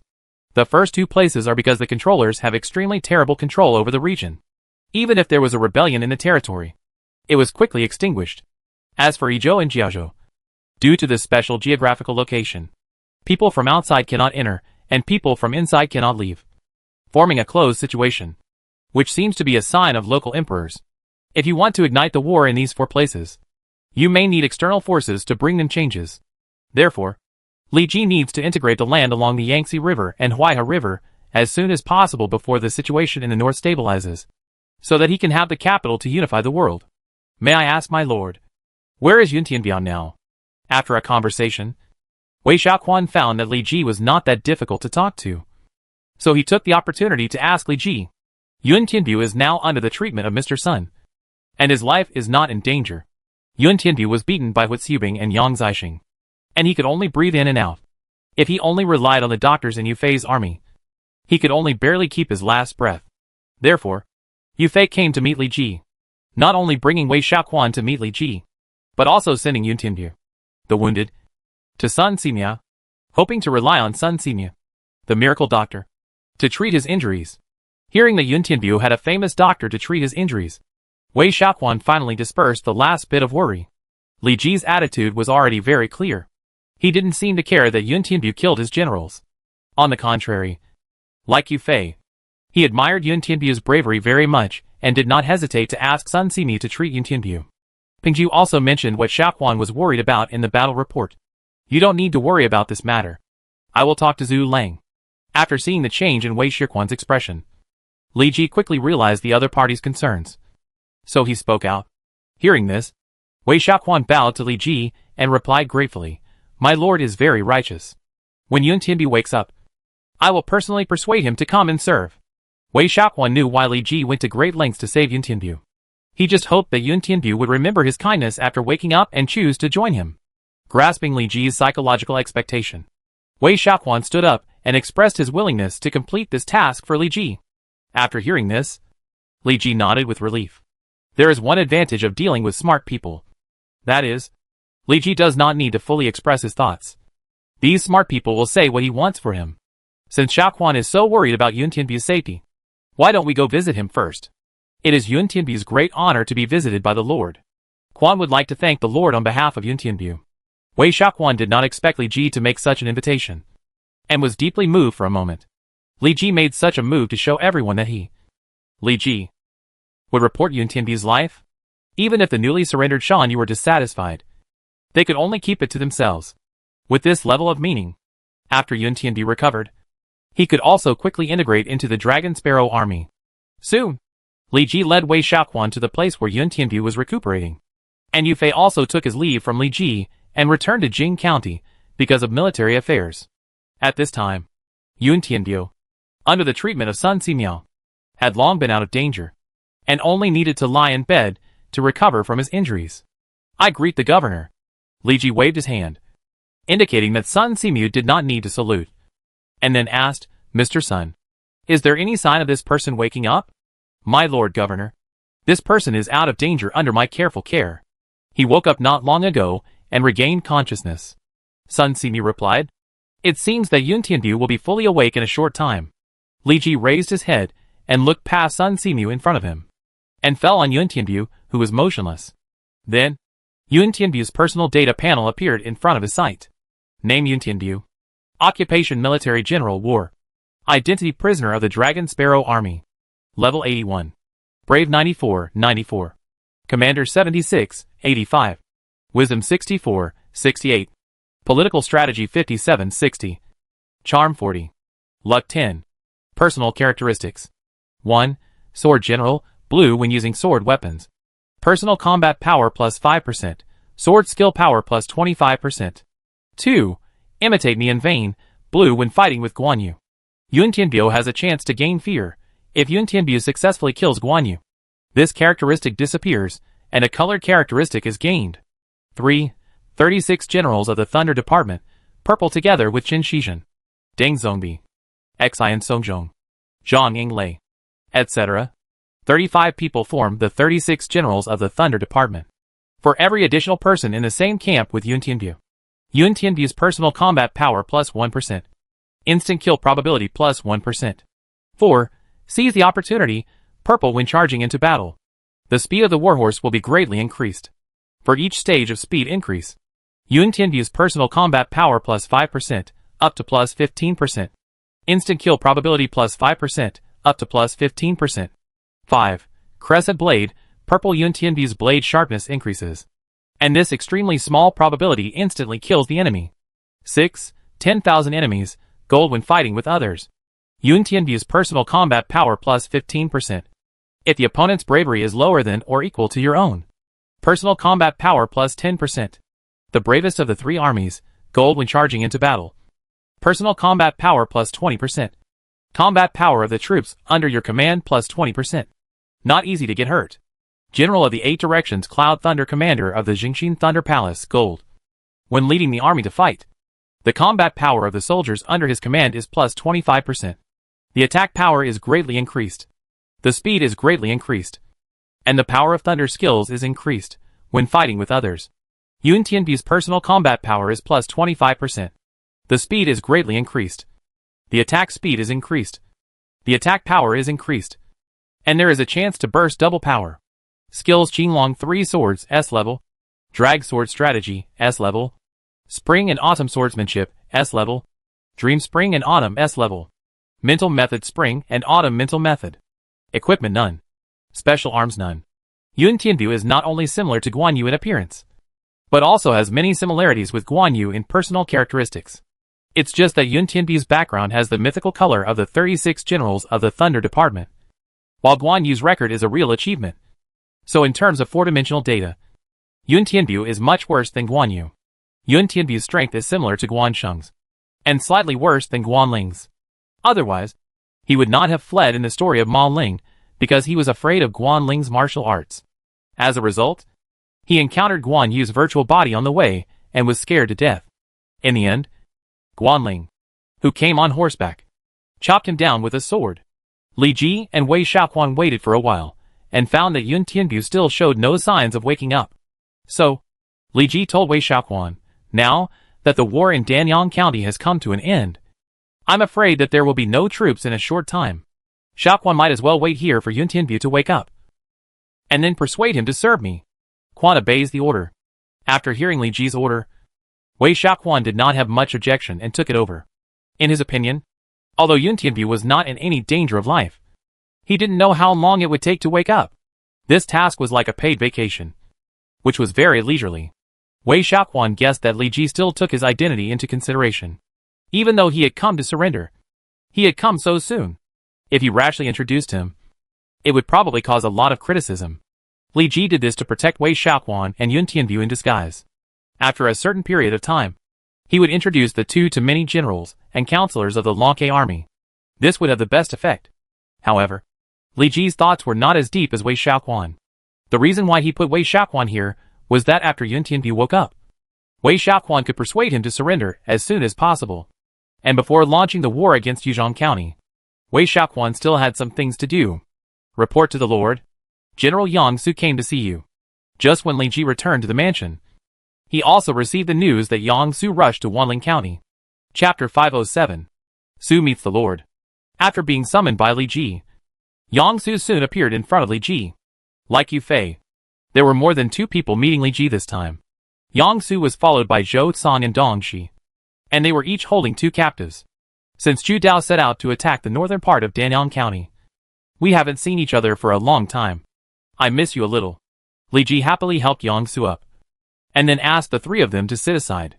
As for the captives brought over, they were tied up tightly with ropes and could not move at all. So Li Ji casually let the two of them half lying in the hall. Su once encountered difficulties in Jiancheng County. If it weren't for the timely deployment of troops by the Lord, I'm afraid Su wouldn't have been able to take over so many counties so smoothly. How can such a mediocre person be worthy of the Lord's care? It seems that Li Ji's previous hints and knocks have worked. The originally sharp-edged Yang Su has become a little smooth at this time, and even started to say compliments. If it were the previous Yang Su, he would have raised his head at this time and accepted Li Ji's praise very proudly. Zhu Dao, I don't know what the situation is like in the northern counties of Danyang County, and how long it will take to completely take them down. My lord, when I set out from Jurong to Wanling County, Jiando's troops had already arrived in Jurong County smoothly. According to the news from the soldiers, Jiando, Song Rui, Shiji and Junshi divided their troops into 4 groups to recapture other counties. If nothing unexpected happens, they will have news back in a few days. The 4 groups of troops Yang Su was referring to were Lu Xianxing and the 3 heroes of the late Song dynasty, who were sent by Li Ji to support Yang Su before. But Yang Su was quicker and had already broken through Jurong County before they arrived at the battlefield. After the war, in order to avoid any results from this support, it was a very reasonable choice for these 4 people to turn around and recapture other counties that had not been conquered. After all, even if they didn't do this, Li Ji would send soldiers to convey the task of conquering the counties to them. The abilities of these 4 people are very good, even if they only have a small number of soldiers. It is easy to deal with the counties that have lost Zhou Xian, the backbone. Yang Su estimated that there would be news in the next few days, which was consistent with the information from the Jinui scattered outside. After a few days, the ownership of the counties would make the final changes.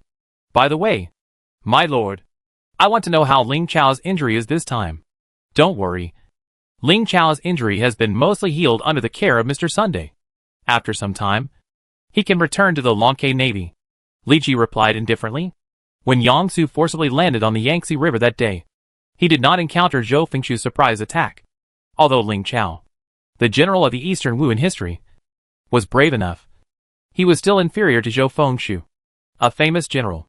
Ling Chao was beaten half to death by Zhou Fengshu in just 3 or 2 moves. Fortunately, he was sent back to Kuaiji in time. And there was the old Dr. Sun Simu in the army. So Ling Chao's life was saved. Otherwise, if Ling Chao died at this time, General Ling Tong would not know if he would have the chance to be born again and serve Li Ji. Yang Su was slightly relieved when he learned that Ling Chao was not seriously injured. There were already very few generals in the Longhai Navy. If 1 or 2 of them died, Yang Su would soon become a commander without any troops to use.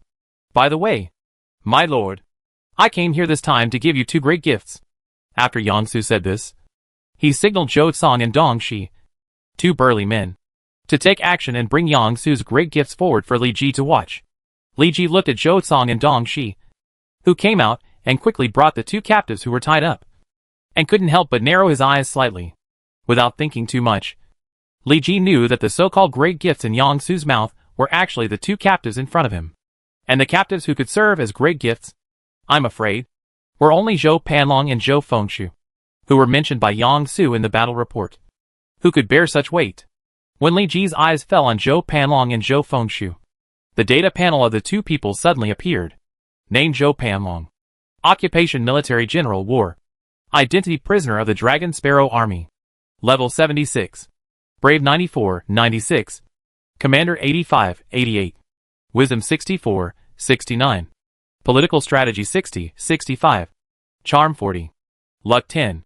Personal Characteristics. Thin, blue thin body. If the enemy is bigger than Zhou Panlong, Zhou Panlong's personal combat power will increase by 5%. Bravery, blue when charging into battle. Zhou Panlong's courage will increase significantly, and the degree of injury will decrease.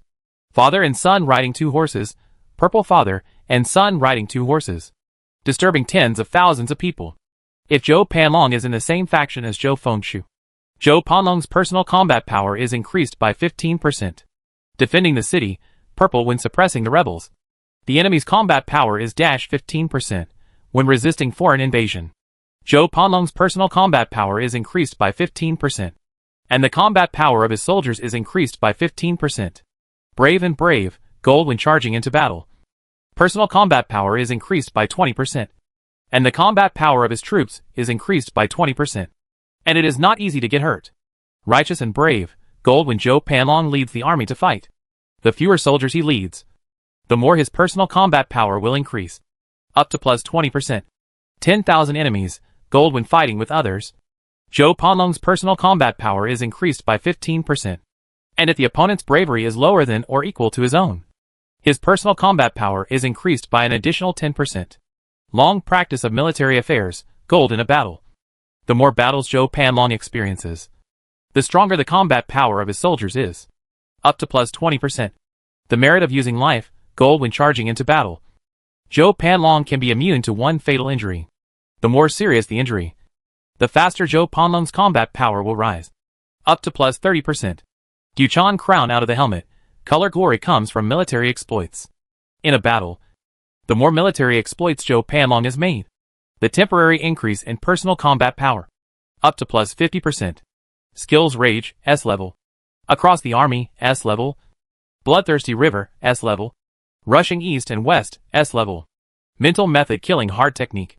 Equipment none. Special Arms none. Name Zhou Fengshu. Occupation Military General, War Department. Identity Dragon Sparrow Army Prisoner. Level 74. Brave 94, 94. Commander 70, 80. Wisdom 42, 50. Political Strategy 38, 40. Charm 10. Luck 5. Personal Characteristics. Looting, black when conquering a county. It is not easy for the local people to recover. Heart and muscle, blue when Zhou Fengshu is valued. His personal combat power is increased by 5%. Sword does not know the master. Purple Zhou Fengshu relies on his courage and power to bully the nobles. Shocking the enemy lowers the enemy's morale. If the enemy is affected by this, Zhou Fengshu's personal combat power is increased by 10%. Father and son riding 2 horses, purple father and son riding 2 horses, harassing tens of thousands of people. If Zhou Panlong is in the same faction as Zhou Fengshu, Zhou Panlong's personal combat power will increase by 15%. Bravery and strength, gold when fighting with others. If Zhou Fengshu's bravery value is higher than the enemy, Zhou Fengshu's personal combat power will increase by 25%. If Zhou Fengshu's bravery value is lower than or equal to the enemy, Zhou Fengshu's personal combat power will increase by 18%. Shock the enemy's courage, gold when leading the army to fight. If Zhou Fengshu's reputation is higher than the enemy's main general, the enemy's soldiers' combat power will decrease by 20%, and their morale will drop significantly. 10,000 enemies, gold when fighting with others. Zhou Panlong's personal combat power will increase by 15%. If the opponent's bravery value is lower than or equal to his own, extra plus 10% personal combat power. Bravest of the three armies, gold when charging into battle. Personal combat power plus 20%. Combat power of the troops under your command plus 20%. Not easy to get hurt. Skills rage, S level. Across the army, S level. Bloodthirsty river, S level. Rushing south and north, S level. Mental skill bloodthirsty heart. Equipment none. Special arms none. Zhou Panlong served as the general of conquering the enemy, and the governor of Xizhou in the southern Song dynasty, and was granted the title of Marquis of Dunyang County. He participated in the suppression of the rebellions of Lu Xiufan, king of Guiyang, Lu Jingsu, king of Jianping, Yuan Can, the minister of the chancellery, and Shen Youji, the governor of Jingzhou, and assisted Emperor Gao of Qi Shao Daocheng in establishing the southern Qi dynasty. Later, during the southern Qi dynasty, he served as the governor of Nanlanjia, the general of the Right Guard, the Grand Marshal, the governor of Yanzhou, and was promoted to the Marquis of Dunyang County, and defeated the Northern Wei army twice. Later, due to his old age, he returned to the court and served as a regular attendant of the Imperial Guards. It can be said that Zhou Panlong had made great military achievements throughout his life, and he died a good death in bed after being seriously ill. As a descendant of a famous general of the southern Qi dynasty, Zhou Fengshu perfectly inherited Zhou Panlong's martial arts throughout his life, and was also highly valued by Xiao Xiaoya, and was a close friend of General Qiao Daogang. However, compared with Zhou Panlong's political wisdom, Zhou Fengshu did not inherit much. After being highly valued, Zhou Fengshu became more and more arrogant. He relied on his courage and power to bully the ministers. Chang Yi carried 20 swords with him, and he entered and exited the forbidden gate, and the guards dared not scold him. He always said to people, "Zhou Lang's sword does not recognize you." As a result, Zhou Fengshu was feared by Xiao Yuan, and was eventually abducted to the palace and killed unjustly. It is said that brothers fight tigers together, and fathers and sons fight in battle. There are many famous father-son soldiers in history.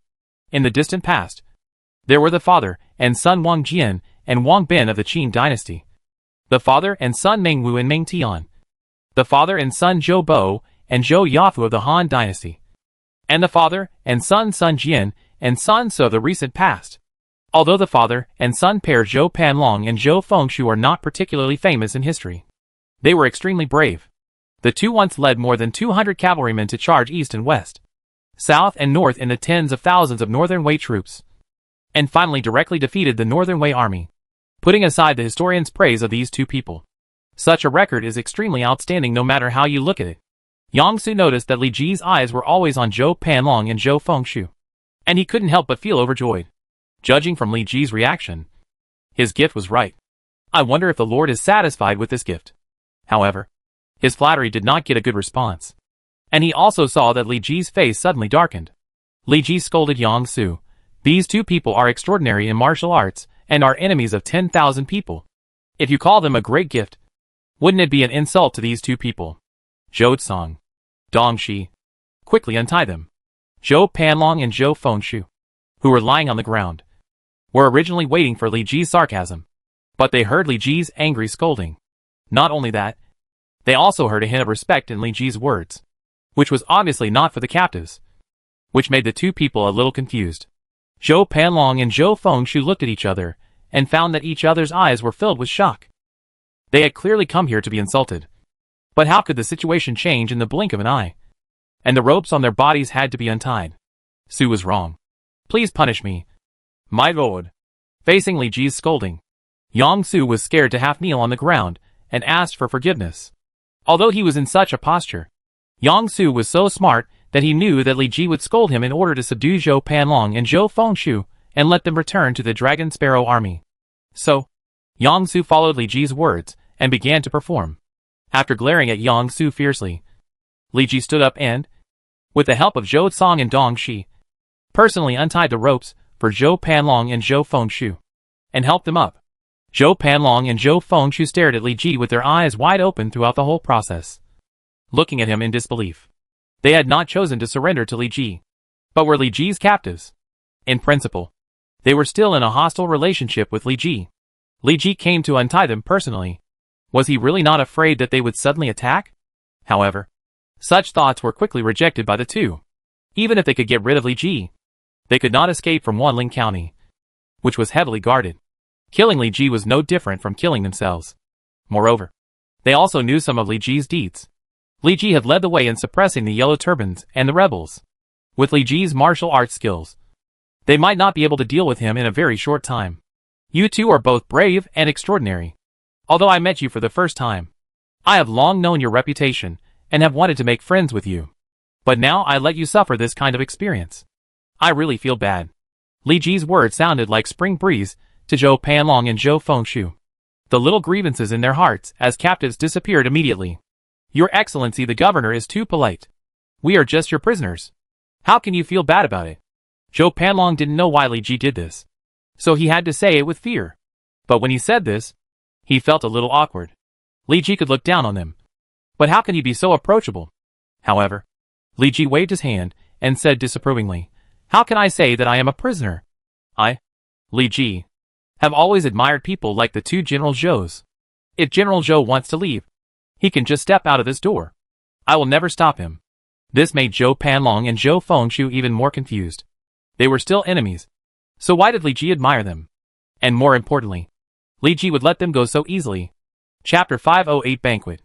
My Lord Governor, Zhou Fengshu and I are defeated generals. Can we talk openly? Zhou Panlong thought about it, and finally suppressed his doubts, and asked Li Ji. You two are both outstanding people. Don't you understand what I mean? Li Ji smiled faintly, looking at Li Ji's faint smile. Zhou Panlong finally understood Li Ji's thoughts at this time. No matter how stupid he was, the other party did so many things. First scolding Yang Su for being unreasonable, and then personally untying the two of them. Anyone with a discerning eye could see that Li Ji seemed to appreciate them very much and had the intention of recruiting them. My Lord Governor has understood what you mean. But we are both defeated generals, and don't deserve your appreciation. Zhou Panlong, Zhou Fengshu, and Wei Xiaoquan had different attitudes. They came here to support Zhou Xian under the order of Wang Yao. In the end, they were just guest generals. In other words, even if they were captured alive by Li Ji, their Lord Wang Yao had not suffered a defeat. So in theory, they still had a chance to return to Yuzhong County to serve Wang Yao. If Wang Yao had not been defeated or died. If they chose to surrender to Li Ji at this time, it would be easy to cause criticism that they were all traitors, causing a lot of damage to their reputation. Most military generals attach great importance to martial arts and reputation. If they accept Li Ji's recruitment, it will inevitably threaten their reputation that they have managed to maintain with great difficulty. Unless Zhou Panlong and Zhou Fengshu can survive until Wang Yao's defeat. Then if they surrender at that time, not many people will scold them for being traitors. To be fair, Li Ji's previous series of actions of respecting the wise and humble made Zhou Panlong admire Li Ji's temper. And he even wanted to agree to Li Ji's recruitment for a while. However, when he thought that doing so would damage his reputation, Zhou Panlong temporarily suppressed this idea. It is a great blessing for both of us to be appreciated by the governor. Unfortunately, a minister cannot serve two masters. We cannot agree to it. Perhaps one day, we will both surrender to the governor and serve him. After thinking for a while, Zhou Panlong finally refused Li Ji's kindness. However, although these words showed his loyalty to Wang Yao, they also gave Li Ji a hint, suggesting that if Li Ji could defeat Wang Yao, they might make the same choice as Wei Xiaoquan and choose to surrender to Li Ji. After years of training, Li Ji quickly understood Zhou Panlong's intention, and then chuckled, Wang Yao's two most respected generals are now in front of me. How can you resist the attack of the Dragon Sparrow army? Since you two have no intention of joining me for the time being, I have to inconvenience you for the time being. After that, Li Ji waved to Zhou Cong and Dong Shi, and asked them to tie up Zhou Panlong and Zhou Fengshu again, and then put them in the prison, waiting to follow Li Ji to Kuaiji. After all, this is Wanling County and Danyang County, not Kuaiji County, Li Ji's base camp. After all the wars in Danong County are over, Li Ji will lead his troops back to Kuaiji County. As captives, Zhou Panlong and Zhou Fengshu will not be detained in the prison of Wanling County forever. Their itinerary will be consistent with Li Ji, and they will eventually be sent to the prison of Longke City to accompany Zhang Liao. A few days later, the troops that had conquered the counties of Danong returned to Wanling County one after another.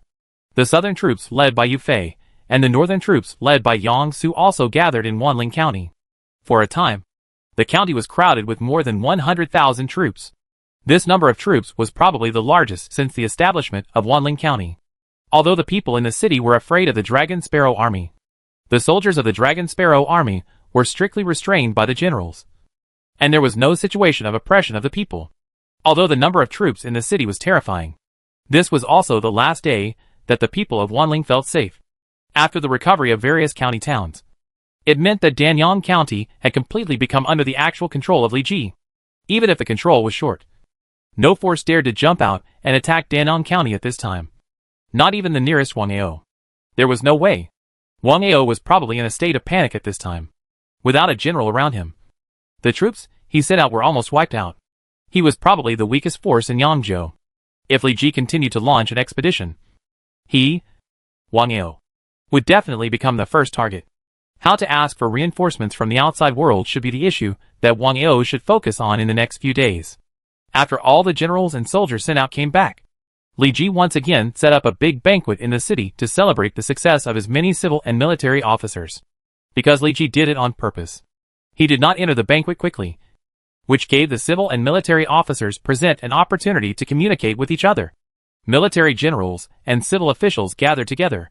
At the banquet, all the generals and counselors were talking and laughing, toasting each other. Except for a few silent generals. Everyone else had a relaxed smile. The time spent on attacking Danong County was not particularly long. But after all, a county was captured, and fame and prestige were gained in this chaotic world. Regardless of whether there were military generals who made military achievements in this war, they were a little relieved at this time. Now that Danong County has been taken, 3 of the 4 counties south of the Yangtze River have been controlled by the Lord. And only Yuzhong County, where Wang Ao is located, has not been taken. If it can be taken, with the natural barrier of the Yangtze River, we can protect ourselves. It's a pity that I didn't make enough contributions in this war. If I want to go further, I'm afraid I have to wait for a long time. He poured the wine in the bowl into his mouth with some depression. Sitting next to him was Lu Xiangxing. They were both the first generals to follow Li Ji, and they also made a lot of contributions in the early stage. However, with the emergence of Wang Ming, Yang Su and others, they gradually faded out of Li Ji's sight. Lu Xiangxing was fine. If there was no war, he might have some free time. But if there was a war, he would have a good chance to be appointed as the commander of a group by Li Ji. He was a bit pitiful. Regardless of whether there was a war or not, his mission was basically to sweep the Shanyu bandits in the territory. At most, he would just serve as a deputy general and had no chance to lead an army alone. Although sweeping the Shanyu was indeed what he was best at. Every warrior had ambition, and the goal was to fight on the battlefield. You are still young, and you will have many opportunities to make contributions in the future. And the military merits of sweeping Shanyu are not small, which will be enough for you to rise to prominence over time. Lu Xiangxing comforted him. After all, He is still young and lacks the experience of officialdom. After some time, he should be able to see these things more clearly. Lu Xiangxing is the same. Although he regrets that he can't lead an army for Li Ji alone, he is very satisfied to be able to charge for Li Ji. You are right. He took a sip of wine, and then something came to his mind. He said, Jiando, I heard some news in the army that the Lord will not reorganize the troops after taking over Danong County, but will directly march south to attack Wang Ao. Do you think I should take the initiative to lead an army to attack? Who did you hear this from? Lu Xiangxing stopped holding the wine bowl, and his expression changed slightly. I heard it from a few colleagues I know. Jiando, do you think there is something wrong with this? Why do you seem to oppose this plan? He noticed that Lu Xiangxing looked a little strange, and asked hurriedly. He felt that this statement made some sense. After all, the strategy proposed by Li Ji before clearly stated that after taking Danong County, they would attack Yuzhong County, and finally cross the river to defeat Luyao and conquer Lujiang. Since they all chose to attack Yuzhong County, why not take advantage of the high morale to march south directly, and take down Wang Ao, and Yuzhong County in one go. And once the war in Yuzhong County started, He Chi and his men would have the opportunity to make military achievements in this war, and then move up. To put it bluntly, He Chi was already moved after hearing this statement. And he didn't think there was anything wrong with it at all. Lu Xiangqing stared at He Chi silently for a while, and then replied after a moment of silence, "The Lord's strategy is indeed like this. But Gong Miao, you didn't consider that the Lord dared to attack Yuzhong County, because Danyang County fell into our hands. Danyang County has only been pacified by us for a day or two. Not only has the government affairs not been sorted out, but even the troops in various counties are not completely controlled. If we attack southward, then the guys in Danyang County, who are disloyal, will make trouble, and it will be easy for us to be attacked from both sides. So, it is possible to attack Yuzhong County by sending troops. But this is definitely not the best time to attack. I am afraid that we have to wait until we suppress the powerful families in the county, and put government affairs on track before we can send troops. Gong Miao, it is okay to listen to these news. If you mention them to the Lord in the hall, I am afraid that the Lord will mistakenly think that you are putting pressure on him, which is extremely detrimental to your career. Lu Xiangqing's four-dimensional data is relatively balanced. In history, he was not only able to become a commander of an army, but also held an important position in the local area. His vision of looking at things is much stronger than He Chi. So when he heard what He Chi said, he quickly deduced a lot of things, and he even suspected that some generals were a little restless and deliberately spread such news. No matter what the situation is, if He Chi said it in the hall, it would be used by those people as a sword in their hands. I know. But it's a pity that Yuzhong County will take some time to be taken down. Although He Chi was young, he quickly understood Lu Xiangqing's suggestion. It turned out that he had been used by others. While many military generals and civil officials were talking, Li Ji was rushing to the banquet with his people. As he walked, he talked to Yu Fan, who was following behind him from time to time. Yu Fan was temporarily transferred from Kuaiji County to assist Li Ji in handling the chaotic government affairs of Danyang County after Li Ji took over Wanling County. However, with the help of two capable people, Wang Meng and Yu Fan, Li Ji quickly sorted out the major and minor affairs in the county. He only needed to wait until the officials from various places were in place, and the decrees issued by Danyang County could continue to be implemented.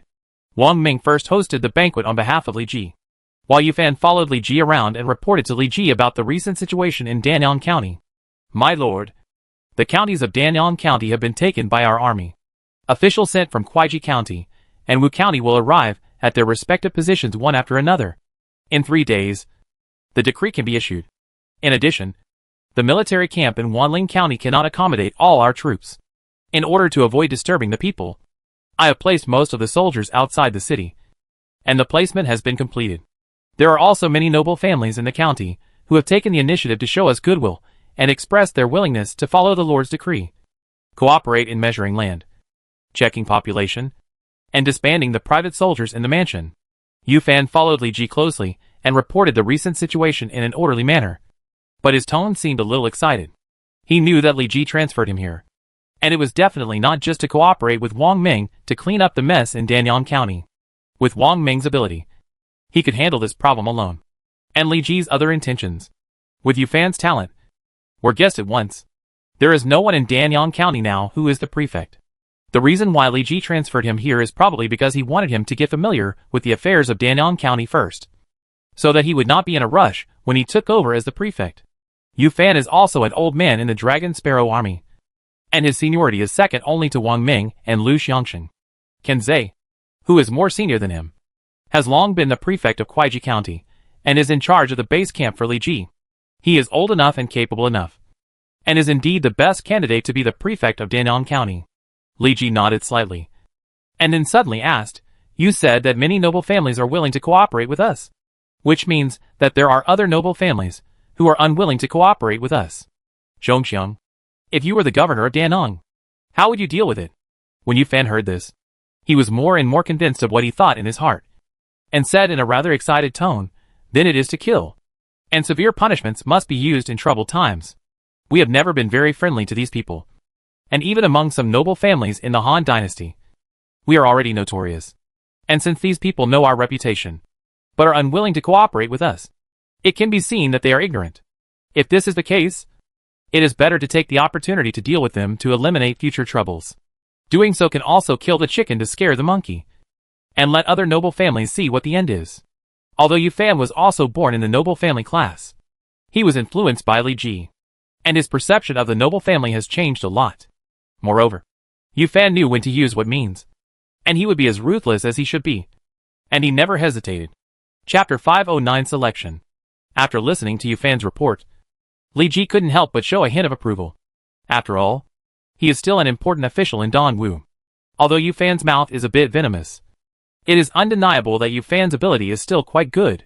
As long as the monarch can tolerate Yu Fan's shortcomings, Yu Fan's talents can be well brought into play. However, Sun Quan is far worse than his elder brother. Yu Fan's final death in a foreign land can give us a glimpse of the fate of the leopard. In troubled times, use heavy punishments. You are right about this. Li Ji glanced at Yu Fan with a satisfied look in his eyes. Yu Fan's father is the governor of Renan. His background is a serious aristocratic family. Although he is not as good as the big families such as Lu and Zhu and Wujuan, he still has a lot of weight in this small piece of land in Kuaiji. Especially after Yu Fan joined Li Ji's camp, he was repeatedly reused, and the reputation of the Kuaiji Yu family became more and more important. But it is no wonder that Yu Fan said this. After all, the aristocratic family is a cancer that cannot be eradicated. If someone holds an important position in a certain force, his bloodline will eventually form an aristocratic family. Just like Kenzei, who was appointed as the governor of Kuaiji by Li Ji. Although he was born in poverty, his career in Li Ji was getting smoother and smoother, and he would definitely hold a more important position in the future. After Kenzei married and had children, his descendants might also go further and further under Kenzei's protection. Maybe they would not be as successful as their father, but their positions should not be much different. Just as the sentence descendants are endless, as long as the power established by Li Ji did not encounter destruction, then Kenzei's bloodline would definitely evolve into a more terrifying force in Li Ji's power, and it might even be possible to control the court. Li Ji was not one of those long-lived gods. He could only eliminate the aristocratic family in front of him, but he had no way to interfere with the world after his death. To deal with him, Li Ji's descendants would be needed to deal with him. As one of the representatives of the aristocratic class in the Dragon Sparrow army, Yu Fan dared to say in front of Li Ji that he would kill all the aristocratic families. Anyone would be surprised. Perhaps Yu Fan said this just to consolidate his image in front of Li Ji. But Li Ji would not let the other party just talk and not do anything. If Yu Fan said one thing on the surface and another behind the scenes, he could also follow Sun Quan's example and exile Yu Fan. After the celebration banquet, I will call you all to discuss matters. At that time, I will assign you people to deal with all the aristocratic families who are unwilling to cooperate. While Li Ji was speaking, he looked at Yu Fan meaningfully. But Yu Fan fell into an extremely excited state and did not notice Li Ji's gaze at all. His previous guess was finally verified after Li Ji said this. Li Ji would not transfer him from Kuaiji County for no reason. Nor would he go to the banquet alone with him for no reason. There must be other intentions of Li Ji. And these intentions were finally revealed. It seemed that Yu Fan was really going to become the new governor of Danan County. Soon after, Li Ji led Yu Fan to the banquet venue, and the soldiers guarding outside immediately saluted Li Ji. "The Lord is here," the soldiers sang loudly. As the voice fell, Li Ji strode in with Yu Fan. The generals and officials at the banquet immediately stood up and saluted Li Ji. "We greet the Lord. Today is a day of celebration.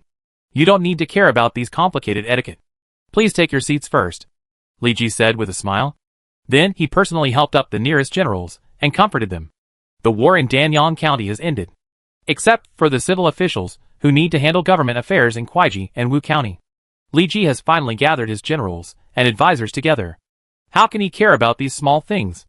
Besides, this is a celebration banquet, which is originally a chance for the civil and military officials under his command to relax. If Li Ji still holds on to these small details, wouldn't it make the soldier spirits that have just relaxed collapse again? First, Yu Fan was asked to find a seat closer to the first seat. After Li Ji sat down, he deliberately talked with Wang Meng, Shishit Sai and others who were closest to him. When the other generals saw Li Ji, they also became casual, as if they really regarded this celebration banquet as a real banquet. They immediately relaxed their expressions, and the atmosphere in the mansion gradually became hotter as the conversation became louder and louder. Yu Fei and Wei Qing. These two people just served in the same army, so they knew each other better. So they sat next to each other. But these two people were more taciturn than each other. and they chatted with each other from time to time. And Yang Zixing, with Xubing and other generals, they drank freely. They had a tacit understanding that they did not use their true qi to dispel the alcohol in their bodies, but just drank freely, and competed to see who could drink better. After 3 rounds of drinking, when the moon was hanging on the branches, many generals in the mansion were drunk, and the celebration banquet ended. A few days later, when officials from Kuaiji and Wujian arrived in Danyang County, and all affairs were gradually put on the agenda, Li Ji summoned important civil and military officials under his command. Even Kanzai, Zhang Juzheng and others, who were far away in Kuaiji County, also took time to rush to Danyang County. At this time, all of Li Ji's important civil and military officials gathered in the prefectural governor's mansion of Danyang County. Li Ji summoned everyone to discuss the next strategic plan. As for why it was carried out in Wanling County, it was of course because Li Ji decided the candidates for each county during this discussion. Although the governor of Danyang County had long been decided by Li Ji to be Yu Fan, the county magistrate of Danyang County, the military generals guarding the county, and other personnel transfers all needed Li Ji to decide. Ming thinks that Danyang County, as a newly recovered county city, needs someone with sufficient prestige and ability to serve as the governor, so that the local aristocratic families can be stabilized. Wang Ming spoke first. What Jean Blue said makes sense. Do you have any candidates? Li Ji chuckled and asked the civil and military officers below. For a moment, the military officers below started to discuss. According to Li Ji's previous selection criteria, most of these military officers would not be selected to serve as the governor of Danyang County. And people like Fan Zhongyan, who are both civil and military, would not be selected because of their lack of qualifications. So they guessed that Li Ji would choose from Wen Tianxiang, Yu Fan, Xia Ying, and other old men who are both capable and qualified. One job for one position. If civil officials want to rise to the top, they need not only the ability to do things, but also the qualifications. They are not like military generals. As long as they fight and gain military merits, they can get their official positions promoted. Wang Ming answered with a bow. There are many noble families in Danyang County who are willing to cooperate with the decrees we promulgate. But there are also many stubborn people. Therefore, the governor of Danyang County must be able to deal with the noble families. And at the same time, he can use thundering methods to deal with those noble families who are unwilling to cooperate. I understand what Jean Glue means. Li Ji nodded slightly, then cast his eyes on the civil officials on one side, and finally fixed on Yu Fan.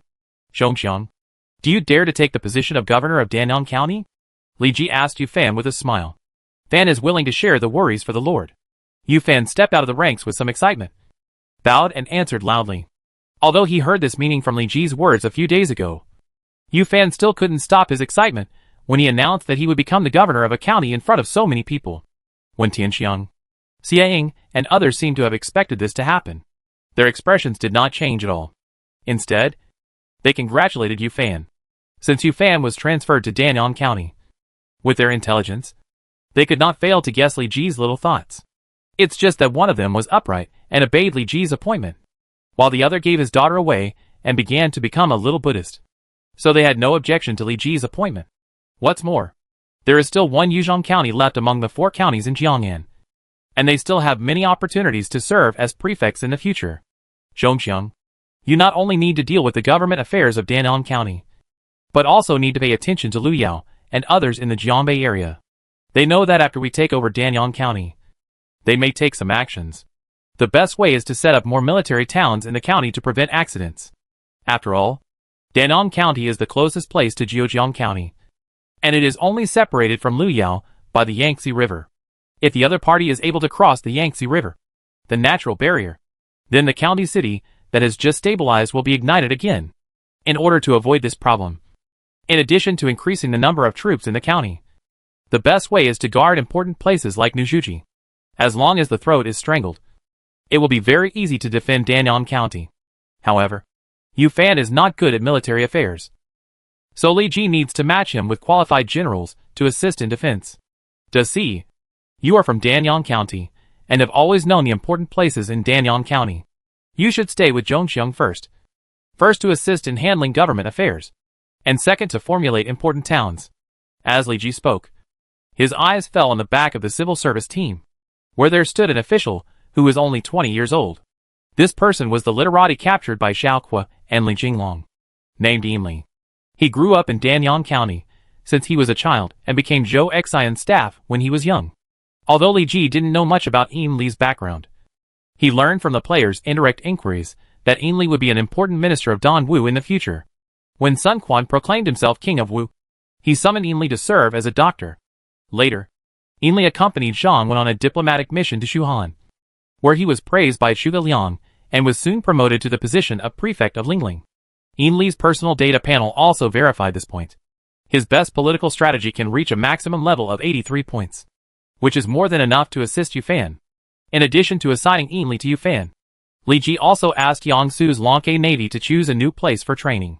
In addition to training on weekdays, Li Ji also asked Yang Su to lead some troops to patrol back and forth in the lower reaches of the Yangtze River to prevent sudden attacks from prefectures and counties in other directions. Jing Lu will resign as the governor of Wujuan from today and be transferred back to Kuaiji. After the meeting, you will decide on a few candidates for me. Wang Meng was the governor of Wujuan before, but there were not many capable people around Li Ji. Now that he has civil officials such as Zhang Juzheng and Fan Zhongyan, Wang Meng naturally does not need to be sent out by Li Ji, and he can be directly transferred back to help Li Ji handle half of Yangzhou's political affairs. And the aristocratic families in Wujuan have long been properly dealt with by Li Ji. Even if a newcomer is pushed up, as long as he is capable, he can smoothly handle Wujuan's political affairs. In the final analysis, when Li Ji was considering the candidate for the prefect of Wu County this time, he didn't care much about the qualifications. As long as he had enough ability, he could be pushed up by Li Ji. My lord, after we take over Danyang County, the next target is Wang Ao's Yuzhong County. After Li Ji had dealt with the candidates, some of the generals finally couldn't stand it. Jui couldn't bear it, and was the first to jump out and ask. That's natural. Only Yuzhong County is left of the 4 counties in Jiangnan. And the 2 generals that Wang Ao valued the most have been captured by me. It's natural to take him down. It's not that Li Ji underestimated Wang Ao, but Wang Ao's ability is just like that. No matter how much he recruited, he couldn't escape Li Ji's palm in the end. Then why doesn't the Lord send troops now? Now our soldiers are in high spirits, and the enemy has been defeated by our army for a while, and their morale is low. I dare to ask the Lord to send troops. And I, Zhu Yi, am willing to be the vanguard. Oh! General Zhu Yi seems a little impatient. After listening to Zhu Yi's words, Li Ji's brows slightly twisted. What Zhu Yi said does make some sense.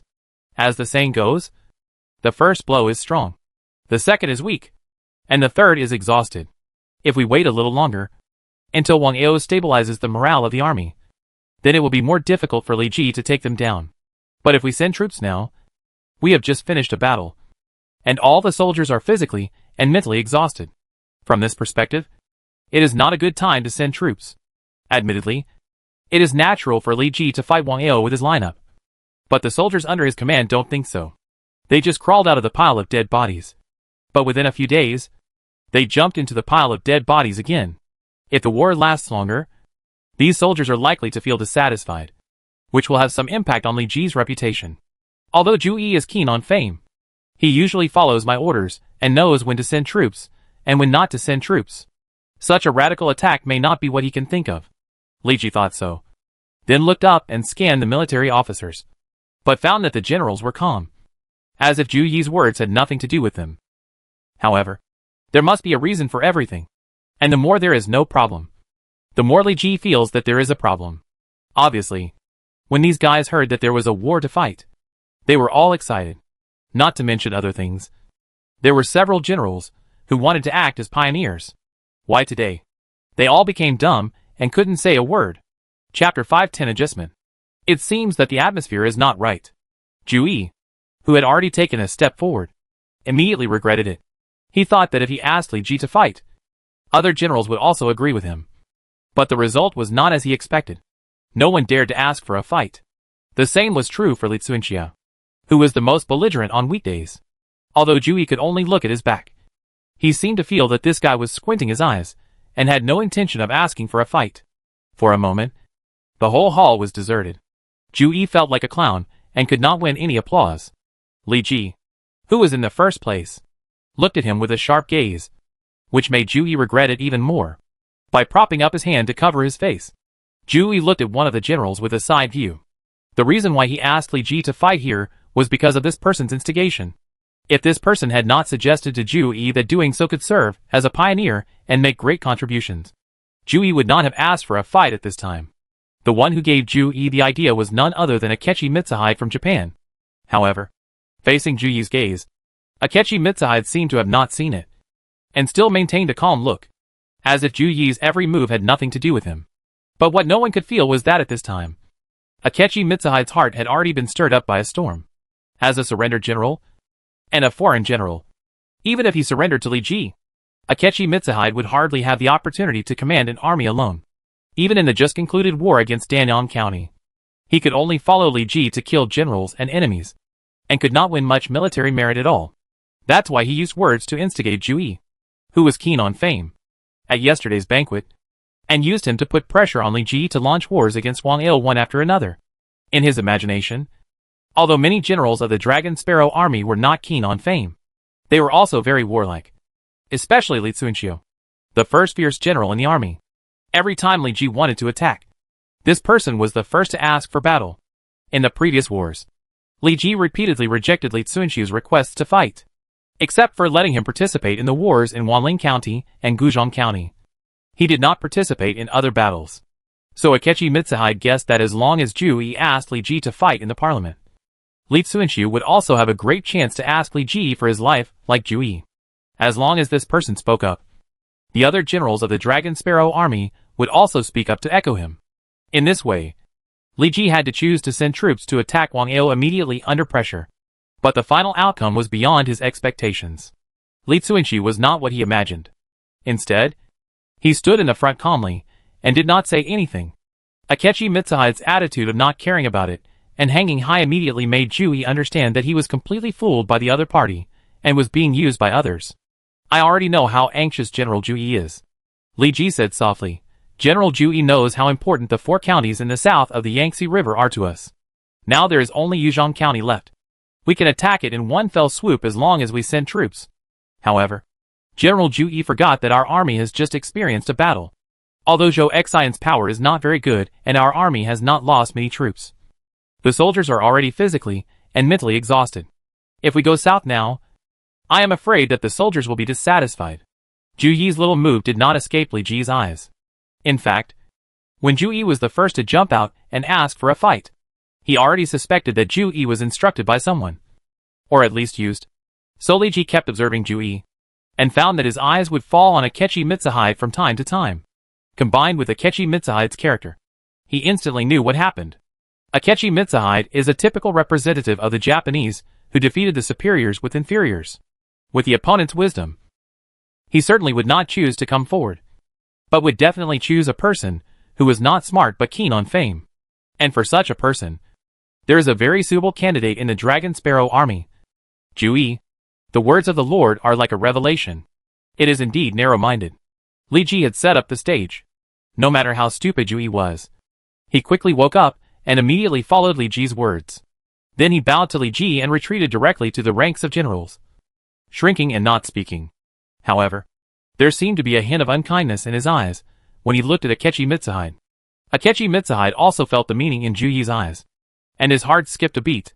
Originally, he didn't have many people to talk to in Li Ji's power, and Ju Yi was one of the few people who could talk. In the end, not only did he fail to put pressure on Li Ji, but he also offended Ju Yi. With his eyes turning slightly, Akechi Mitsuhide kept thinking about how to continue to fool Ju Yi after the end of the parliament to maintain the fragile relationship between them. At the same time, a question that had been bothering him emerged in his mind.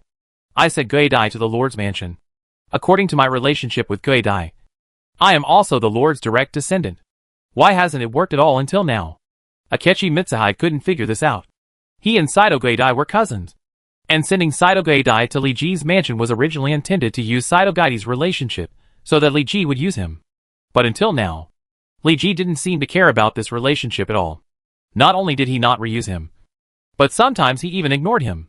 No, I have to find my sister to see what's going on. Mitsuhide Akechi is not a person who can stand loneliness. When he returned to Kuiji County, he immediately looked for Saito Kicho. Li Ji naturally didn't know about Mitsuhide Akechi's rich psychological activities. But even if he knew, he wouldn't pay much attention to it. Saito Kicho was just used by him as a maid. At most just a good-looking maid. You should know that in Li Ji's mansion, there is also Duchan, one of the 4 great beauties in China. Such a beauty still serves Li Ji in the end. Everyone, although General Zhu Yi is a little impatient, it is undeniable that sooner or later we will need to conquer Yuzhong County. I wonder if you have any ideas. Although Zhu Yi was used to death by Mitsuhide Takechi, it was also a start for Li Ji. Li Ji followed Zhu Yi's words and told about the crusade against Yuzhong County. Li Ji took the initiative to bring up this matter, which meant that Li Ji also wanted to deal with Wang Yao. This was different. The generals of the Dragon Sparrow army, who had been silent just now, suddenly became excited. Especially those generals who had not shown their skills in the Battle of Danong County were even more restless, and seemed to ask to be the vanguard at the next moment. The civil officials on the other side were relatively quiet, because they all guessed that Li Ji summoned them from Kuaiji and Wu County not just to discuss the selection of the governor of Danong County, but matters such as personnel transfers in the 3 counties, and the expedition against Wang Yao were the most important things. The military generals were noisy, but the civil officials remained quiet, which was a sharp contrast in Li Ji's eyes. My lord, although the soldiers are tired physically and mentally, as long as they rest for a while, they can go out. Li Xuanxu stood up and said to Li Ji with a bow. However, his words were soon opposed by Zhang Juzheng. That's not what the general said. As the saying goes, food and grass must be sent before the 3 armies move.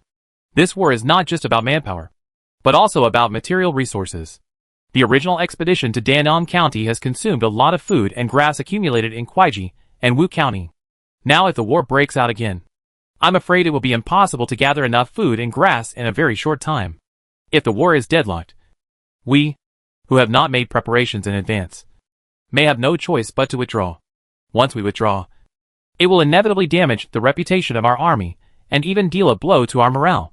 When the war in Danyang County started, Wang Meng was transferred to Li Ji's side, and the important task of food and grass for the more than 100,000 troops naturally fell on Kanzai, Zhang Juzheng and others who were in charge of Kuaiji County and Wu County.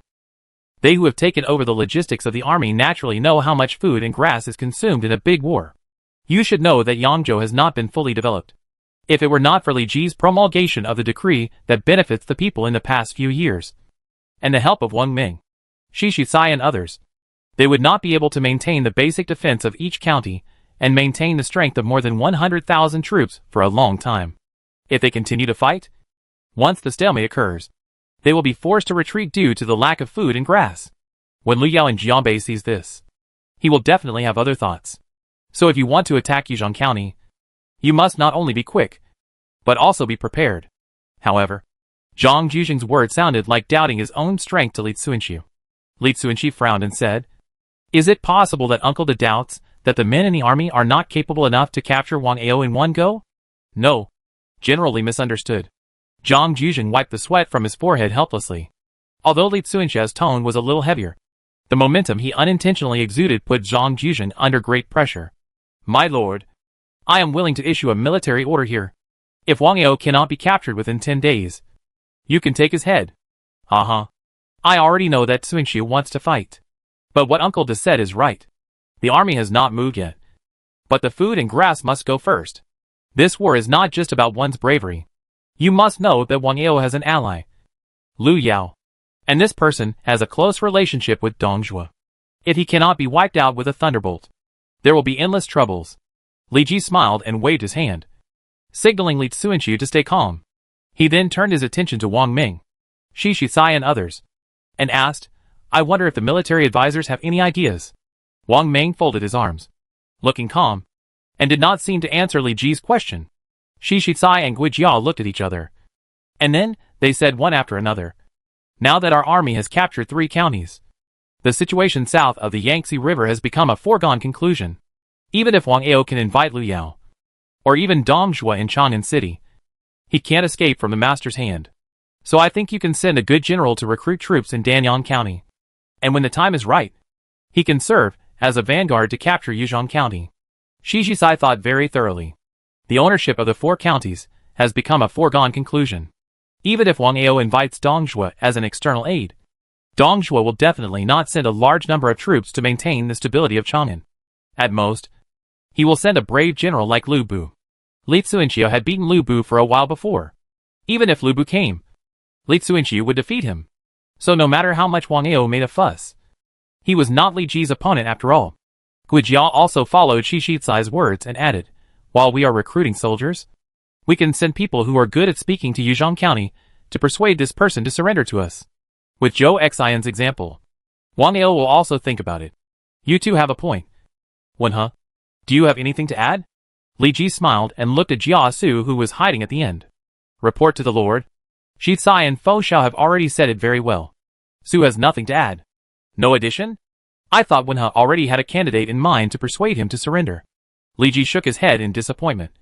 But Jia Su and others had another signal in their eyes. Since there is no candidate, then Li Ji is calling him out at this time. Isn't it intentional to let him be the envoy? This is a position deep inside the enemy. If one accidentally angers Wang Ao, he might go in standing and come out sideways. No, it's not okay to come out sideways. He will die directly under Wang Ao's random knife. And his body can't even be sent to Kuaiji County. With Jiasu's character, he would definitely not accept such a dangerous task. Thinking of this, Jiasu hurriedly added, it's a pity that Su is not a good speaker. Otherwise I can share the worries of the Lord. When Li Ji heard Jiasu's words, he was immediately happy. In order not to be the envoy, this old fox began to belittle himself directly. However, even if Jiasu was asked to be the envoy to persuade Wang Ao to surrender, Li Ji was not sure that the other party would succeed. After all, Wang Ao was arrogant and would definitely not choose to surrender. Li Ji stopped teasing Jiasu, and then looked at one of the generals, and then said, in the Battle of Danyang County, Pingzhu led the troops to attack and capture many counties in the south of Danyang County for me, and made military achievements. Since we have to recruit soldiers from Danyang County, why not let Pingzhu take over this candidate? What do you think? After this, the other generals looked different. Yu Fei had just joined the Dragon Sparrow army and was just a newcomer. But he was repeatedly reused by Li Ji, which made it hard not to make people talk about it. However, what Yu Fei did next surprised the other generals. He stepped out of the ranks and said to Li Ji, I understand what the Lord wants, but I think there is a more suitable candidate for this matter. Chapter 511 Return to Kuaiji. Oh, Pingzhu has other candidates in mind? Li Ji immediately showed a playful smile. Of course he knew who Yu Fei nominated. It was nothing more than Wei Qing and Wu Xubing, who had served as Yu Fei's right-hand men before. But what surprised Li Ji was that Yu Fei actually gave up this great opportunity to make meritorious service, and turned around to give the opportunity to Wei Qing and Wu Xubing. It's not that Li Ji doubted the strength of the two. After all, with their personal data, and the prestige of the two pillars of the Han dynasty, Wei Qing and Wu Xubing were naturally powerful personnel to conquer Yuzhong County. Let alone these two people to deal with a small Yuzhong County.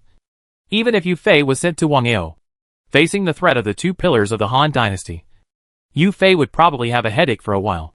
The reason why Li Ji was surprised was not that he doubted the ability of the two, but that he was surprised that Yu Fei actually gave up the opportunity and sent Wei and Hu to the stage. My lord, when we were conquering Danyang County, Zhongqing and Xubing, who were my deputy generals, both had outstanding abilities. I think they are more suitable for conquering Wang Ao than I am, Yu Fei said loudly, bowing his hands, without any emotion in his tone. It seemed that this recommendation was just because he, Yu Fei, appreciated the talents of Wei Qing and Wu Xubing, rather than reminiscing about the friendship between the three. In fact, Yu Fei joined the Dragon Sparrow army at the same time as Wei Qing and Wu Xubing. Both of them were newcomers. The reason why Yu Fei was able to quickly take charge of an army was not only because of his own strong ability, but also because of Li Ji's appreciation. There are always good horses, but not always good horses. Yu Fei was promoted quickly, thanks to Li Ji's bold use of them, when he was in the same army as Wei Qing and Wu Xubing. He also knew that the abilities of these two people were extraordinary, even not inferior to his own.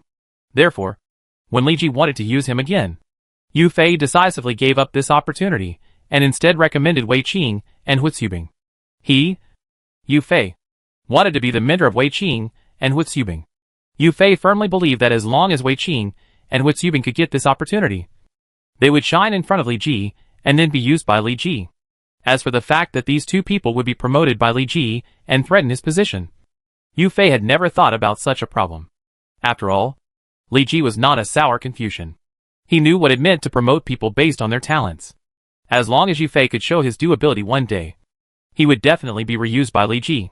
since Pingji recommended Zhongxiang and Xubing. I believe their abilities must be good. Zhongqing. Xubing. Do you dare to take this task? Li Ji maintained a calm expression. But he was actually very happy in his heart. Originally, he arranged Wei Qing and Hu Xubing to be with Yu Fei in order to earn credit so that he could promote them in the future. However, Yu Fei lent a helping hand and directly recommended Wei Qing and Hu Xubing here. Yu Fei had made great contributions to Li Ji. When he was at the peak of his career, he recommended them. In addition, Wei Qing and Hu Xubing also made contributions in the war in Danyang County. Li Ji appointed them as the commander-in-chief. And naturally the other generals did not dare to object. Qing is willing to share the Lord's worries. I am willing to charge into battle for the Lord. Hearing Li Ji's question, Wei Qing and Hu Xubing immediately stepped out of the ranks and said respectfully. The older Wei Qing was fine, still maintaining a humble and unyielding attitude. But Hu Xubing, who was only 17 or 18 years old at this time, seemed unable to hide the joy on his face. After all, it was extremely rare for such a young age to have the opportunity to lead an army and become the commander of an army.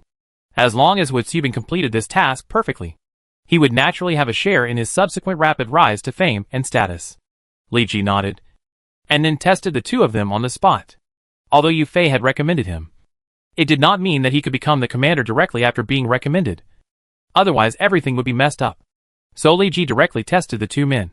Firstly to show the abilities of Wei Qing and Hu Xubing to other generals, so as to stop the rumors in the army with their strength. And secondly to rationalize the process.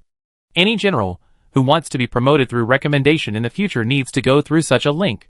Wei Qing and Hu Xubing are worthy of being the two pillars of the Han dynasty. Facing Li Ji's difficulties, they can always give appropriate answers, so that other generals, who are somewhat suspicious of them, are also convinced at this time. Zhongqing and Xubing will be the two commanders of the next crusade against Wang Ao. Do others have any objections? Li Ji's eyes swept back and forth among the many generals below, and a low voice sounded. Others have long been conquered by the talents of Wei Qing and Hu Xubing. And with Yu Fei's recommendation, there will be no other objections at this time. In an instant, facing Li Ji's questions, the other generals remained silent. Zhongxiang.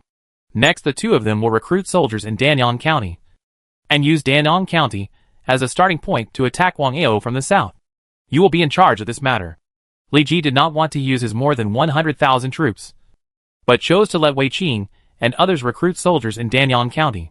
This can avoid the fatigue of the soldiers. And secondly, a group of elite soldiers in Danyang County can be trained through high-intensity battles and blood. Danyang is a place with dangerous mountains, strong people, good martial arts, noble spirit, and elite soldiers. You should know that Danyang County is famous for its elite soldiers. The reason why Tao Qian was able to successfully become the governor of Shuzhou in the early stage was also due to the thousands of elite soldiers he brought out from Danyang County. The soldiers recruited from Danyang County, coupled with the training and command of the two pillars of the Han dynasty, the Danyang soldiers will probably become a major main force of Li Ji. Fan understands. Yu Fan replied helplessly. As the governor of Danyang County, who had only been in office for less than a day, he not only needed to sort out the chaotic government affairs in Danyang County, but Li Ji also gave him such a heavy task. As Zhang Jujing said, war is not only about people, but more importantly, logistics. Danyang County was in chaos because of the war, and at this time Wei Qing and the others had to recruit soldiers in his place. Although Li Ji did not say it clearly, Yu Fan was a smart man, and saw at a glance that Li Ji had no intention of raising enough food and grass for Wei Qing and Hu Xubing's troops. In this case, the logistics of food and grass naturally fell on Yu Fan. Seeing Yu Fan's sad face, Li Ji also smiled slightly. The position of prefect is not something that can be taken casually. Since you were pushed up by Li Ji, Yu Fan, must make some achievements. Maintaining the stability of Danyang County, preparing food and grass for the army, and ensuring the rear of the expeditionary army are naturally the best achievements that can be achieved in the short term. Danyang County is newly established, and Zhongxiang alone may not be able to handle it. Shiwen, Desi, the two of you stay in Danyang County for the time being to help Zhongxiang. Li Ji is not a vampire, and it is impossible for him to watch Yu Fan handle so many things at the same time. Fan Zhongyan and Yin Li are both good at handling government affairs. One is good at both civil and military affairs, which will be of great help to the army's expedition to Wang Ao, and the other is a local of Danyang County, and is very familiar with the situation in Danyang County. With 2 people as Yufan's right-hand men, Yufan would not be so busy. We understand. Fan Zhongyan and Ainli immediately stepped out and took over Li Ji's appointment. They said they would stay in Danyang County temporarily. But in fact Li Ji deliberately put them in the local area to gain some experience. After they have a certain level of experience, Li Ji will naturally transfer them back to his side, like Wang Ming, and put them in the central hub. Jian Dou is stable and steady, so he can be a deputy general. Gong Miao is young but not frivolous, so he can be a deputy general. Gong Ming has a calm personality, so he can be a deputy general. Hua Xiong has good martial arts, so he can be a deputy general.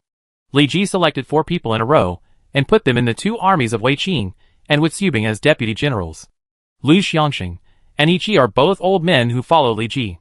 Although their level is not among the top generals, their ability is still good. With the 2 of them sitting in the middle, they can stabilize the morale of the army. Su Huang and Hua Xiong were both surrendered generals. Li Ji mobilized them at this time, of course, in order to let them take this opportunity to make military achievements, so as to clear their identities. The 4 people whose names were called immediately stepped out and bowed to Li Ji to receive orders. If any one of you wants to follow Zhongqing and others to the expedition, you may as well ask for orders here. Li Ji knew that these generals were either eager to make merit or keen on fighting. Although Zhu Yi's previous coquettish operation made them dare not step out easily, with Li Ji personally taking the lead, these guys who can't stand loneliness will definitely not stand like a pine tree or a bell. And just as Li Ji thought, as expected, after hearing Li Ji's words, these generals volunteered in an instant and rushed to act as pioneers. Finally, Li Ji thought for a while and decided to add Yin Xing, Lu Pai, Gong Du, Pei Yuanshao, Zhu Lang and other second and third line generals to become the pioneers of Wei Qing and Hu Xubing. Wang Ao lost Zhou Panlong and Zhou Fengshu, his 2 right-hand men, and the rest were just a bunch of weak generals. Even if he called on these weak generals, Wang Ao might not be able to stop their charge. Moreover, there were Wei Qing and Hu Xubing at the bottom. Even if the vanguard troops could not kill Wang Ao, when the main forces of the Han dynasty rushed up, Wang Ao would not be able to stop them. Afterwards, Li Ji discussed the issue of personnel transfer with many of his generals and civil officials. Since Danyang County fell into Li Ji's pocket, and Yuzhong County was about to be attacked, Li Ji's territory suddenly doubled. Therefore, necessary personnel transfers were needed. Wang Meng was transferred to Li Ji again to handle the government affairs of the 3 counties for Li Ji, and the position of Wu County governor was naturally vacant. After thinking about it, Li Ji finally decided to let Xia Ying, a family figure from the Xia family of Kuaiji, deal with the big family of Wu County. Originally, Li Ji wanted Wen Tianxiang to take this position, but when he thought of Wen Tianxiang's upright character, Li Ji was a little afraid that Wen Tianxiang would get angry and directly get rid of most of the family of Wu County. If this happens, Wu County, which has just developed steadily, will definitely set off civil strife. It would be better to let Xia Ying contact some big families in Wu County first, and use the method of boiling frogs in warm water to secretly pull out these cancers in Wu County. The last thing left was the transfer of some military generals. These things were relatively simple, and Li Ji did not make much change for the time being. Which military generals had been guarding which county town before would naturally continue to stay there in the next few days. Then another 10 days passed. After seeing that Yufan, with the assistance of Fan Zhongyan and Ainli, gradually put Danyang County on the road of development, Li Ji immediately thought of returning to Longke City. At the same time, Wei Qing and Hu Xubing, with the cooperation of Yufan, also began to recruit soldiers and horses in Danyang County to prepare for the southward expedition against Wang Ao. A large number of officials transferred from Kuaiji, and Wu County began to fill in all levels of Danyang County under the command of everyone. The original officials in Danyang County were either dismissed and repatriated or demoted after going through layers of screening. The more than 100,000 soldiers who followed Li Ji in the expedition also returned to their respective barracks through the teleportation array one after another. Although they had stayed in Wanling County for more than 10 days, and had received many rewards from Li Ji, their physical fatigue had long been eliminated. However, Li Ji could not adjust their mental fatigue and longing for their families. These things needed to be allowed to return to Kuaiji and Wujuan and slowly washed away by time. Most of the more than 100,000 troops led by Li Ji came from Kuaiji County. Their wives, children, parents, were all in Kuaiji County. As a qualified lord, It was impossible to watch them cut off from their families. It has always been the best way to defend the hometown with the villagers. The movement of Li Ji's return was not too big. But the goal of more than 100,000 troops behind him was still too large. Even if they were diverted to various counties in Kuaiji and Wujian. There were tens of thousands of soldiers who followed Li Ji back to Longke City. Tens of thousands of soldiers and horses exuding murderous auras suddenly appeared in the teleportation array of Longke City, causing a commotion in an instant. The news that Li Ji had taken over Danyang County had spread all over the world. And the people of Longke City were no exception. When they learned that Li Ji and his army would return today, most of the people in the city had already gathered here, wanting to see this victorious king's army with their own eyes. Fortunately, civil officials such as Kanzei and Zhang Juzheng returned to Longke City in advance, and mobilized the city's garrison to form rows of human-shaped city walls, which barely stabilized the commotion in the city. Victory! Victory! Victory! I don't know who in the crowd roared out such a sentence, which immediately caused a tsunami of cheers. Chapter 512 Lu Ji's Hint. Li Ji waved his hand slightly in response to the cheers of the onlookers. And then Kanzei, Zhang Juzheng and others, who had been waiting here came forward to salute. My lord. Although the cheers echoed over Longke City, Li Ji also heard Kanzei's voice clearly. Although Kanzei had been following Li Ji for a long time, he was only 15 or 16 years old at that time. Now, after several years of experience, although he still looks young, his eyebrows retain a calmness that should not be there at this age. Li Ji waved his hand casually, without asking other civil officials to be polite. In fact, they had met at the meeting 10 days ago and discussed the major issues of the future development of the Longke army. So there was no excessive nostalgia. This is not a place to talk. Please follow me and go to the mansion to discuss matters. After Li Ji exchanged a few words with Kanzei and others, he rode on the black horse brought by his personal soldiers, and led Wang Ming, Kanzei, and others away under the escort of the guard General Chen Dao. The soldiers who followed Li Ji back to Longke City also had a rare few days of vacation, so they dispersed and returned to their families to meet their wives, children and parents. Longke City, which was originally boiling because of the victory, now has many families reunited, adding a bit of warmth. However, there are always deaths on the battlefield. Even if Li Ji won one victory after another, he could not avoid the loss of soldiers. There are still families in Longke City who can't wait for their husbands and sons. In addition to receiving a generous pension, they are more silent, which is in sharp contrast to the enthusiasm outside. Because 10 days ago, Li Ji discussed the next development strategy of the Longke army with his generals and civil officials and formulated a very detailed plan. So when Li Ji led everyone to the outside of his mansion, he dismissed the military officers and civil officials and asked them to return to their own mansions to enjoy the rare vacation. Is there anything big happening in the mansion? As soon as Li Ji returned to the mansion, he enjoyed the service of Duchan, Xiaoling Yun and Saido Kicho, and fell into the gentle land.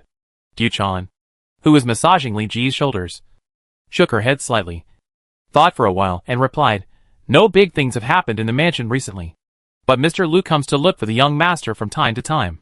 Think about it, and you know that nothing big will happen in Li Ji's mansion. After all, Longke City is his base camp, and there are soldiers guarding outside the mansion all year round. If something happens, then Li Ji's power will not be extinct for long. However, Li Ji was a little surprised that Lu Ji had always taught knowledge in the Imperial Academy, and at most, he would go to chat with his good friend Kai Yong, and would never come to his mansion. Moreover, before Li Ji went to the expedition, he had tried Lu Ji's tone, and found that the other party had no intention of coming out again for the time being. But now that he has come to Li Ji many times, I am afraid that Lu Ji's attitude has changed. Now that I have returned victorious, I am sure that Lord Lu will also know the news. If he really wants to find me, I am afraid he should come to visit me now. Li Ji narrowed his eyes slightly, and then put this matter behind him, and no longer wanted to think about it. However, just as he said, not long after enjoying it, Lu Ji, the Chow Chow, arrived. My lord, Lu Ji and Kai Yong are outside the palace asking for an audience. Oh, Kai Yong is here. It seems that they have other important matters to discuss with me. Li Ji was surprised to hear that Kai Yong also came to visit with Lu Ji. Lu Ji and he had a sympathetic relationship, and it was normal for them to visit each other. But Kai Yong was different. He was just invited by Lu Ji to move to Li Ji's territory with his family. If it weren't for Lu Ji, his old friend, who had been staying in Longke City. Kai Yong would probably have returned to Chang'an City with his family after defeating Dong. Although Kai Yong had a great reputation, it was nothing in Li Ji's eyes. After all, he had already made a name for himself outside. And with Lu Ji in charge, it didn't matter if there was one more or one less Kai Yong. Moreover, Kai Yong's two sons, Wan Yu and Gu Yong, were both serving as officials here for Li Ji at this time. Even if Kai Yong wanted to leave, he could not take them with him. Mr. Lu, Mr. Kai, I haven't seen you for a long time. I miss you very much. Du Chan, make tea. The four of you. Even so, out of respect for his elders, Li Ji still welcomed Lu Ji and Kai Yong in with a smile. However, it was not just Lu Ji and Kai Yong who came. Following behind them were Kai Yong's two daughters, Kai Wenji and Kai Zhenji. And Min just came back. We too are here presumptuously. I hope we won't disturb you. Lu Ji and Kai Yong sat down separately, while Kai Wenji and Kai Zhenji sat on the left and right of Kai Yong. As soon as he sat down, Lu Ji said to Li Ji happily, Mr. Lu and Mr. Kai are willing to visit my humble home. It is like a lavish home. I can't thank you enough. Why bother you? Li Ji shook his head slightly and said. Lu Ji, who was used to such a scene, did not react to this boasting. However, Kai Yong, who was standing by, tilted his head back slightly and showed a hint of pride after hearing it. By the way, Lord Lu, I wonder if you have any important matters to discuss this time. Nothing important. We just know that An Min has successfully recovered Danong County and won a victory. So we came to congratulate him. I see. Then I would like to thank you too for your congratulations. Although Lu Ji's words were flawless, Li Ji always felt that the other party seemed to have something difficult to say, and his eyes began to evade when he looked at him. It's a pity that I didn't go to Danong County with Li Ji. Otherwise, I could have witnessed this process and learned something. Haha. Lord Lu is too modest. Lord Lu has worked hard for our Han dynasty, and has experienced countless battles. This is just a small attempt. What can I learn from it? If Lord Lu wants to listen, I can also talk about it roughly. Then Li Ji roughly talked about how he conquered Zhou Xian in front of the three people. Although most of the achievements here should be attributed to Yang Su and Yu Fei. As the Lord, the achievements must be attributed to him, without any artistic elements added. Li Ji said it all based on the facts. Although it is not amazing, it can also be said to be a rare practical experience. For Kai Yong, Kai Wenji and Kai Zhenji, who had never been to the battlefield, this process was a little exciting. Well, I didn't expect that Zhou Xian and Wang Ao, two governors in the court, would compete with An Min. It is not clear in legal terms. Lu Ji touched his chin and frowned. However, when he learned that Zhou Xian was directly dismissed and sent back to his hometown in Kuaiji by Li Ji, his expression also froze slightly. In his opinion, Li Ji's approach was also not in line with the legal principles of the Han dynasty. The dismissal of the governor should be done by the central court. Not only that, Zhou Xian, Wang Ao, and Liu Yao have secretly formed an alliance to prevent me from removing Liu Yao. The traitor. Traitor. When Lu Ji heard Li Ji call Liu Yao a traitor, his face suddenly sank.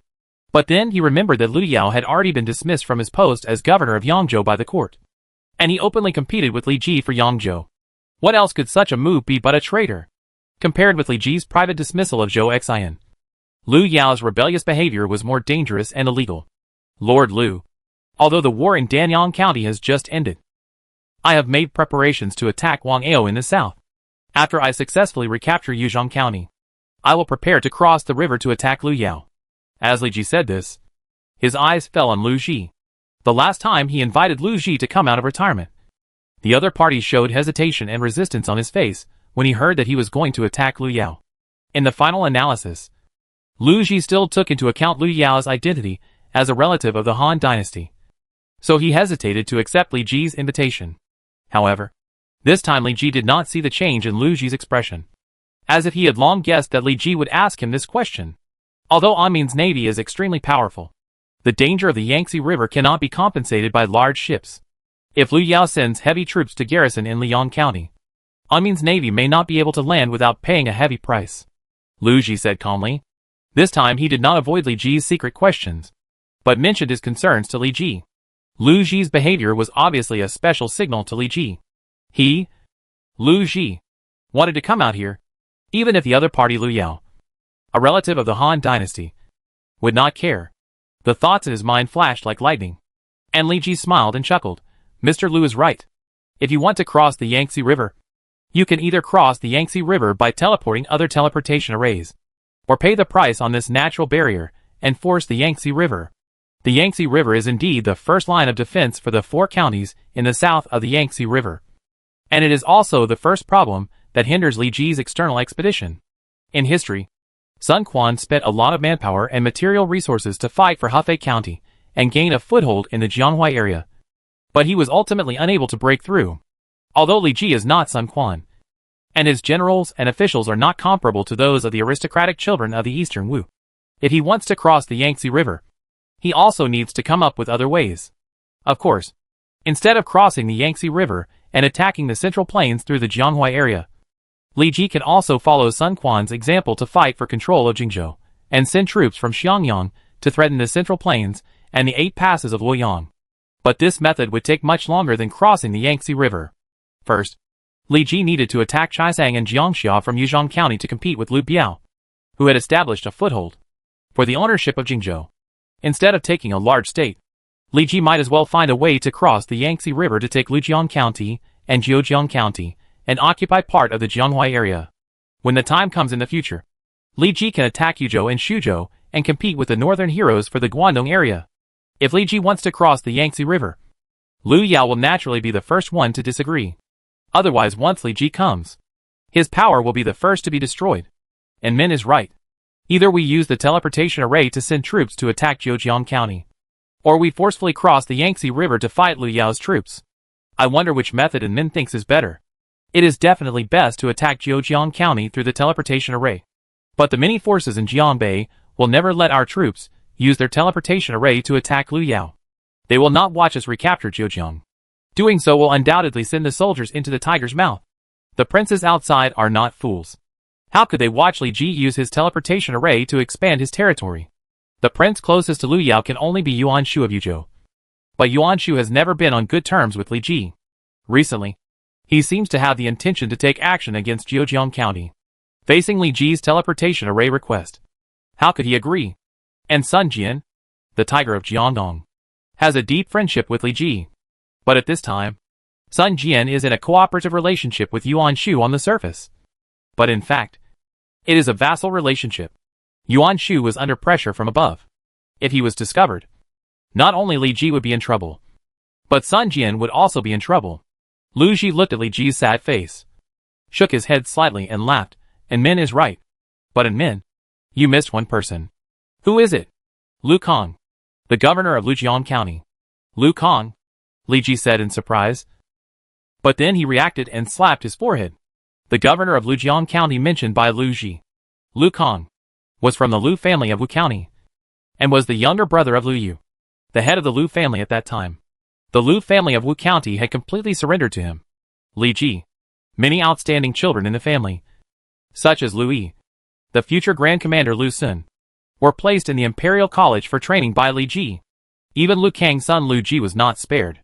Through the agreement reached with Lu Yu before, he was also captured by Li Ji and taken to the Imperial College, where he was trained by Lu Ji, Kai Yong and others. It can be said that Lu Kang's biggest weakness is the hostages of the Wuju and Lu family. Their lives and deaths are controlled by Li Ji. Lu Kang is loyal to the Han dynasty. Even with the threat of Lu Ji, he may not agree to my request.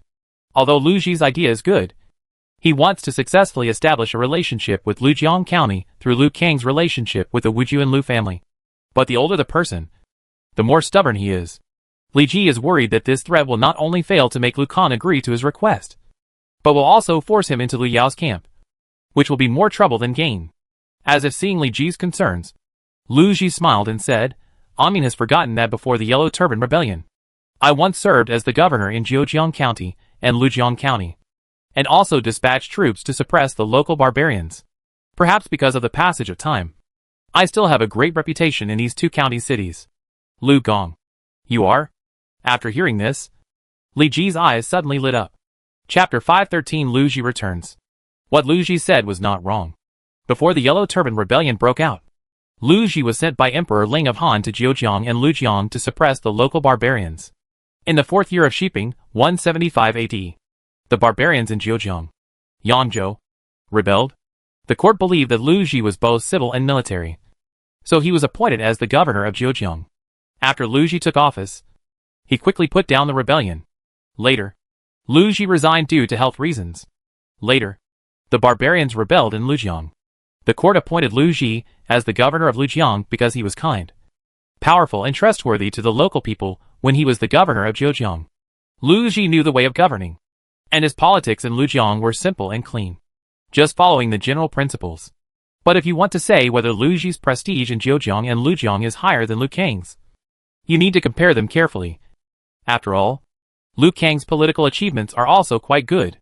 The court re-recruited Lu Kang to serve as a counselor, and at this time, bandits such as Huang Rang appeared in Lujiang County, linking forces in Jiangxia and other places, with more than 100,000 people, and captured 4 counties. So the court appointed Lu Kang as the governor of Lujiang. After Lu Kang took office, he clearly distinguished rewards and punishments, defeated Huang Rang and others, and other remnants also surrendered. If the achievements of the two in Lujiang County were compared, Li Ji thought there was not much difference. But Lu Ji not only had the title of governor of Lujiang, he was also one of the top Confucian scholars in the Han Dynasty, and a general who turned the tide during the Yellow Turban Rebellion. If in the entire Han Dynasty, who can not know who Lu Kang is? But who can not know who Lu Ji is? If Lu Ji is willing to go to Lujiang County for Li Ji to persuade Lu Kang, with the signboard of Lu Ji outside and family factors inside, Lu Kang may consider this idea for a while.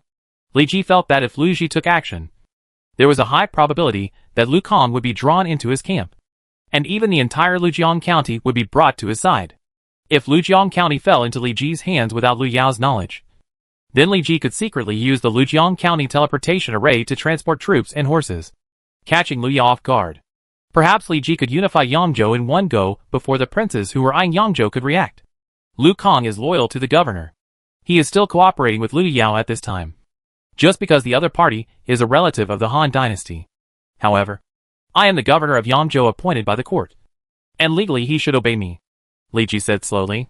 In history, in order to save the Lujiang County of the Han Dynasty, Lu Kang would rather die with Lujiang County than go along with Sun Tzu. This shows how good his character is. If Lu Kang was willing to surrender, Li Ji would recognize his character, and because of the surname Lu in Wu County, he might not treat Lu Kang the same way he treated Zhou Xian. Lu Ji thought for a while, and then replied, I worked with Lu Kang in the court for a period of time.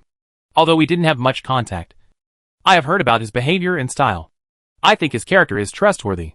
If Li Zhoumu allows, I am willing to come forward on behalf of Li Zhoumu and personally persuade Lu Kang to surrender with his people. To be honest, when Lu Ji told Li Ji about his thoughts on Lujiang County, Li Ji vaguely guessed that the other party might be working for him. Now that Lu Ji said it himself, Li Ji was already prepared, so he was not surprised. However, even if Lu Ji did not say that he would go on a mission to persuade Lu Kang for Li Ji would try his best to persuade Lu Ji and let him do this for him. After all, if Lu Ji, a heavyweight, came forward and persuaded Lu Kang with emotion and reason, there was a high probability that Lu Kang would be won over. This would be enough to get a county city without any effort, and anyone would be anxious to do this. How sure are you, Lord Lu? Not very sure. Lu Ji shook his head and answered uncertainly. However, Li Ji stood up and bowed deeply to Lu Ji, and said respectfully, although Lu Ji is not very sure, he is sure. If this succeeds, the people of Lujiang County will be spared from a war. I am not talented, so I would like to thank Lord Lu on behalf of the soldiers and people of Lujiang County. This matter has not been done yet. Why is Anmin so polite? Please stand up quickly. Lu Ji did not expect Li Ji to thank him for this matter. He was flattered and pulled Li Ji's arms to help him up. Li Ji shook his head slightly, but said, I was originally appointed as a governor by the court, but Dong Zhuo fiddled with the government, causing chaos in the world, and many governors in various places became disloyal.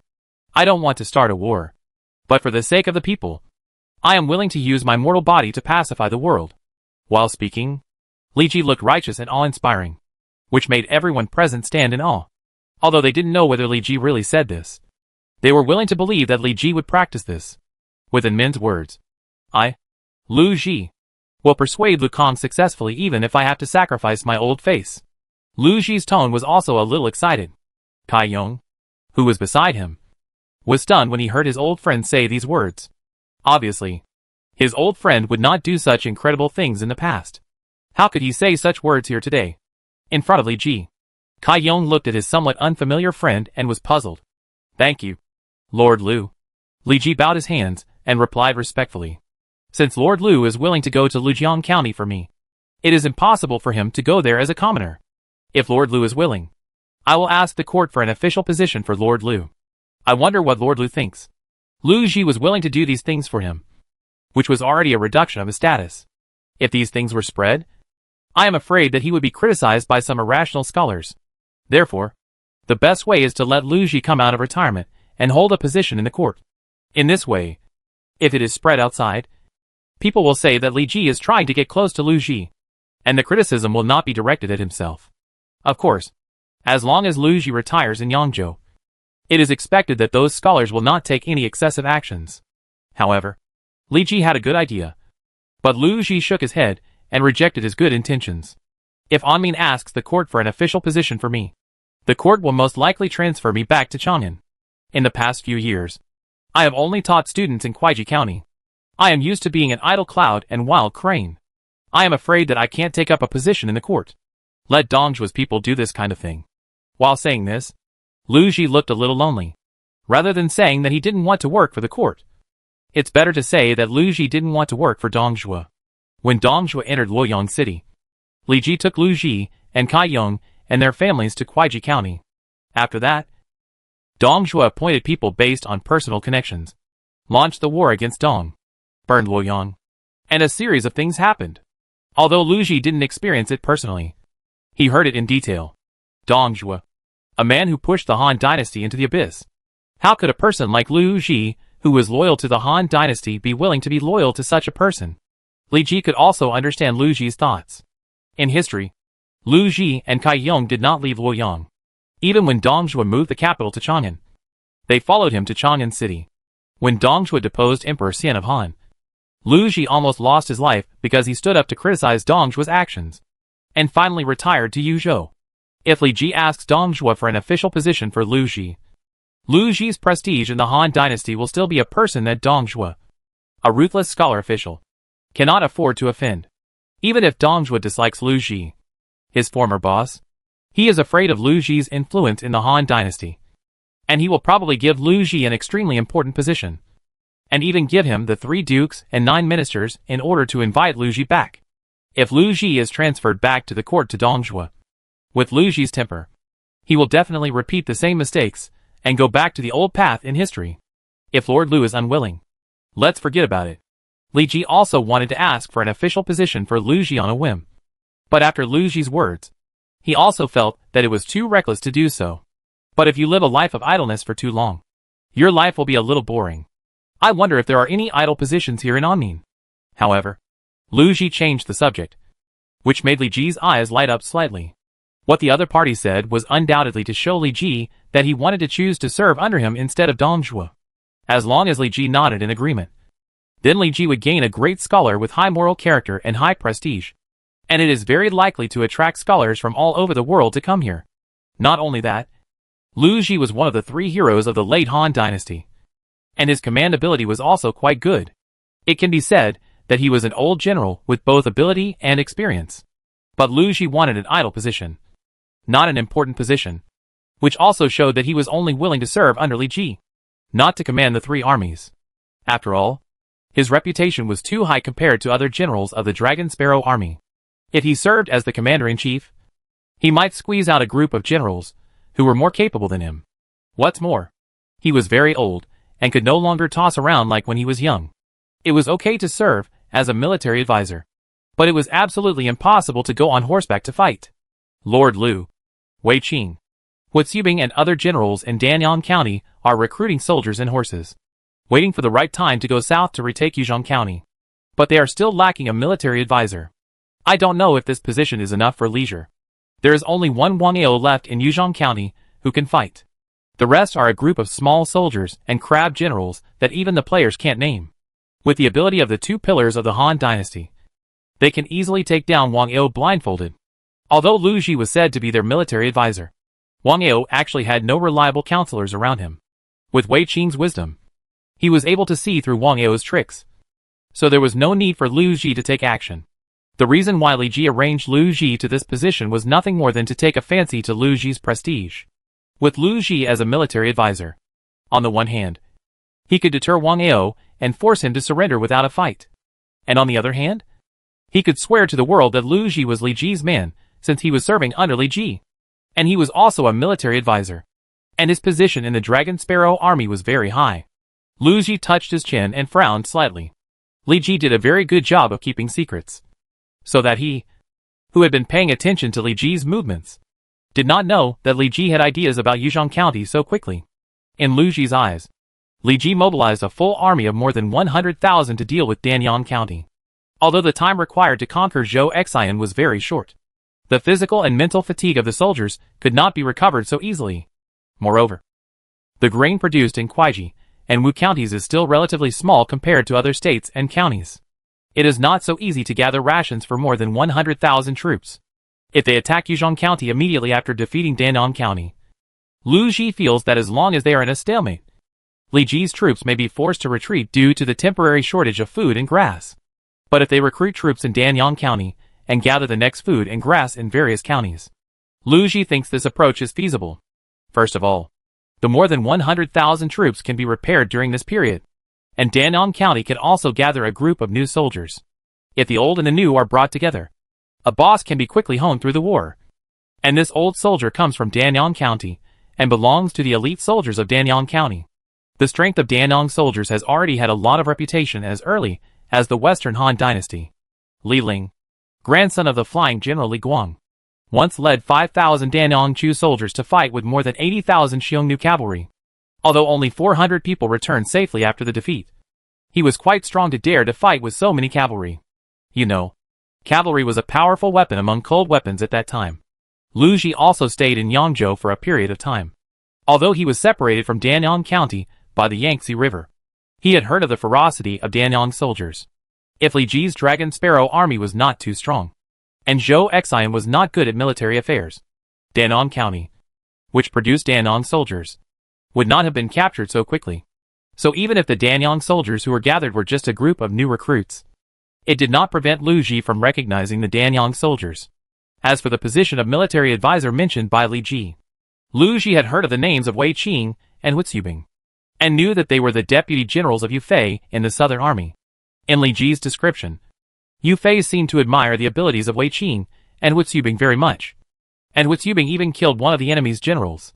It can be seen that among the troops attacking Wang Yao this time, there are generals who are good at commanding troops and good at martial arts. If he, Lu Ji, the military advisor, is added, it can make up for the shortcomings of this team. But Lu Ji was a little afraid. These two people were newcomers in the Dragon Sparrow army. If he rashly joined them, would these two people be somewhat restricted by their prestige and unable to exert their due abilities? Li Ji looked at Lu Ji's hesitant expression and immediately knew what he was considering. Then he chuckled and asked, "Is Lord Lu worried that these two people can't stand the pressure?" Chapter 514 Waiting to be Married. Faced with Li Ji's question, Lu Ji rarely showed a trace of embarrassment. What Li Ji said was exactly what he was worried about. After all, he was old, and the world had long been the world of young people. If Wei Qing and Wu Zubing were restrained because of his prestige, he would become a sinner. Mr. Lu, don't worry. Although Wei Qing and Wu Zubing are young, they also know what is primary and secondary. Besides, Mr. Lu is experienced. If he gives advice from the side, he can also help them avoid some detours. Li Ji said with a chuckle. If this happened in the late Eastern Han Dynasty in history, what Lu Ji was worried about might have happened. But now there are countless players joining, and the world has long been completely changed. The so-called seniority-based promotion may not be so valued by players today. In that case, Lu Ji pondered for a moment, and seeing that Li Ji was not very worried about this issue, he simply put it aside and replied, "Since Amin said so, I, Lu Zigan, will take over the position of military advisor." With Lu Gong coming out, Ji can return a bright and clear world to Yangzhou, Li Ji said with a big laugh. Then Li Ji discussed with Lu Ji the ceremony of worshipping Lu Ji as a military advisor. Lu Ji's seniority was extremely high among the Han Dynasty. Even if Li Ji became the governor of Yangzhou, It could be regarded as condescension to let Lu Ji serve in his own power. So no matter how confused and careless Li Ji was, he had to do it in a reasonable and legal way in the matter of worshipping a military advisor. However, Lu Ji shook his head and rejected Li Ji's good intentions. In Lu Ji's view, worshipping a military advisor at this time would undoubtedly tell the world that Lu Ji was Li Ji's man, which would not be of any benefit to his subsequent mission to Lujiang County. After all, as soon as Lu Ji appeared in Lujiang County, the slightly smarter princes would think that Li Ji was coming to form an alliance with Lu Kang, or even persuade him to surrender. Similarly, if Lu Yao discovered it, the other party would immediately hoard troops at the border between Jiujiang County and Lujiang County to prevent Li Ji's troops from suddenly coming out of Lujiang County. Besides, Lu Ji had experienced so many things and was almost half buried in the ground. So he didn't care much about these so-called forms. Things that are harmful but not beneficial should be avoided as much as possible. At the very least, it would not be too late to perform the ceremony of worshipping the military advisor after Lu Ji successfully persuaded Lu Kang to surrender. Since Lord Lu insists, let's postpone these things for now. Li Ji also wanted to use Lu Ji's reputation to brush up his prestige. But it turned out that there was not much benefit. So he simply followed Lu Ji's intention and postponed the ceremony of worshipping the military advisor. Lu Ji chose to serve in Li Ji's power, which was also a dream of his to go to the battlefield in recent years. However, Lu Ji was too old at that time, and he might not be able to adapt to long-term high-intensity wars. However, Li Ji promised Lu Ji the position of military advisor. As long as there was no war, it would be like having an idle position, just like Guo Ji's military advisor, who only needed to give advice. The three of them drank tea and talked to each other for a while. But Li Ji always felt that the atmosphere was a little wrong. Obviously, it should be a happy thing for Lu Ji to fulfill his wish. But at this time, Lu Ji and Kai Yong seemed a little nervous. Not only that, Li Ji also found that Kai Yong secretly pulled Lu Ji's sleeves from time to time, as if urging him to do something. And Kai Wenji and Kai Zhenji behind them also became restless, kneading the corners of their clothes tightly with their hands. It's strange. Is it scary here? Why do they have something on their minds, but dare not speak out? Li Ji was puzzled and began to examine himself to see if it was his problem. However, he didn't find any problem at all. The source of the other party's nervousness was simply from themselves.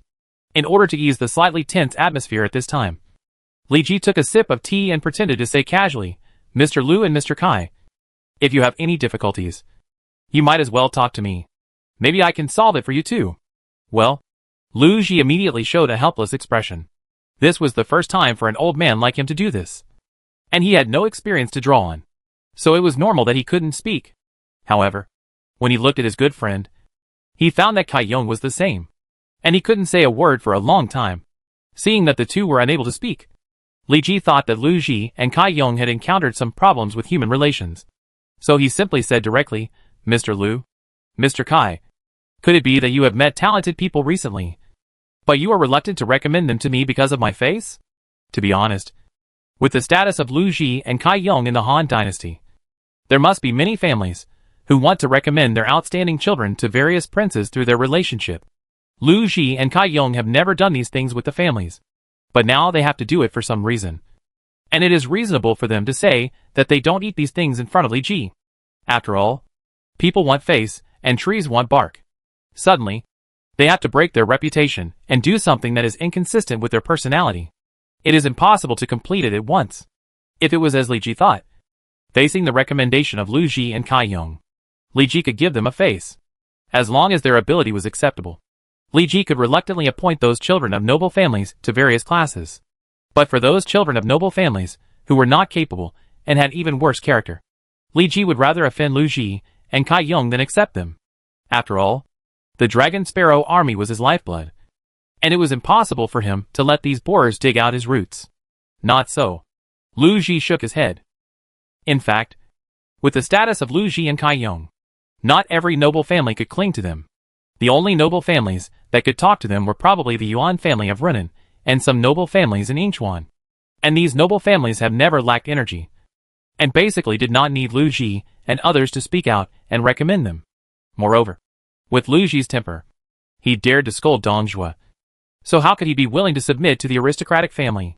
The people he wanted to recommend were probably people with both moral integrity and talent, or his own disciples. Among Lu Ji's disciples, the most famous ones were Liu Bei and Gong Sunzan. These two were now doing well in Yuzhou, so there was no need for Liu Ji to introduce them to Li Ji. Not to mention that Li Ji would not accept these two princes, who were unwilling to be outdone. As for Kai Yong, two of his disciples chose to serve in Li Ji's forces. If Kai Yong wanted to continue to recommend his disciples to serve as officials under Li Ji, he would probably not make such a gesture.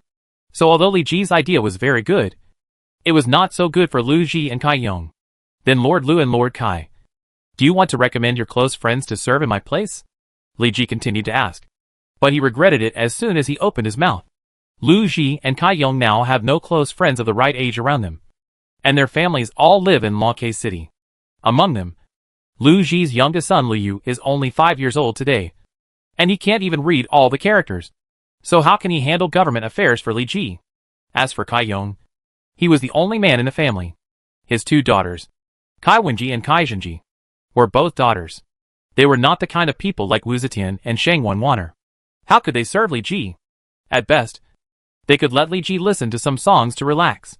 Forget it. This matter started with me. Let me tell you. Finally, Kai Yong came out and said with a sigh, Mr. Kai, please. Li Ji listened attentively. Kai Yong showed a hesitant expression on his face. Then he held Liu Ji beside him with one hand, looked at Li Ji with burning eyes, and said, Anmin, I am old now, and my two daughters are waiting to be married.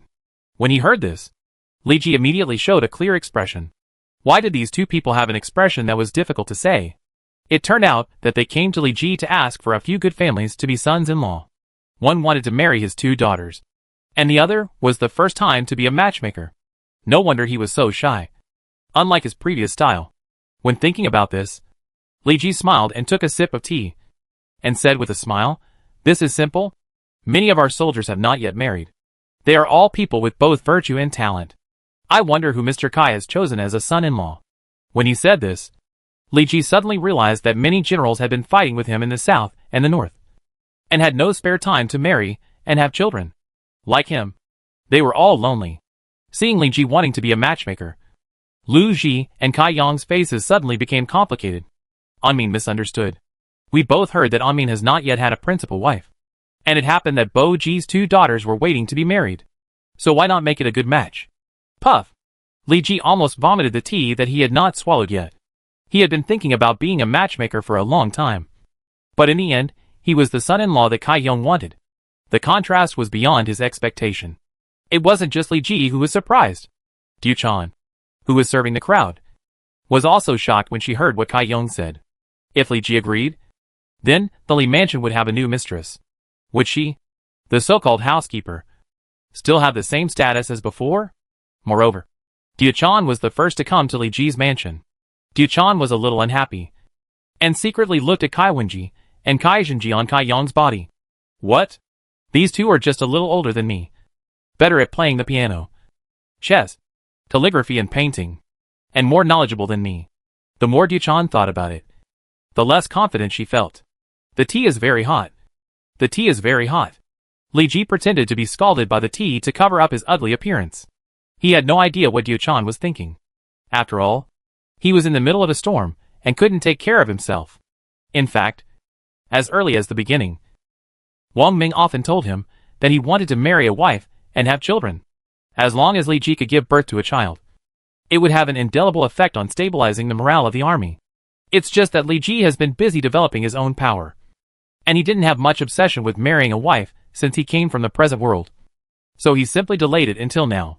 Now that a heavyweight like Kai Yong mentioned this matter to Li Ji's face, Li Ji's mind became a little active.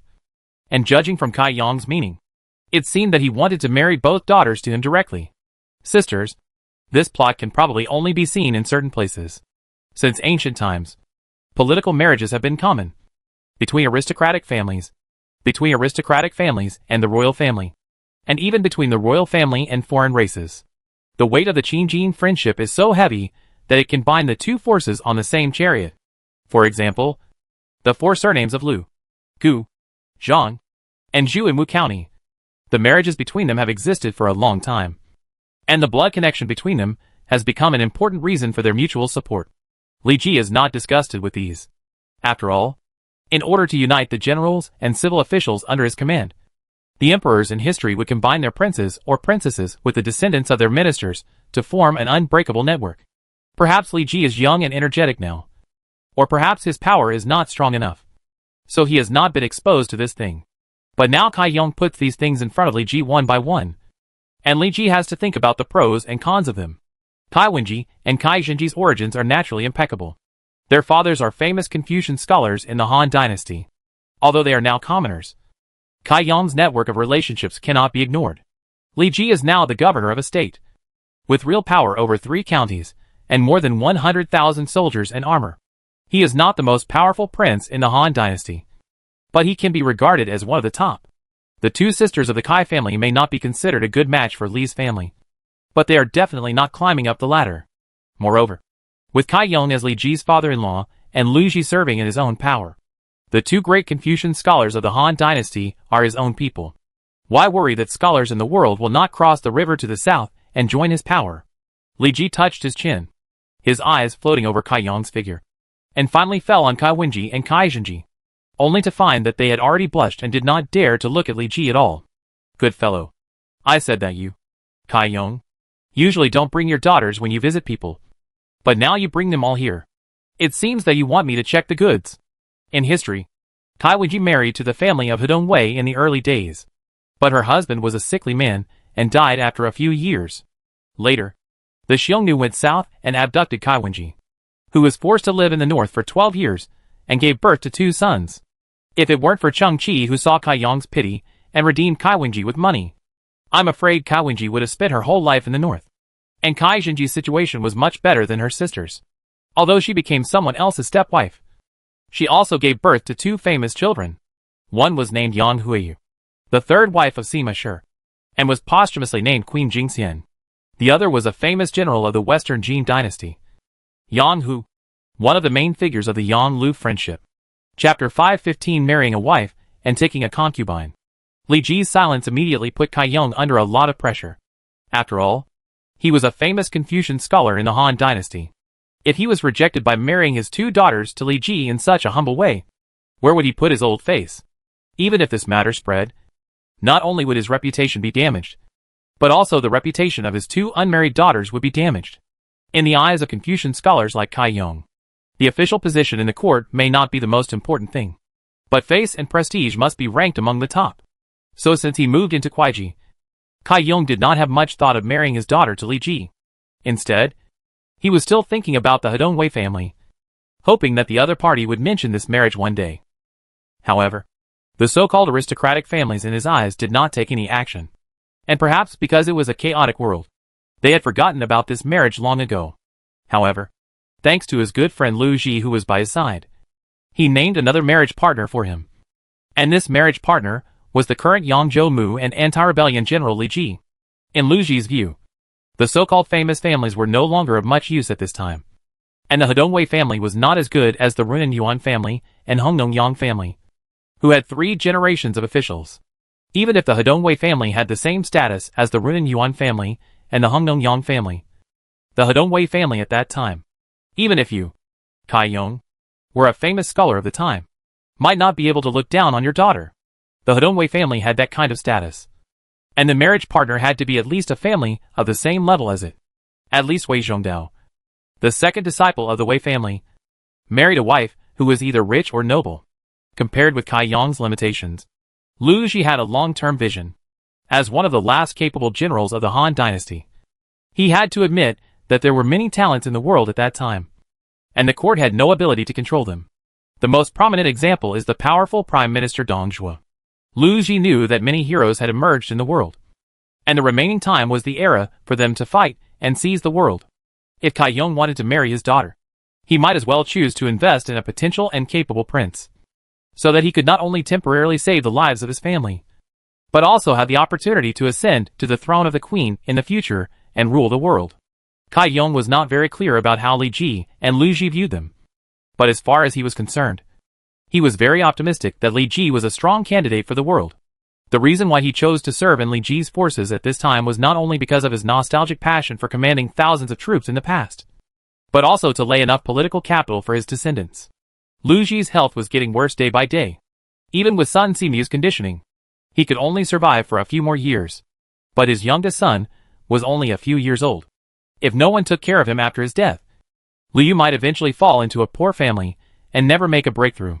Therefore, Lu Ji also hoped that Li Ji would think of his feelings and let him serve as an official for a few years despite his disability and make some contributions. In this way, even if he died in the future, his young son would be taken care of by Li Ji and his life would be guaranteed.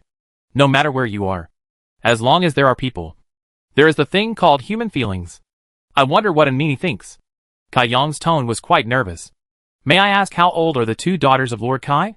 Wen Ji is now 28 years old, and Jin Ji is 15 years old. Ahem. Li Ji silently put down the teacup he had just touched, and his face suddenly looked a little strange.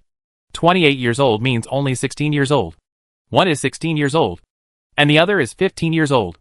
If it were in the modern world, they would not even be 18 years old. But if it were in ancient times, it would not be surprising to get married at this time. After all, 15 years old is the age when a girl reaches the age of 15.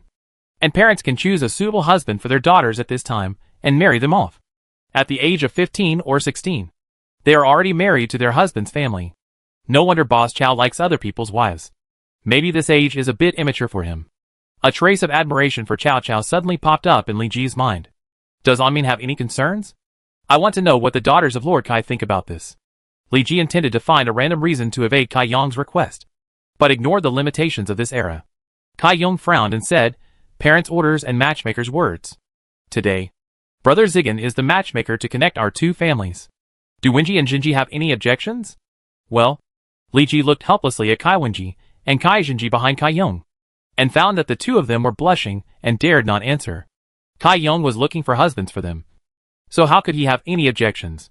If I marry the two ladies, I don't know who will be the wife and who can be the concubine. The system of wives and concubines cannot be broken casually. Although Li Ji sat on the post of Yangzhou Mu and owned 3 counties, he had to abide by these necessary etiquette systems.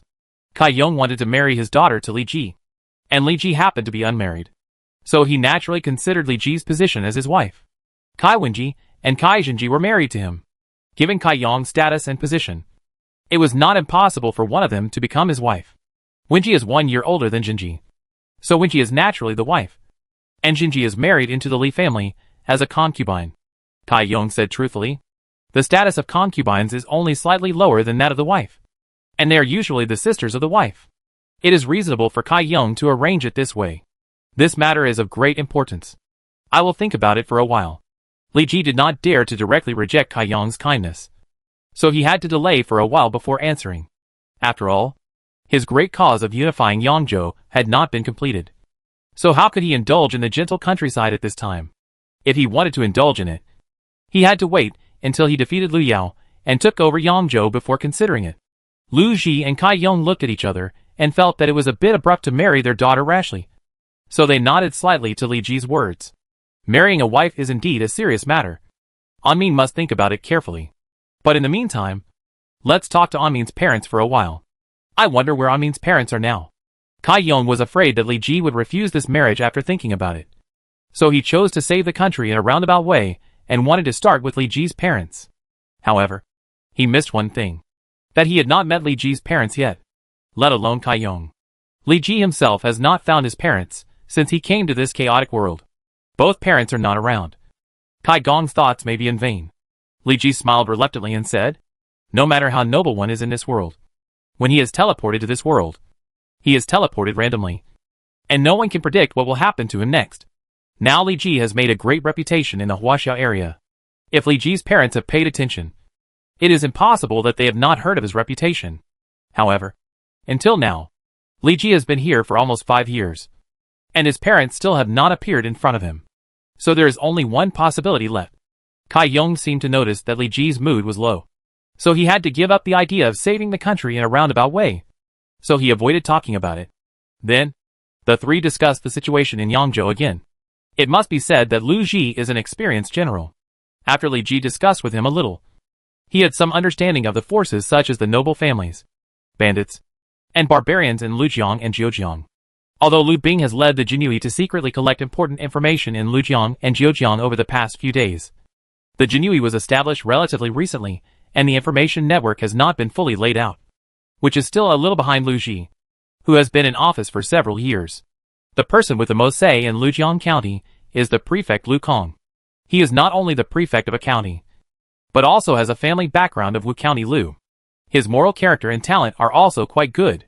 Therefore, Lu Kong has a good reputation and prestige among the common people and among the noble families in Lujiang. After Lu Kong, there are the noble families in the counties of Lujiang. Perhaps these noble families are not as good as the 4 surnames of Wu County and the 4 surnames of Kuaiji.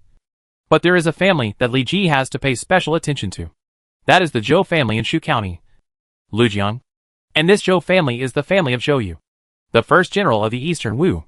The Shu County Zhou family has always had many children who held various important positions in the central or local governments of the Han dynasty.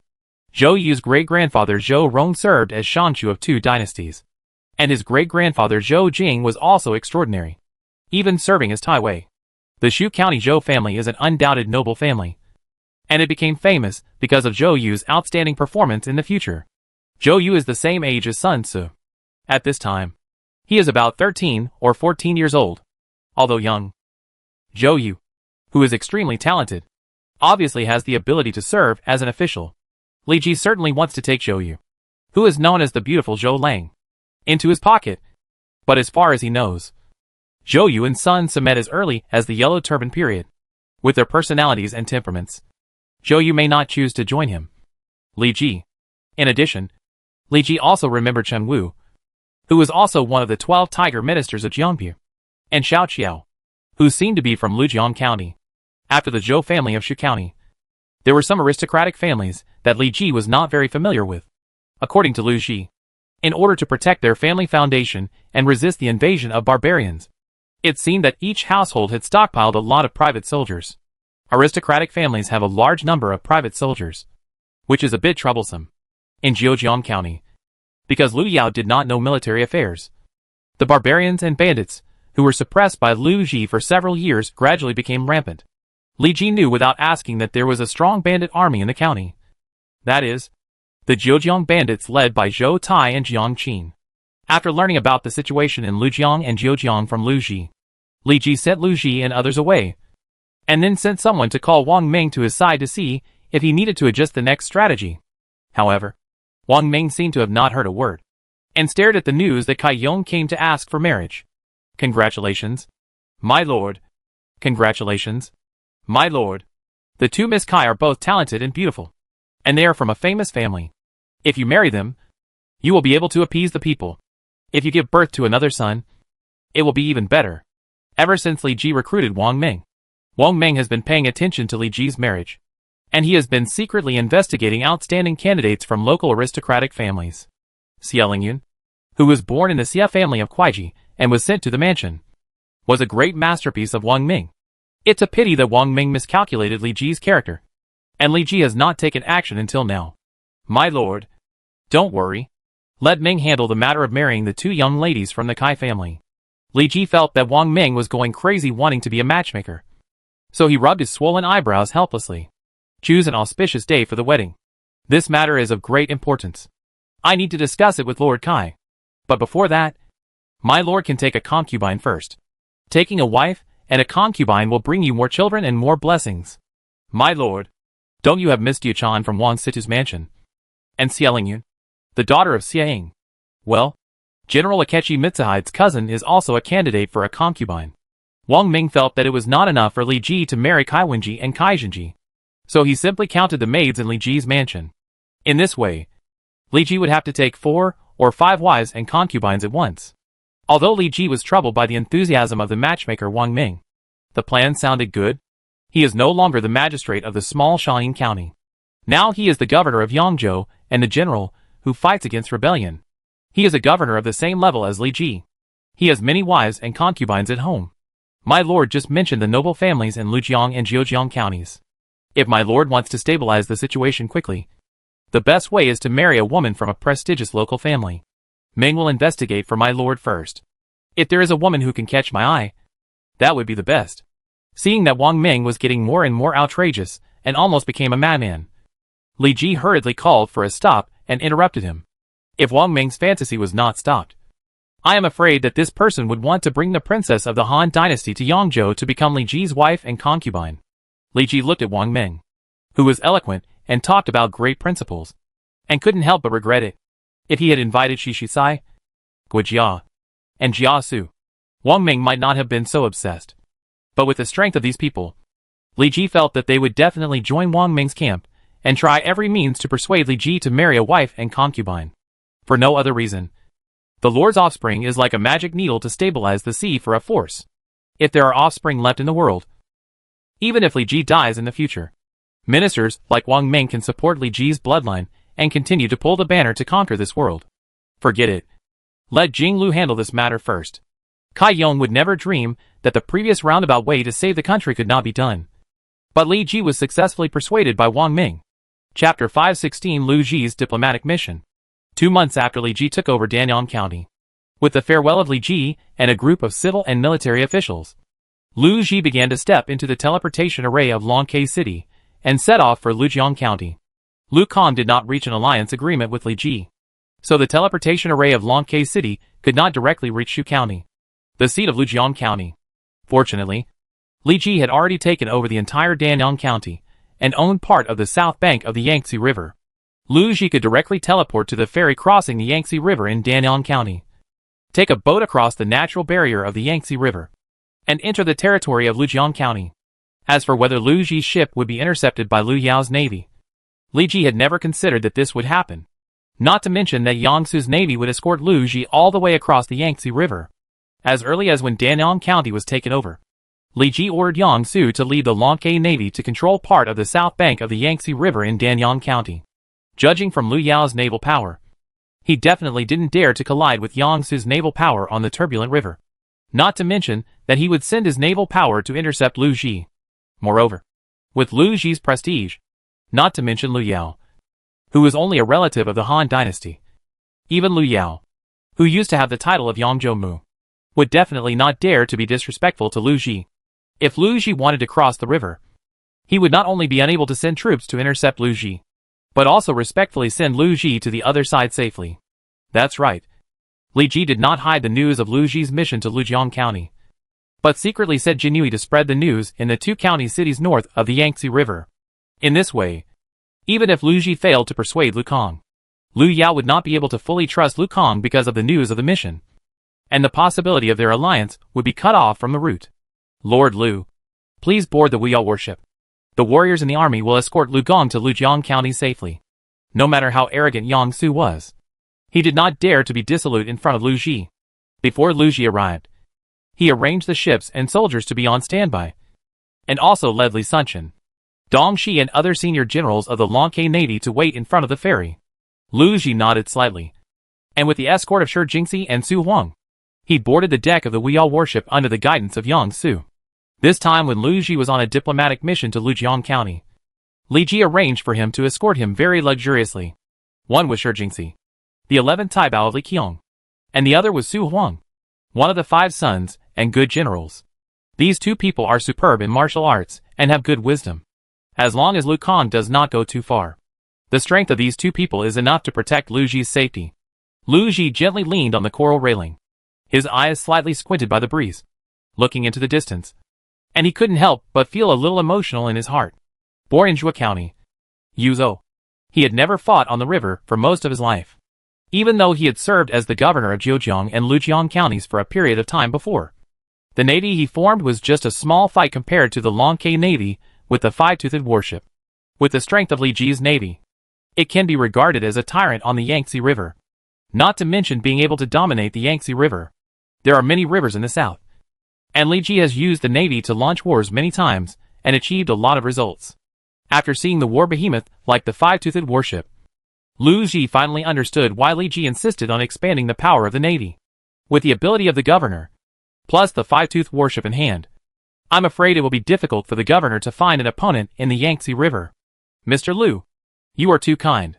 I just relied on the power of the warship to lead the soldiers to train in the Yangtze River. Yang Su bowed and replied respectfully, but the smugness in his eyes obviously betrayed his true thoughts. Lu Ji took in the changes in Yang Su's expression without leaving a trace, and then he smiled heartily and said, when I was the governor of Zhejiang and Lujiang counties in the past. There were many pirates and bandits in the river, and the people on the shore were often troubled by them. I wonder if the governor has encountered any problems in this regard. Mr. Liu, please be clear. The Yangtze River is even more dangerous than the Zhejiang River and the Qiantang River. But even so, there are still many pirates and bandits rampant on the river. They can be so rampant because of the breadth and danger of the Yangtze River. If it were a navy formed by an ordinary government, naturally, they can't do anything to them. Yang Su chuckled, and then continued confidently, however. These pirates and bandits met the navy led by me, and they had no power to fight back. In just 2 months, I led the navy to wipe out most of the pirates and bandits in the river, while ensuring the safety of the people on the shore. I retained some pirates and bandits for practical training of new recruits in the future. With Yang Su's ability and the strength of the Longke Navy, it is natural to wipe out the pirates and bandits. However, large-scale river battles have always been rare. If all the pirates and bandits are wiped out, lacking practical experience, it will be difficult to quickly train a new army in the future. So Yang Su did not intend to completely eliminate these people at once from the beginning, but left a very small number of them as experience packs. Of course, pirates and bandits come and go quickly. Even if Yang Su wipes out a group of pirates, judging from the current situation, it will probably take a while for a new group of pirates to emerge and rob on the river. Moreover, most of these pirates only have a few small boats. Although they are a pile of shit when they are together, they are stars in the sky when they are apart. Once these people find that Yang Su has sent troops to encircle and suppress them, these guys will scatter and escape by taking advantage of the wide river. Encircling and suppressing them has always been a thankless task. After Yang Su has uprooted those big forces, he turned a blind eye to the remaining cats and dogs, leaving them for the new recruits to sharpen their knives and level up. After listening to Yang Su's answer, Lu Ji nodded in agreement. He had served as the governor of Zhejiang and Lujiang counties, and knew that there were many pirates and bandits on the Yangtze River. If the government wanted to send troops to encircle and suppress them, it would not only need an extremely powerful navy, but also take a very long time. Let alone ordinary governors. Even Lu Ji would have a headache dealing with these extremely rampant guys. Yang Su was able to control the situation in the lower reaches of the Yangtze River in just 2 months, which was already a remarkable thing. These two counties are not only plagued by water bandits, but also need to pay more attention to the fact that there are still many uncivilized barbarians in the territory. If they are not properly dealt with, it may be a hidden danger. Zhejiang and Lujiang were both large counties in the Western Han Dynasty. At that time, there were hidden dangers of barbarians, so the barbarians in the two counties can be called Zhejiang barbarians or Lujiang barbarians. These barbarians have always been composed of Dongou and Minyu people, and their uncivilized level is much higher than that of Shanyu. Li Ji's method of dealing with the Shanyu clan has always been to persuade and incorporate them. Most of the Shanyu were Han people whose ancestors fled into the mountains and forests. They are similar to the Han people in blood and cognition, so Li Ji's actions did not cause much fluctuation. But the Lujiang barbarians are different.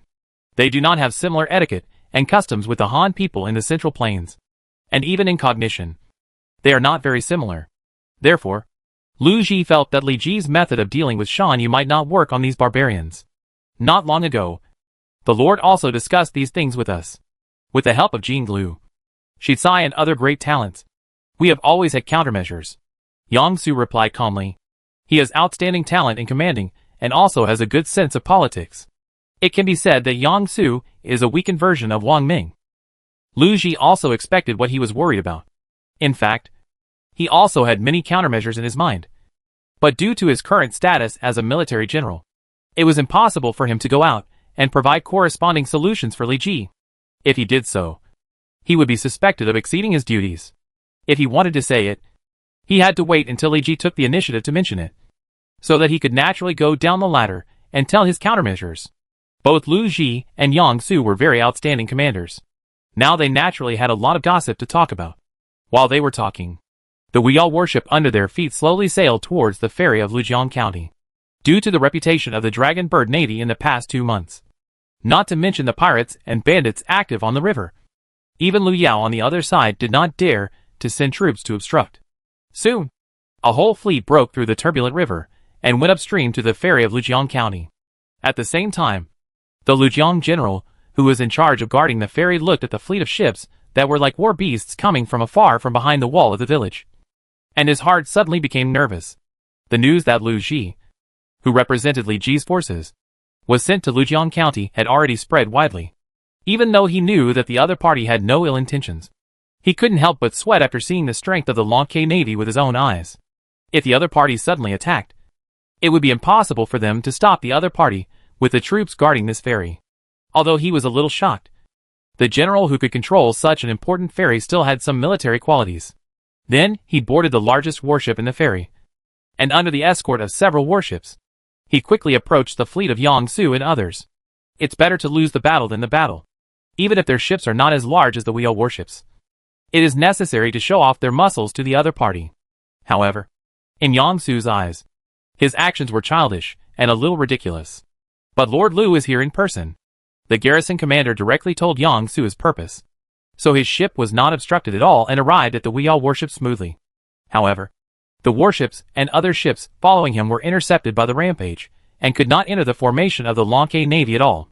But Lu Taisho sent you here? Lu Ji asked condescendingly. That's right. I am a general under Lu Taisho. Now I have been appointed by the Taisho to escort Lord Lu to Shu County. Lu Kong didn't care what Li Ji meant by sending Lu Ji here. But Lu Ji's name was so big that he didn't dare to neglect him easily, for fear that it would damage his reputation. So he sent his trusted general to guard here, and welcome Lu Ji to land. Lu Ji nodded slightly after hearing this. And then he stepped onto the ship of the Lujiang Navy safely under the protection of Shi Jingxi and Su Huang.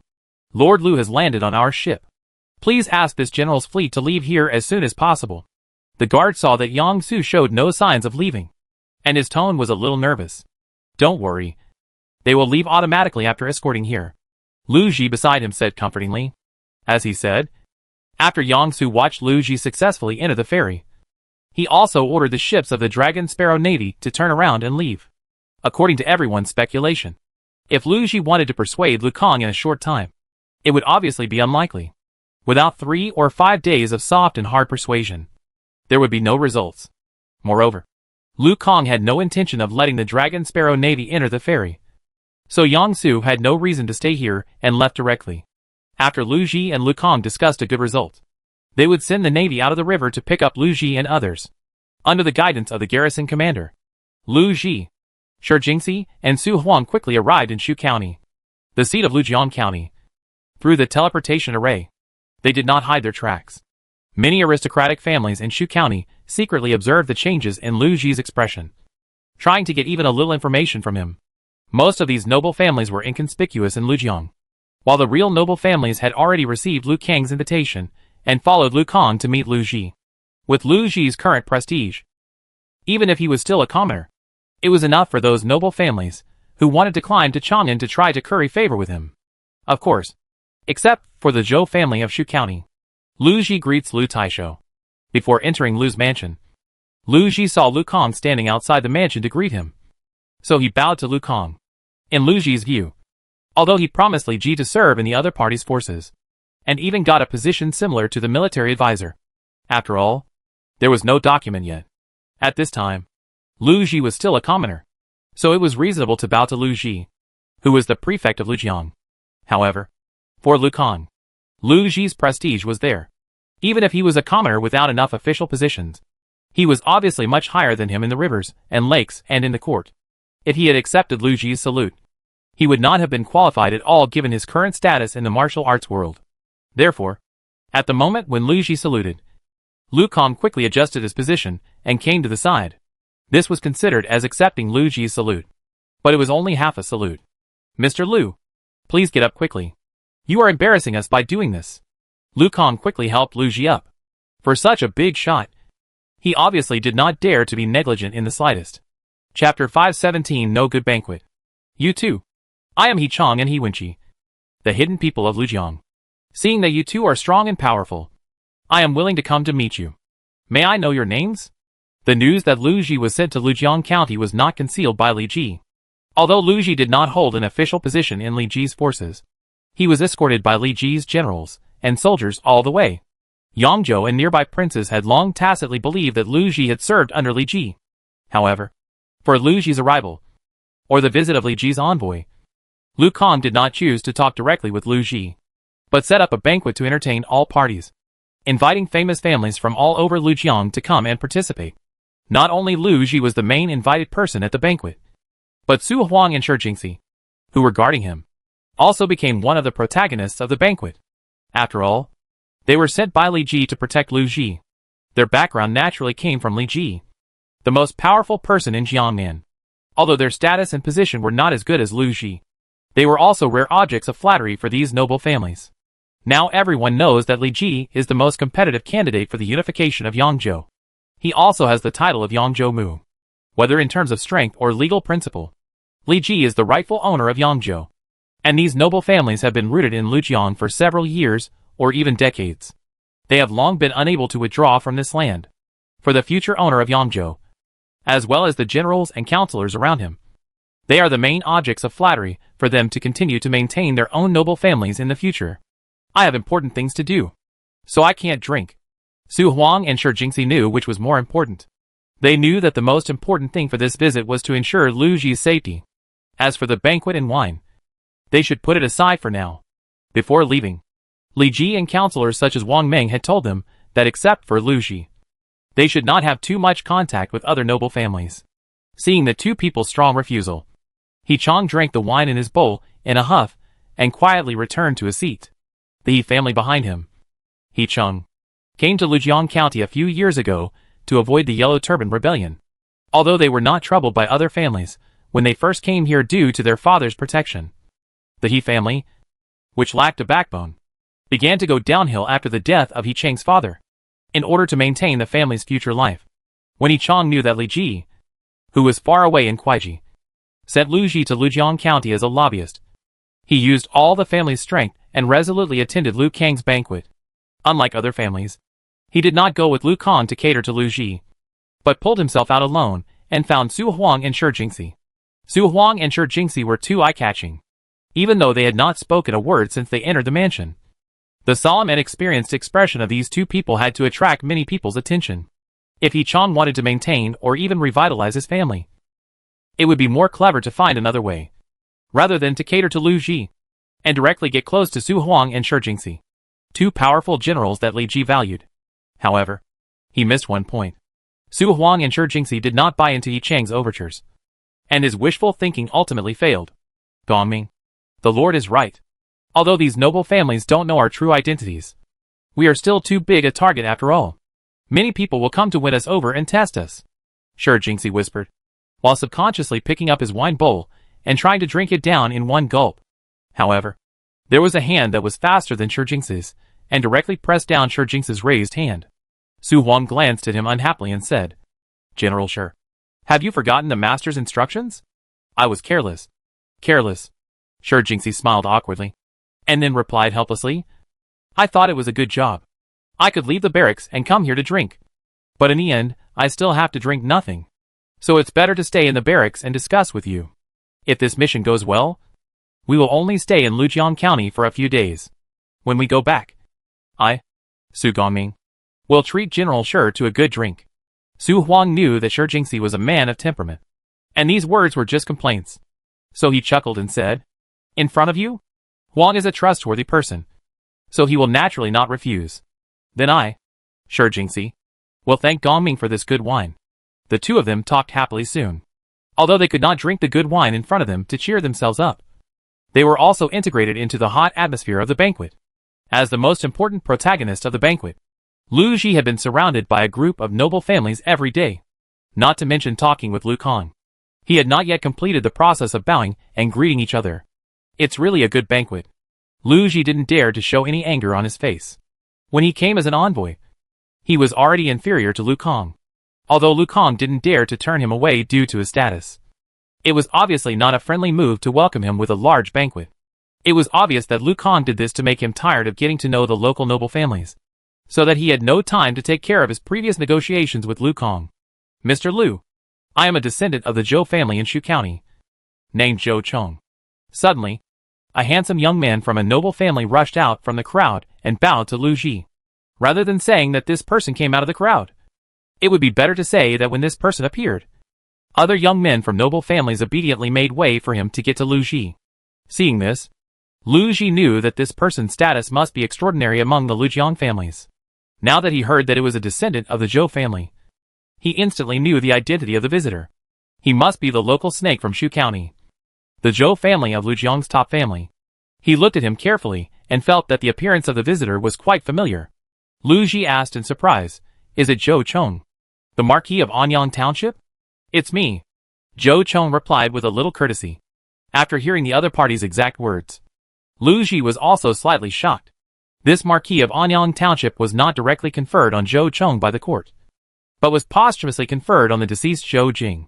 However, as Zhou Jing's eldest son, Zhou Chong naturally had the ability to inherit his father's title, and Zhou Jing had once served as Sikong in Taiwei. In terms of official position, Lu Ji was really not as good as him. "Mr. Lu, my brother Zhou Yi once served as the Luoyang Ling in Luoyang City. I wonder if Mr. Lu remembers my brother." Chapter 518. Zhou Yi. It was rare to hear such a familiar name, and Lu Ji was stunned. The salary of Luoyang magistrate may be the same as that of ordinary county magistrates, but after all, he is under the emperor's feet, and Zhou Yi is much more distinguished than ordinary county magistrates. In addition to the glory of his grandfather and father, Zhou Yi's status in the court has become extraordinary. Even a person like him, Lu Ji, is very familiar with the name Zhou Yi. As for why he was stunned, it was nothing more than Lu Ji had been away from Luoyang for too long. The only people he could deal with were the generals and counselors in Li Ji's forces and his good friend Kai Yong. Those friends in the court had long cut off contact. Now hearing a familiar name, it is inevitable that he will have some other thoughts. "Although we don't have much friendship, I have heard of your brother's name," Lu Ji answered truthfully. But his answer immediately made Zhou Chong overjoyed. After all, Lu Ji's reputation in the court was too great. If he could establish some relationship with the Zhou family in Shu County, it would be beneficial to their family. "It's a pity that my brother and his family were taken to Chang'an by the thief Dong. His eldest son has been smart since he was a child. It would be great if he could be taught by Lu Gong." Zhou Chong's tone was a little regretful, and Lu Ji could only smile in response. Although he had served as the governor of Lujiang for a period of time, his main task at that time was to suppress the local barbarian rebellion. After just over a year, he was called back by the court to serve as a counselor, so he did not have much contact with the local families. As for the smart children mentioned by Zhou Chong, Lu Ji had not heard much about it. Perhaps there was some boasting by Zhou Chong, or perhaps Zhou Yi protected his eldest son too well, and did not show his intelligence in front of everyone. Su Huang and Shi Jingxi dispersed their auras, and looked like strangers were not allowed to approach them. However, Lu Ji was so kind that he was surrounded by the noble families, and it was difficult for him to deal with it. Seeing this, Lu Kong, who was sitting in the first seat, couldn't help but smile. As he expected, Lu Ji was surrounded by many noble families, who wanted to climb up the ladder. He had no time to talk to him, so how could he complete the negotiation as Li Ji's envoy? Lu Kong knew why Lu Ji came to Lujiang as an envoy, and he also knew whose position Lu Ji represented this time. However, Lu Kong was used to the storms, and knew that Li Ji, who owned 3 counties, could not be provoked.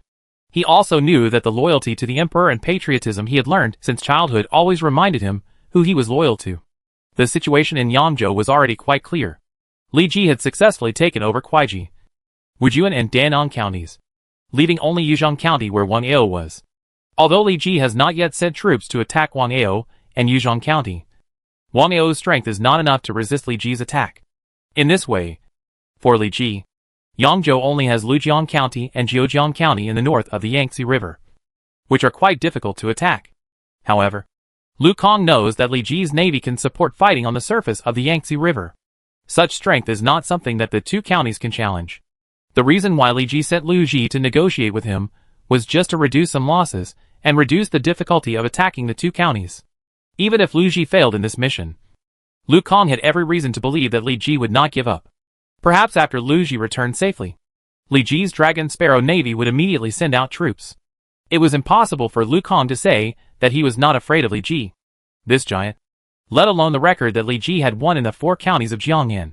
The move of directly forcing him to hand over his family had already made Lu Kong feel a little scared.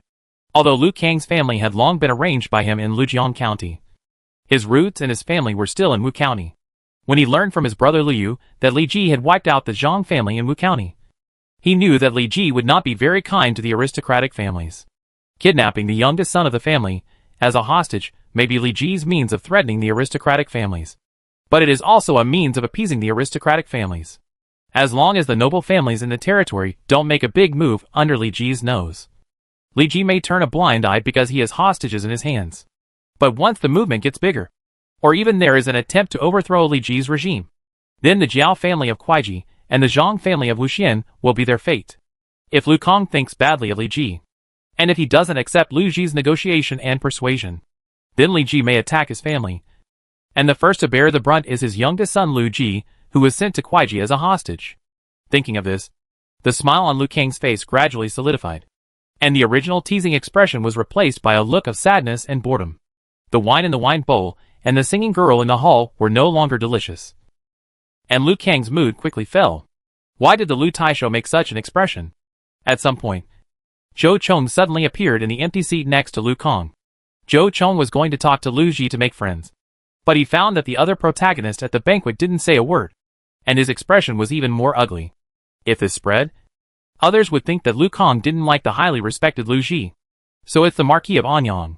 I just remembered something, so I accidentally made such a gesture. Oh! Zhou Chong's eyes turned slightly, and he instantly understood why Lu Kang's mood suddenly changed. It was because Lu Ji's arrival and Li Ji and Jiangnan put great pressure on Lu Kang, and why Lu Kang was afraid of Lu Ji and Li Ji was nothing more than being concerned about Li Ji's strength and the family in Wu County. Lu Kang was born in a family like them, and knew what people like them really needed. Therefore, since Lu Kang became the governor, he has been living in peace with the Lu Jiang family, and has kept his distance from them. Although there is not much friendship between them, there are also many favors. Therefore, for Zhou Chong and other Lu Jiang families, replacing a ruler who hates the family, they still prefer Lu Kang, a more moderate ruler. Thinking of this, Zhou Chong said softly, in this case, the prefect can temporarily withdraw from this banquet and choose to stay at home due to illness. When we discuss the reason, we will definitely be able to come up with a good solution for the prefect. If this happens, it will be the best.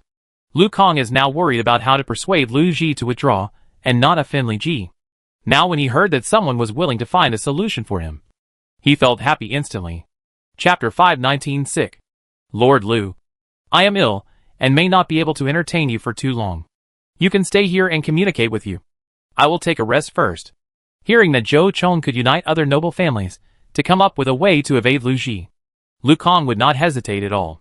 He said goodbye to Lu Ji on the spot and claimed that he was ill, so he could leave the banquet openly. Lu Ji had been in the officialdom for so many years. The moment Lu Kang said goodbye to him, he knew the other party's little thoughts. He did not hide any news this time.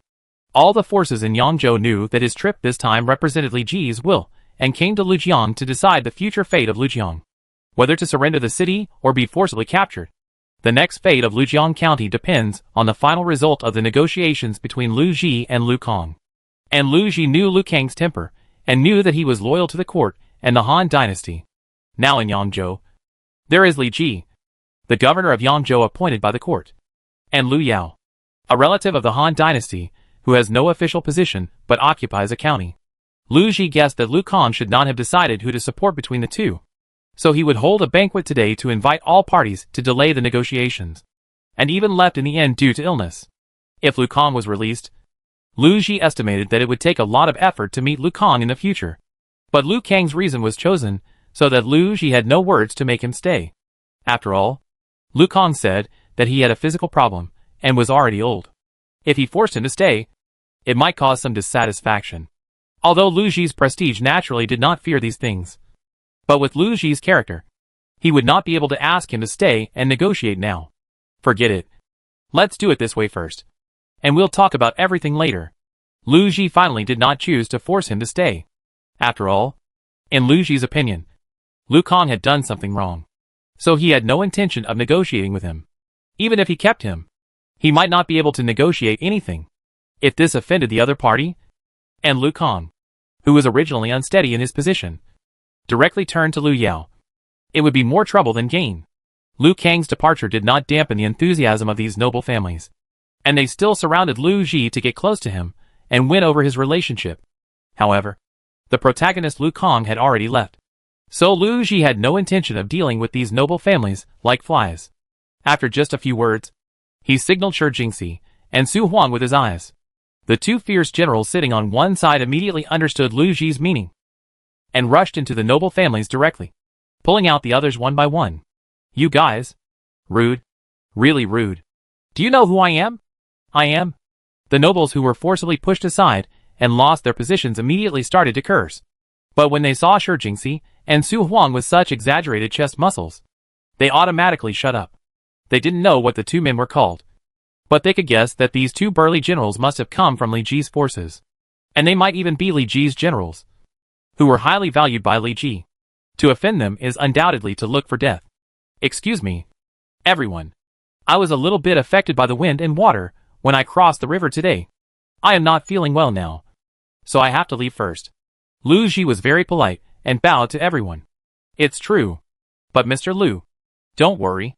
I am quite familiar with the doctor. This person has amazing medical skills. I can introduce him to Mr. Lu. That's right. There are several Chinese medicine clinics in my family. There must be a doctor who can cure Mr. Lu's minor illness. As if they didn't hear the implication of Lu Ji's words, these noble families came forward to introduce the best doctors around them.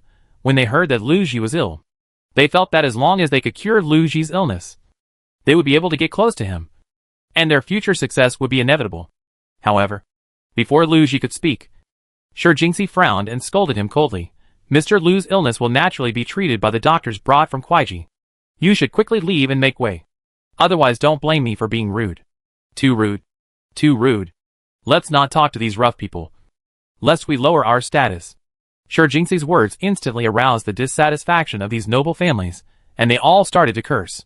But they were afraid of the martial arts of Shi Jingxi and Su Huang, and after a few words of cursing to save their face, they obediently made way for the three people. Everyone, we will leave first. Lu Ji maintained a gentle and refined attitude. After the three left Lu Kang's mansion, Shi Jingxi couldn't help but ask Lu Ji, Mr. Lu, I see that Lu Kang doesn't have any serious illness at all. Why do you let him go? I guess Mr. Lu did this because he didn't want to push Lu Kang too hard. As the saying goes, a desperate dog will jump over the wall. If Lu Kang is pushed too hard, it is very likely that Lu Kang will be pushed to Lu Yao's side. Su Huang was quite resourceful and quickly guessed Lu Ji's thoughts. After listening to Su Huang's well-reasoned analysis, he nodded in approval and said, Gongming is right. I just didn't do it because I was afraid of pushing Lu Kang too far. But if Lu Kang is sick and doesn't see us, we won't be able to complete the Lord's mission. Lord Lu, before we set off, can you ask General Yang to cooperate with us? Why not just? No. Lu Ji quickly interrupted Shi Jingxi's somewhat impatient words, and then replied, General Yangsu's navy is our backup. Unless it is absolutely necessary, we will never use them. The reason why Lu Kang didn't see us is that he hasn't decided who to support. In other words, we still have the possibility of persuading him. So this backup cannot be used.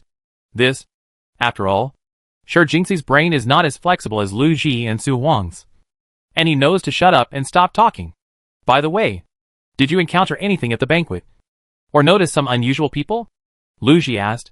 After the two of them met, they shook their heads at the same time, and then answered, I didn't notice anything. But there was a guy who called himself He Chong He Wenqi who found us at the banquet and said he wanted to get to know us. Oh, but only this He family found you. And the others didn't talk to you. Yes. After listening to the two people's answers, Lu Ji immediately showed a playful smile and said, in this case, let's not go back to rest for the time being. Let's go visit this so-called He family first.